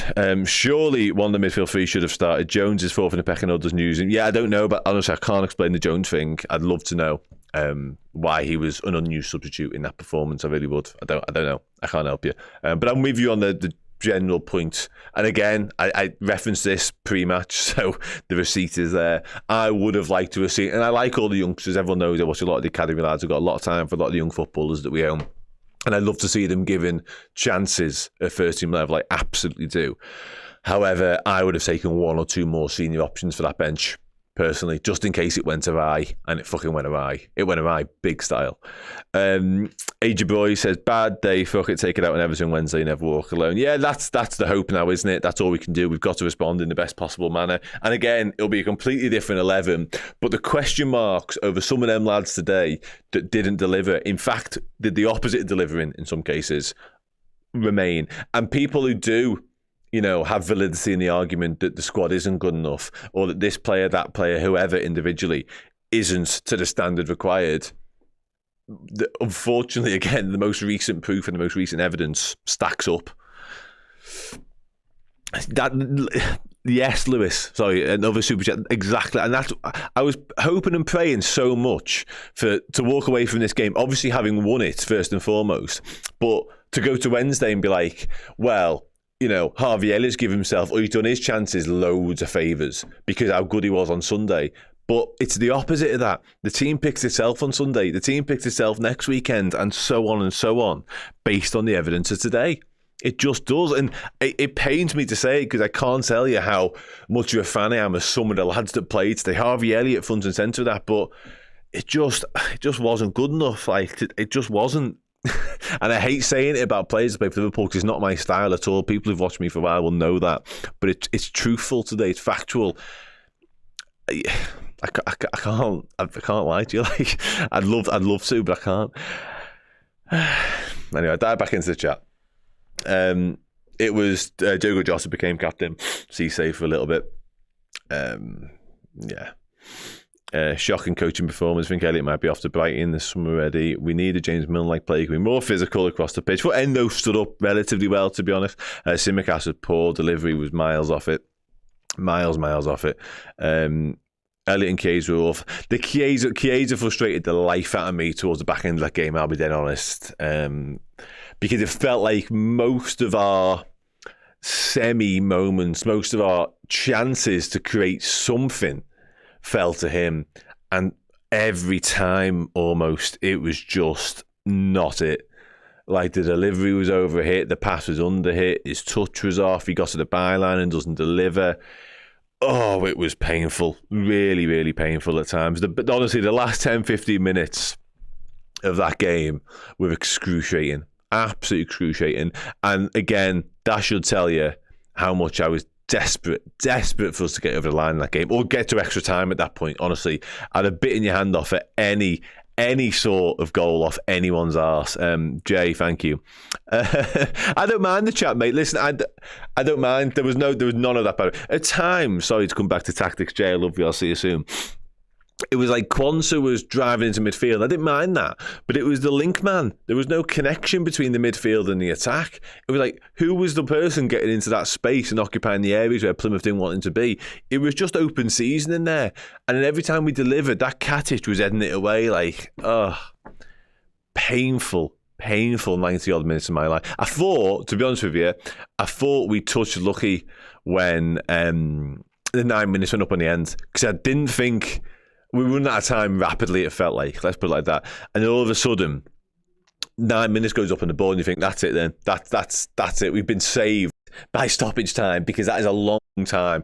And we were at least getting into the final third a lot, and Plymouth had sat deeper than ever. But what do we conjure up? Really, very little.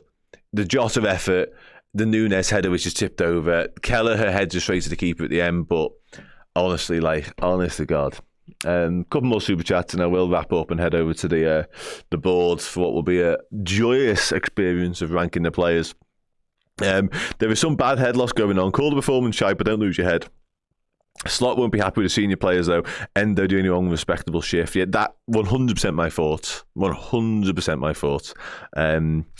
Listen, I get the aftermath and the immediacy and the annoyance, because I'm with you on that, and I've lost my head a little bit as well with that performance. But there's a fine line between losing your head and sort of unraveling everything that we've done all season long. I'm not gonna go that far, but at the same time, we can call a spade and say that was fucking far from good enough, which is kind of where I'm at. Yeah, the senior players, though, I agree with that point entirely. Nowhere near. That's my only gripe, really, today, aside from the result, of course, is with the senior lads. I have no animosity whatsoever towards the academy lads. Like, genuinely don't. Collectively, they've played about 15 games between them, some of them. Trenko and Doherty debut, Mabaya debut, McConnell might have played 5 or 6 times for the first team, and I thought he was okay at times, McConnell, to be honest. But yeah, the lads at the top end of the pitch in particular, who you need to come up with the goods. Marcus Ward, blaming today's result in FSG is brain dead, letting shit performances off the hook for that broken record rhetoric. Senior players were terrible, 100%.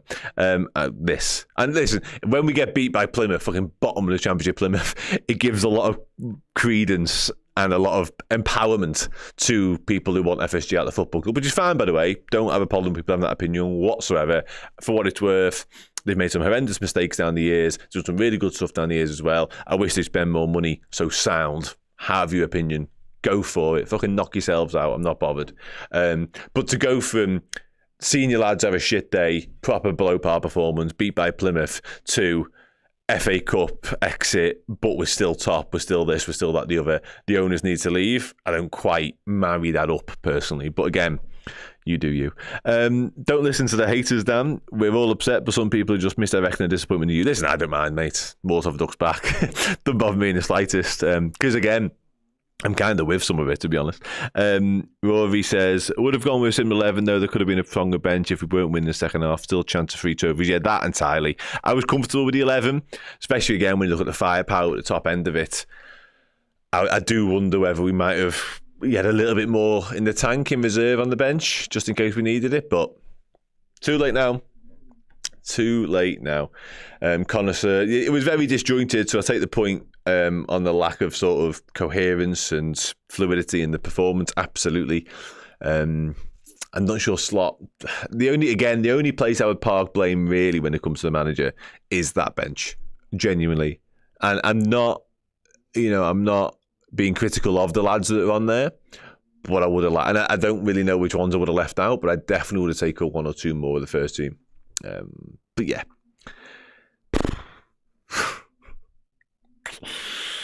God, that was dreadful. Not the show, although, you may think so. The performance, crap. Absolutely. Somebody said their Slot didn't see Mars. I do want to hear from Slot in a minute in terms of his mood and how critical or otherwise he was of that performance. I am intrigued by that. Anyway, I'll wrap this bit up because it's time to rate the players, which would be fun, won't it? Ooh, the gloves are off. Let's do this. Thanks for joining me for this bit. I hope you vented some of your anger. I vented a little bit of mine. I feel slightly less sick than I did 20 minutes ago, which I guess is a positive. I'm going to go over to the board now and rate all Liverpool's players from that absolute shit show. I'll see you there. Look forward to it. Bye.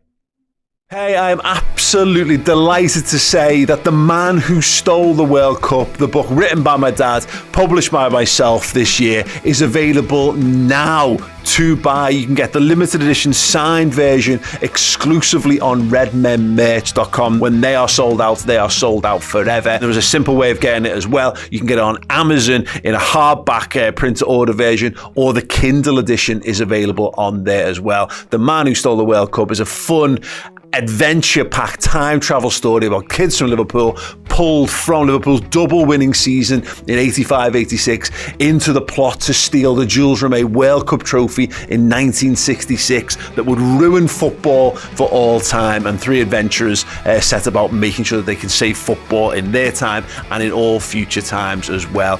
Something to be enjoyed by children, by young adults, and actually anyone who's got a little bit of love for football and geeky culture in their lives. Yes, get it. It's a perfect stocking filler for someone you love in your life this Christmas. The Man Who Stole the World Cup. You'll love it. Hey everyone, in December we give away a shirt signed by Kenny Dalglish. In January we give a shirt signed by Ian Callaghan away. Well, it's February and we've got another signed shirt to give to one of our wonderful Redmen Plus Legend subscribers. This time it is signed by not one but two icons of the football club. This is a Rome 1984 shirt signed by two of the men who won the European Cup for Liverpool on that day. You've got Ronnie Whelan and you've got spaghetti legs himself, Bruce Grobbelaar. If you want to be in the draw to win this, simply go to redmenplus.com. Join us as a Legend subscriber. Get access to all of our amazing extra content in video and in podcast forms. And yeah, you get loads of perks. You get access to the Discord, you get free merchandise, you get discounted merchandise as well. But if you do it today, by the end of February, you'll be in the draw to win this signed shirt. Ronnie Whelan, Bruce Grobbelaar, get yourselves involved right now.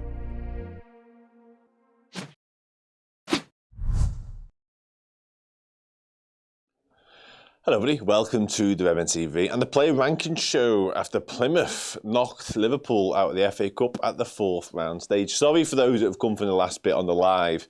It was a slightly longer turnaround than normal. I had to plug the laptop in ultimately because much like Liverpool's performance today, it was on its arse. So yeah, I'm here now.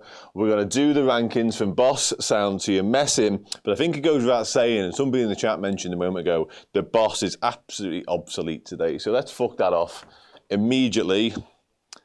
Not required, I think it's fair to say. If somebody disagrees with that, then maybe we'll have a conversation in a minute. But yeah, let's do this, shall we? Let's get it over with. Let's peel the band-aid off. I have not, oh, somebody said it there as well. I haven't done one of these shows for a while when it comes to a negative one. It feels like maybe not all season, really. I think I missed the Forest one. I'm sure I wasn't working. But yeah, let's do it, shall we? Anyone who hasn't done this before, I pick up a player's face. You tell me where they should go, usually from boss sound to your messing. This occasion, just sound or your messing. So yeah, let's dive into it. Let's dive into that big vacuum of shite that was Liverpool's performance today. Because let's be honest, I've done all the dissecting of it in the immediate aftermath a moment ago, but it was bleak, real bleak. Normally, it's some sort of therapy, talking through results like that. I'll be honest, I'm not feeling much better than I was half an hour ago. But anyway, let's do this. Keith Kelleher conceded the penalty, obviously. But listen, penalties be penalties. Almost scored at the end, that would have been a moment. But yeah, I feel like this is probably acceptable. I've got a super chat to deal with, let me just deal with that. Squad was good enough and Slot, like Klopp, needs to communicate his ideas to non-first team players. Simicast plays if he's playing with the first team, we should have adapted. Chiesa, Chiesa was horrendous, but we'll get to that in a minute. Thanks so much for the super chat anyway. Raheem says Kelleher sound, all in the red zone, all your messing, says Simon. We've got a sound, I think sound for Kelleher. I think he's probably one of the higher ones from what was an absolute shit show. Joe Gomez, 10 minutes. I just hope he's okay, ultimately. That feels like so long ago when he went down. He was struggling from minute one. Like, he chased back with somebody and basically stopped. And then leaves a ball for Kelleher at the back and then leaves it. Oh, yeah, he was not in a good place early on there. And yeah, listen, nothing to judge off. I can't really put him your messing because he gets injured, can I? I don't know. Can I? NA is probably about right, to be honest with you, Maria. Yeah, hopefully nothing too serious, ultimately, because whatever you think of Gomez, we might well need him. But yeah, we haven't got an NA category, so I'm just going to put him there or something. Yeah, his injury proneness comes back to bite him on the arse. Once again, Joel Quansah. Yeah, he got away with it. Maybe he sensed what was on the horizon and thought, yeah, I'm having fuck all to do with this. Over to you lads. Let you lads take the blame for this absolute disaster performance. Okay, high messing for Quonset, sound for Jarell, got some messings. Lowish you're messing, says Waffy. Pino says sounds. Sounds. Listen, I thought he was okay first off. You know what about this on this Gomez comment here? I've seen a few people saying we've rushed him back. He's been training for like 2 weeks, you know. I know this is the first time we've seen him like on a pitch, but he's been back in training for a while. He's been left at a couple of squads. Like he should have been ready to go. But clearly he wasn't. It feels like we were extra cautious with him and took all the possible precautions. But yeah, apparently not. Calm equals a loss on Wednesday. Hope we're fine by the FA. Somebody said a moment ago, I've never seen me swear this much. You know, I'm not a massive swearer, but sometimes the circumstances dictate. I'm not messing, Sarah, no. Conter is rubbish. Okay, just to clarify. Oh, sorry, right, yeah. Yeah. I watch K's almost regularly. Yeah, it's just terrible. Quonset low. I'm going to straddle Quonset. Got a lot of messings and a lot of sounds there. I don't. First half he's okay. Second half, less so. Let's do weird performance in Quonset. Not the worst on the pitch, but not particularly good either. Nobody was. Thank you very much.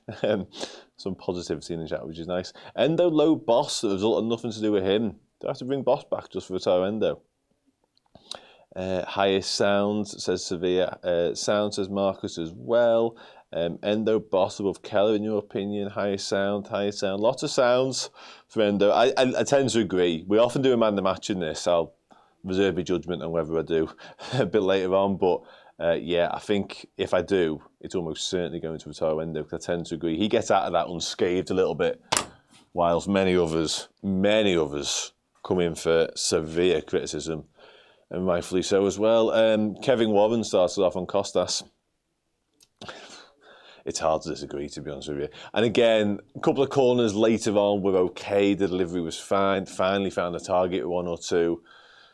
But his all-round game was just, like many of the other senior lads today, nothing like the level required. Not even close to it.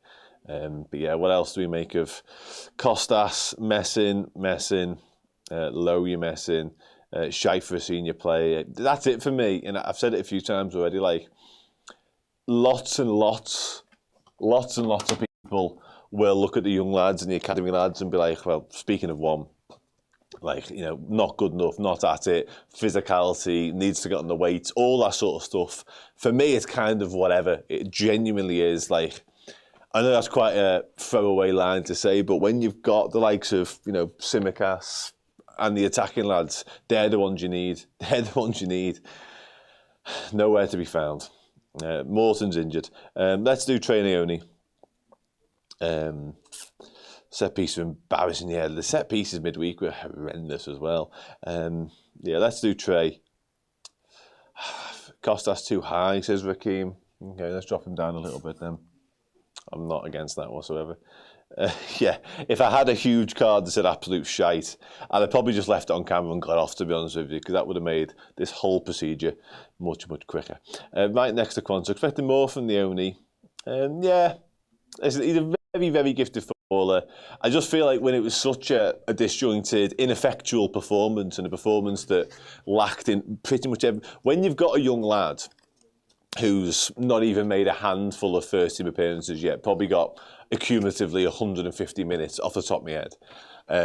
You need a functional side around you. You need a team that's operating well, and he can drop into that and play his part. When the whole team is having the offest of off days, it's hard for somebody that young to be like, okay, I'll get the ball by the horns. Like, don't get me wrong, it's happened in the history of world football, of course it has, but it's fucking some ask. It really is some ask, and Trey wasn't that lad today, and it's kind of fine. Like, you can't really criticise him for it, or indeed some of the others either. Like, it's, yeah, thanks.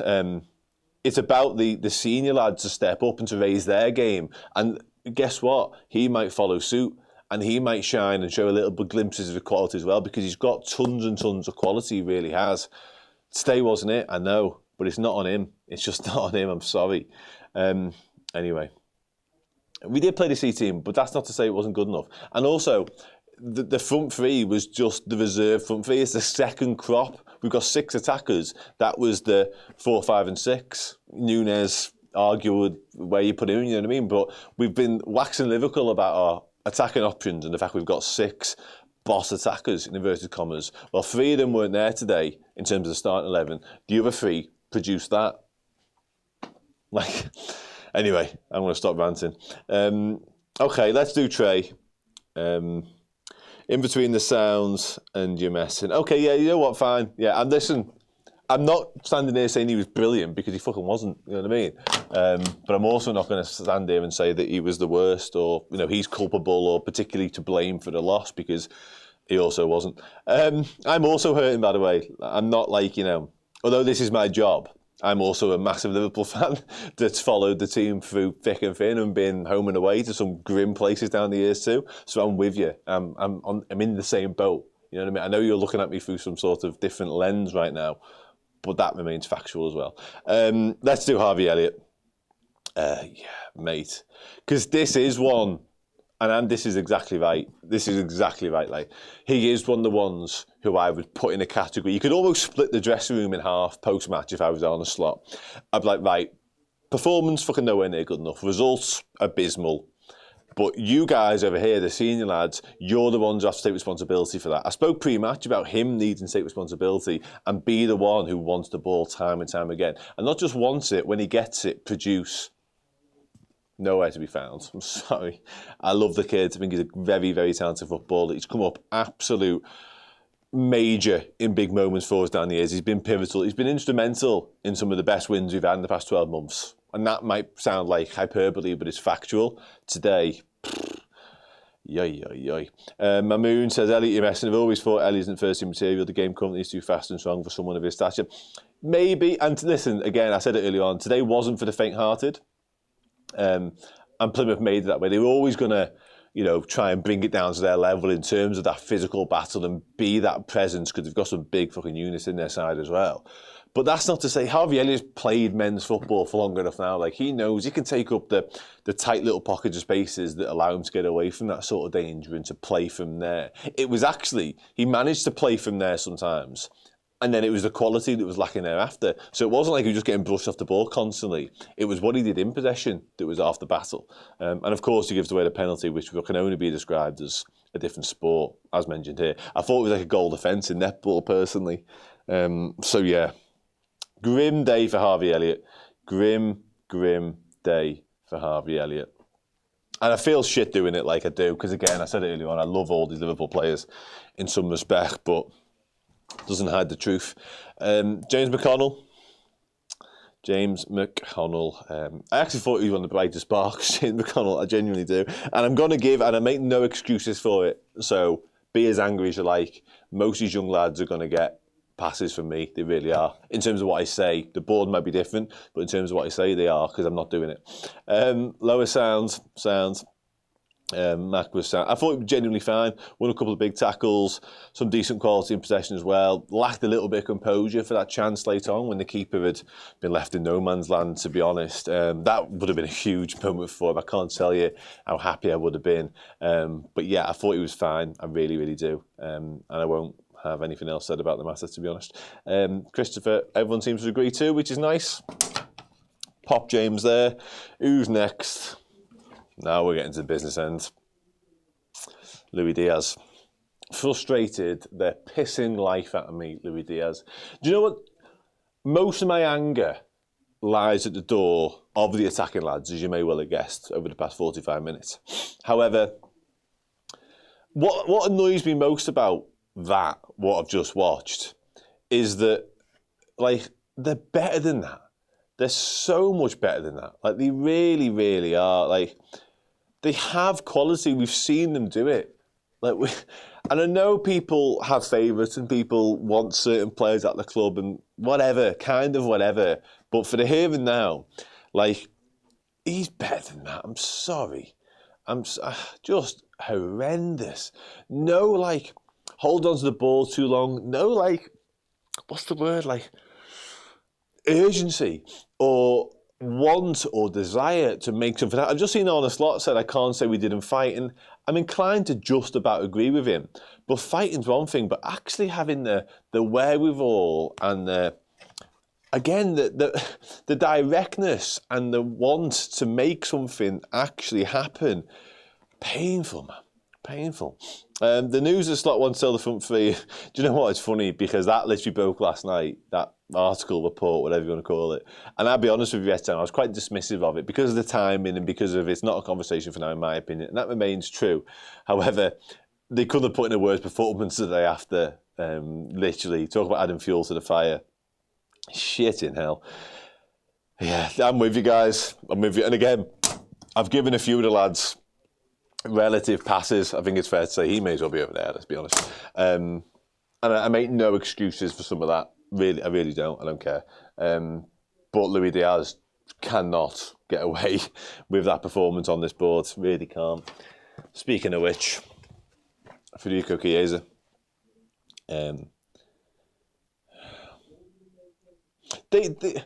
The thing with Diaz, I might have misspoken a moment ago. When I say the desire and the want and the drive to produce, he's clearly got loads of that. His work ethic has never been in question, Luis Diaz.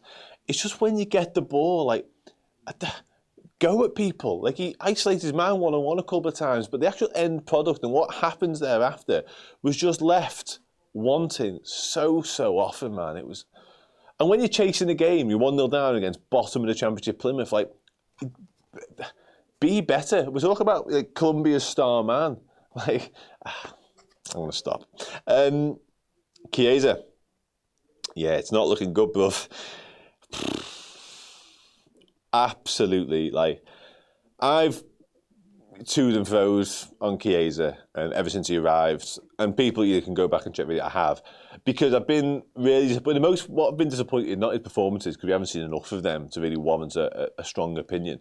It's been his, inconsistency of fitness, really, and availability, and the fact that he's seemingly been fit sometimes, then just been sat on the bench and not been involved, whatever. Today was an opportunity for him to stake a claim for other stuff, but perhaps more importantly, maybe get more FA Cup games further down the line. Because I said earlier on, if the FA Cup's going to be the only competition that Chiesa, Elliott, I don't know, Diaz less so, Endo, who to be fair did okay, it might be the only chance some of them get to actually play 90 minutes of football or to start football matches. Who knows? Make the most of it. I'm actually a little bit lost for words. The decision making, the actual execution of what he then did once he'd made the decision was so far off it. There's one or two moments that he actually produces something like a dangerous delivery. But honestly, more often than not, his touch, his crossing, the final ball, everything. And again, similar to Diaz, we're talking about a seasoned international footballer who's done it at the very, very highest level. And when we needed him today, we only played. I mean, we actually showed some urgency last 15 minutes and showed some, like I say, some actual, as if we wanted to go through to the next round. Other than that, it was just, yeah, maybe. You're messing, disjointed team, disjointed. And again, I'm okay with the team being disjointed to a certain extent. It's always going to be when you make so many changes and you've got so many players playing together that have rarely done that. But that's when you need your quality to come to the fore. And guess what? Nowhere to be seen. Nowhere to be seen. Diogo Jota next. Aside from his effort late on, I think he falls into a very similar category to Diaz and Chiesa, to be honest with you. I really do. I'm struggling to discernibly differentiate what I've just watched with all three of them. And I stood here, literally, I'm not afraid to say it, like stood here 2 hours ago, being like, that front line's full of quality, full of class, all international footballers, get it to them and they should be able to do the rest. It was the fucking opposite of that. The absolute polar opposite of that. Jota almost sound. Jota was half asleep. Jota high, you're messing. A little bit higher than are we going? Okay, Brian says you're messing. Jota not so below you're messing. This is a fair assessment. I love most of these players again, I do, because they've all given me some wonderful moments. And I love watching Liverpool play football, and this is the lads that do it, but today was just, in isolation, today was just horrible experience. Okay, let's do some subs quickly. No Riunga as well. Like, I've been the biggest advocate of not fast forwarding Riunga too soon because he's so young. He's played like 10 games of youth football for Liverpool so far, so first team football feels wild to me. However, what he can do is he can run at people and make defenders make decisions and make defenders do rash things that they don't want to do, and he makes them back into corners and he gets them into horrible areas, and yet still he doesn't come on either. Anyway, I think that's all my subs. Isaac Mabaya. What I will say about Isaac Mabaya, just dead quickly, I feel really sorry for him. The fact he has to get taken off after being brought on. It was very explainable from Arne Slot, but the fact he's been booked, of course, comes on for Joe Gomez in the early minutes and then gets taken off for Darwin Núñez later on. But yeah, on a yellow card, game state dictated getting Darwin Núñez on, so we had to, and we couldn't really afford to sacrifice a striker either at that point. So yeah, I thought, listen, he's okay. It's just nice to see him back playing football, to be honest with you, because he's been out for so long injured. And yeah, nice to see. What happens in terms of his career next, that's a conversation for another day. A very, very, very athletic right back, I'll give him that. Gets up and down all day long. Any other conversation, that's one you can have amongst yourselves right now, to be honest, because he is not going to come in for major criticism from me. Trenko and Doherty, likewise, thrown on late on. I'd rather talk about him as a footballer than what he did today, to be honest with you. Really talented young lad, electric pace, eye for goal, etc., etc., etc. Very Liverpool-like in the way he plays the wide forward role. Thank you very much, Jerome. I will 100% be doing that. Yeah, fine. No blame. All I really wanted, from any of the youngsters really, I'm going to put Trey up a little bit, I've changed my mind. All I would have wanted, honestly, the performance was that bad from some of the senior lads, that as the game drew on, I'd have loved nothing more than one of the youngsters being the guy to save the day. Like, that's what it deserved, genuinely. The young lads deserve to be the heroes from that, not the senior lads. Anyway. God, this is a painful conversation. I'm just fucking grim. Trent goes there. Darwin Núñez. What do we think about Darwin Núñez? Yeah, listen, Trent Cohn, he's a confident young lad. He's a very, very talented footballer as well. And his day will come. It was not today. Darwin Núñez, what do you reckon? Header late on. Aside from that, he comes on relatively early in the context of the game. And I don't know, never really got a look in for a long time. And again, you've got to give credit to Plymouth for the way they defended valiantly, but we never got him into the game at all at any point. Núñez high, but high you're messing. He did okay. Down 9 messing. Núñez has the ball like 5 times. He needs to come off. Yeah, you can't blame him for Jones not coming on for him, is all I'd say on training only, mate. I'm not against it, but Mr. J. Mango, how do we focus on more in sound? Because they're young lads. And I'm sorry, people can disagree all they want. I'm not going to stand here and absolutely destroy the academy lads for what was a massively below par performance from everyone on the pitch, but in particular senior lads. It's just not. Again, it wasn't their game to win, in my opinion. They're there, and they're there to obviously perform at the highest level because they wouldn't be getting played and picked for Liverpool otherwise. They're clearly good enough, obviously, and they were below par. But it's not on them to be the ones to save the day, in my opinion. It's nice if they do, but I can't buy into that fact. I played sport myself at a decent level, and as a senior player, I'd be looking at myself first and going, well, I wasn't good enough today, so I'm not going to start digging out the youngsters for not being at level either. It's just not the way it goes. And I don't actually believe some of them were as bad as some of these lads, to be honest with you, either. I thought McConnell had a decent day, so I'm going to rank him like that. Mabaya, similar, you know what I mean? I know they play for Liverpool, I'm aware of that, but they play for Liverpool's academy. We've chosen to rest and rotate and to bring them into the fold. Not like the starters every week for Liverpool, is it? It's completely different. Some of these other people are starters or in and around the first team every week, and where were they today? You know, just truth, man. It's just true. McConnell was bad today and versus Pitt. I'm sorry, that's just nonsense. Because it's just not true, is it? He was really good against PSV. Anyway, let's do Darwin Núñez there quickly.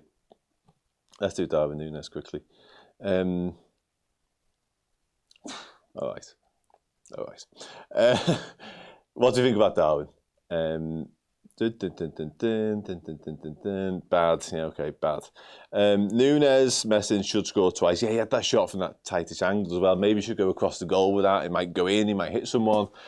Yeah, I feel like Darwin was a bit higher than some of the others, but not setting the world alight either. But yeah. I'm being genuinely serious. Move Elliott and Simicast lower. Okay, so just a line of senior operators that fell way below what was required. I can't believe I'm about to pick this up. Got man the match. An honest lot. Let's do honest lot first. I'm relatively intrigued by what we think here. Move Jota lower 2, says SF. Quanta higher. We've got a really mature comment from Johan, says Liverpool. I've not heard that one before, which is mad. Honestly, I'm 33 years old. I've not heard anyone say Liverpool before. Well done, mate. Honest slot. What do we rate honest slot from today? Freedom Journey says slot straddling, you're messing. Should have had Salah on the bench. Can't blame slot for thinking about the Premier League. Why no Jones and no Rio? Slot no messing, no desire to win the game. Weak start 11 doesn't provide a strong bench. Case needs to fall off, somebody said a minute ago. Arna Sound, to be honest, just wanted to see Rio. If he wanted to win the league game, you're messing surely. Slot, you're messing. Okay. Jones not on is confusing. I'd love to know why that was the case. I really would.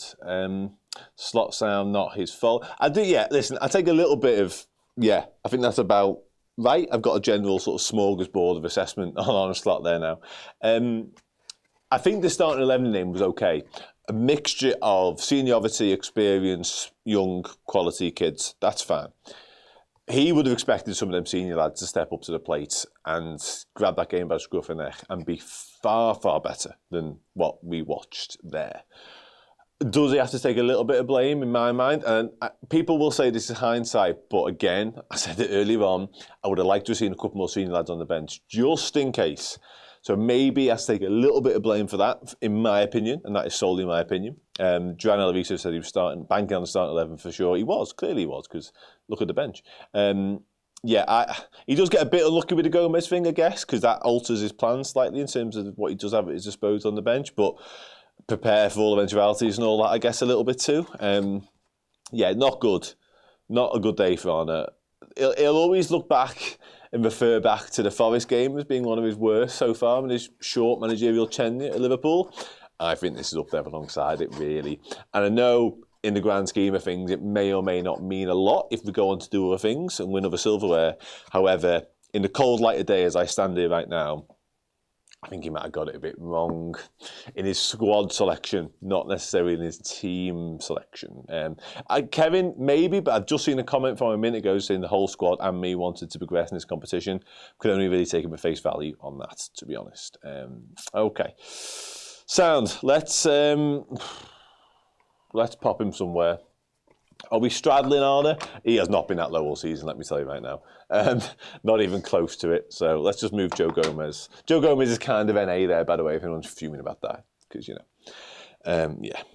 You got it wrong, Endorf, says Deno. Okay, yeah, I'm 10 to... Will this derail? Hopefully not. That's all we can guard against now, isn't it? Liverpool had 75% possession, mate. I'll be honest with you. Kind of, obviously. What we did with that possession, not a lot. Not a lot. We're all scared it could derail us. We all live in that fear. Anyway, man the match. I think it's pretty self-explanatory, isn't it? Who man the match was? Matayo Endo. Yeah, you happy with that?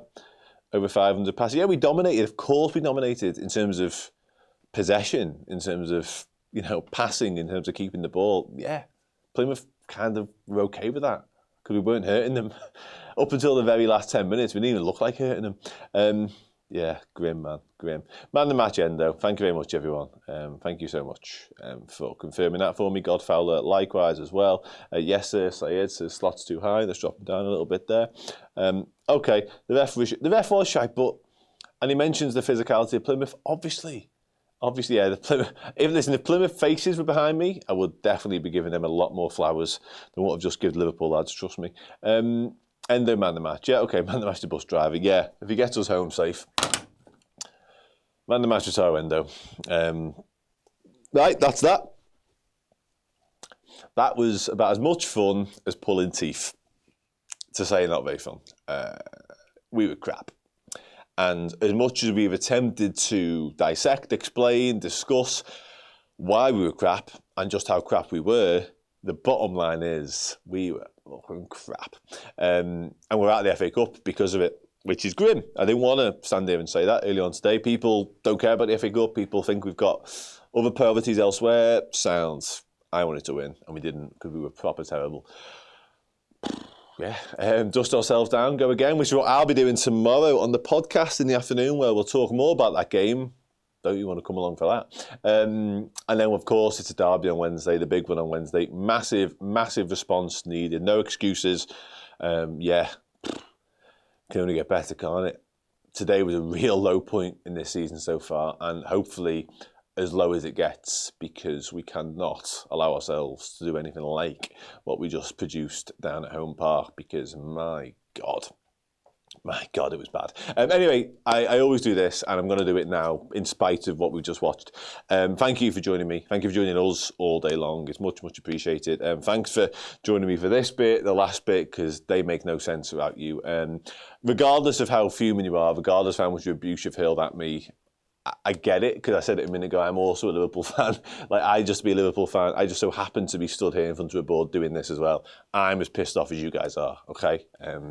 And yeah, it's just my job to try and make sense of it a little bit quicker, which is fine. Thank you again for joining me. Massive appreciated. I will see you all again very, very, very soon. Enjoy the rest of your Sunday if you possibly can. Hopefully it gets a little bit better. Have a roast dinner, have a coffee or a cup of tea, whatever time of morning it is. Try and cheer yourselves up a little bit. I love you all very much. Take care. I'll see you soon.